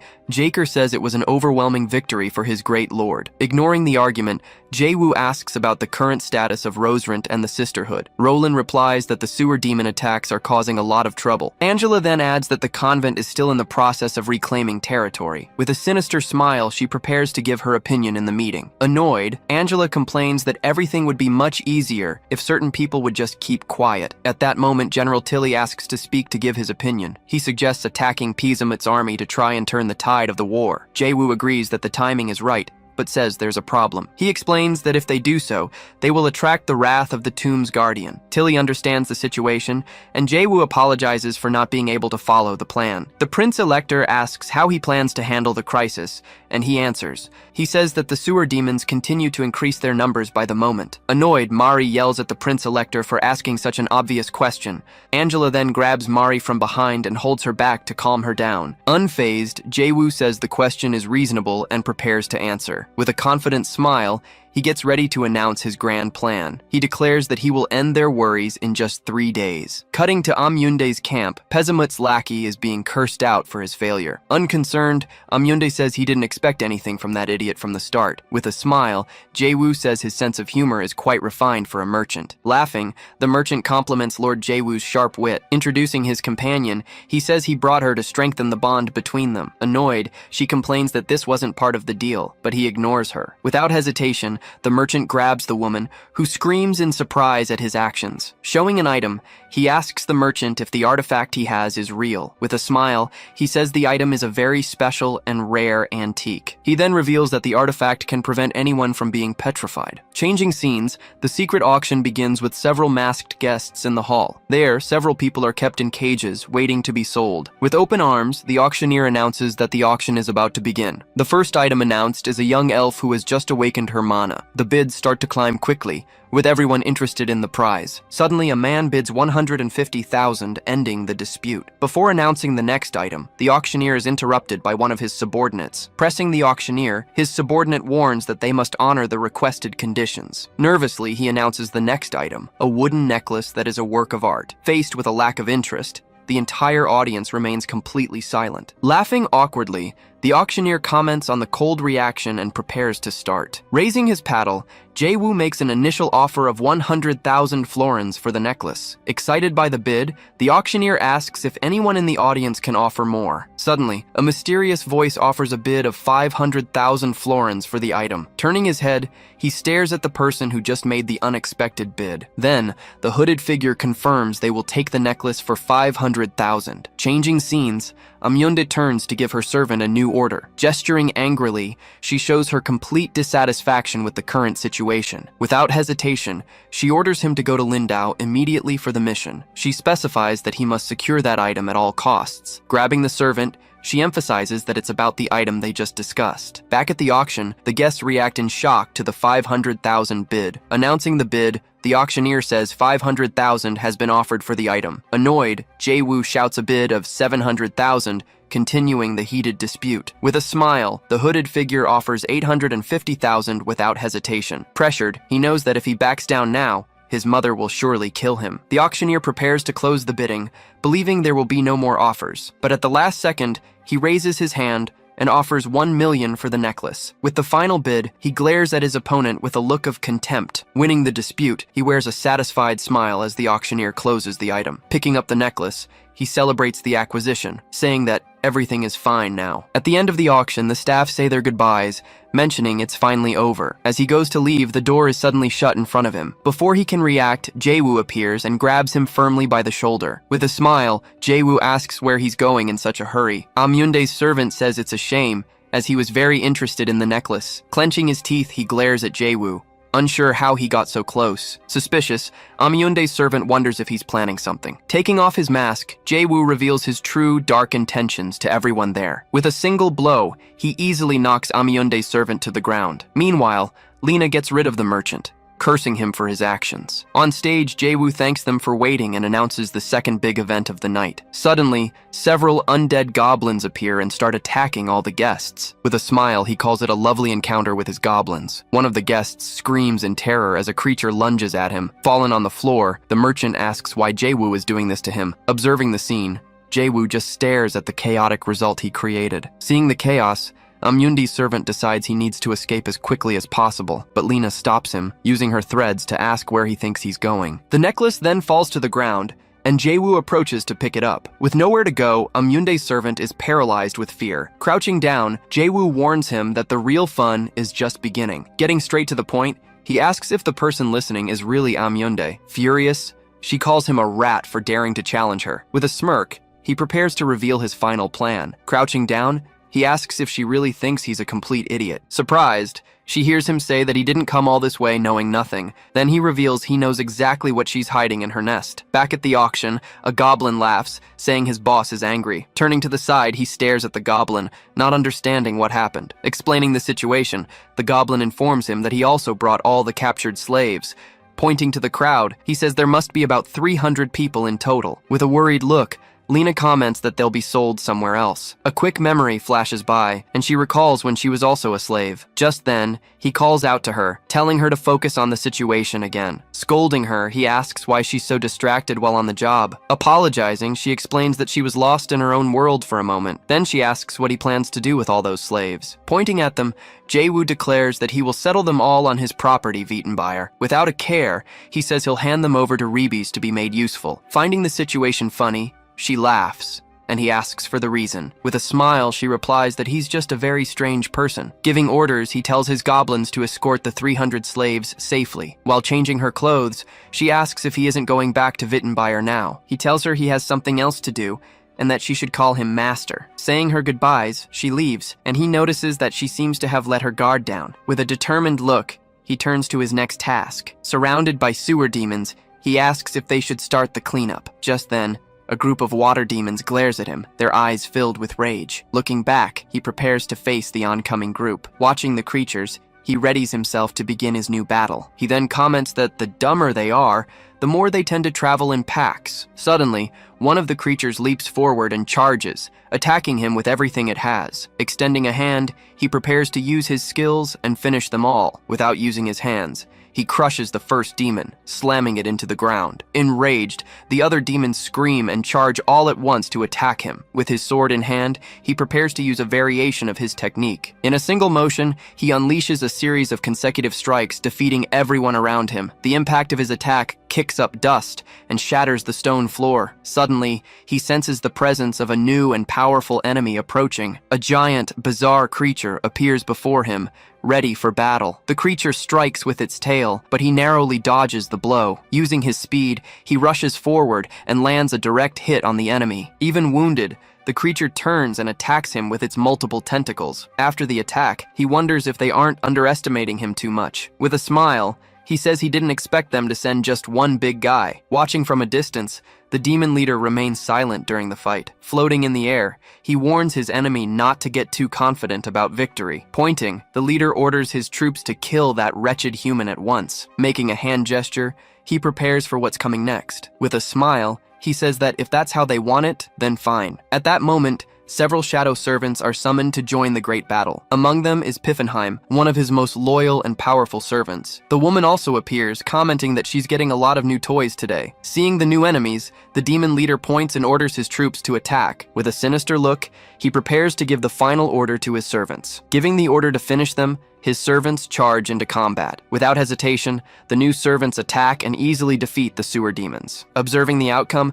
he comments that the fight was quite intense for everyone. He then decides he needs to leave soon, as he has something important to find. Screaming, the demon leader orders them not to let the human Jae-woo escape. But before he can finish, he's struck by a fatal blow from behind. Piffenheim tells Jae-woo to go, as they will take care of all the enemies there. Arriving at the Crystal Cave, he finally finds the place he was looking for. Looking at the entrance, he comments that he gets lost every time, because its location is random. He then notes that the woman's preferences and taste are quite strange. Looking to the side, he braces himself for what's to come. In front of him, the silhouette of a giant dragon can be seen inside an egg. Looking closer, he confirms that it is the lake's water dragon. Without wasting time, he hurries to act before Aim Yunda arrives at the location. Suddenly, the entire cave begins to shake and crumble down on top of him. Turning around, he faces the new threat that has just appeared before him. With a smile, Amunde appears in the cave, ready for the final confrontation. Arriving at the scene, she finds him and says that she's finally found him.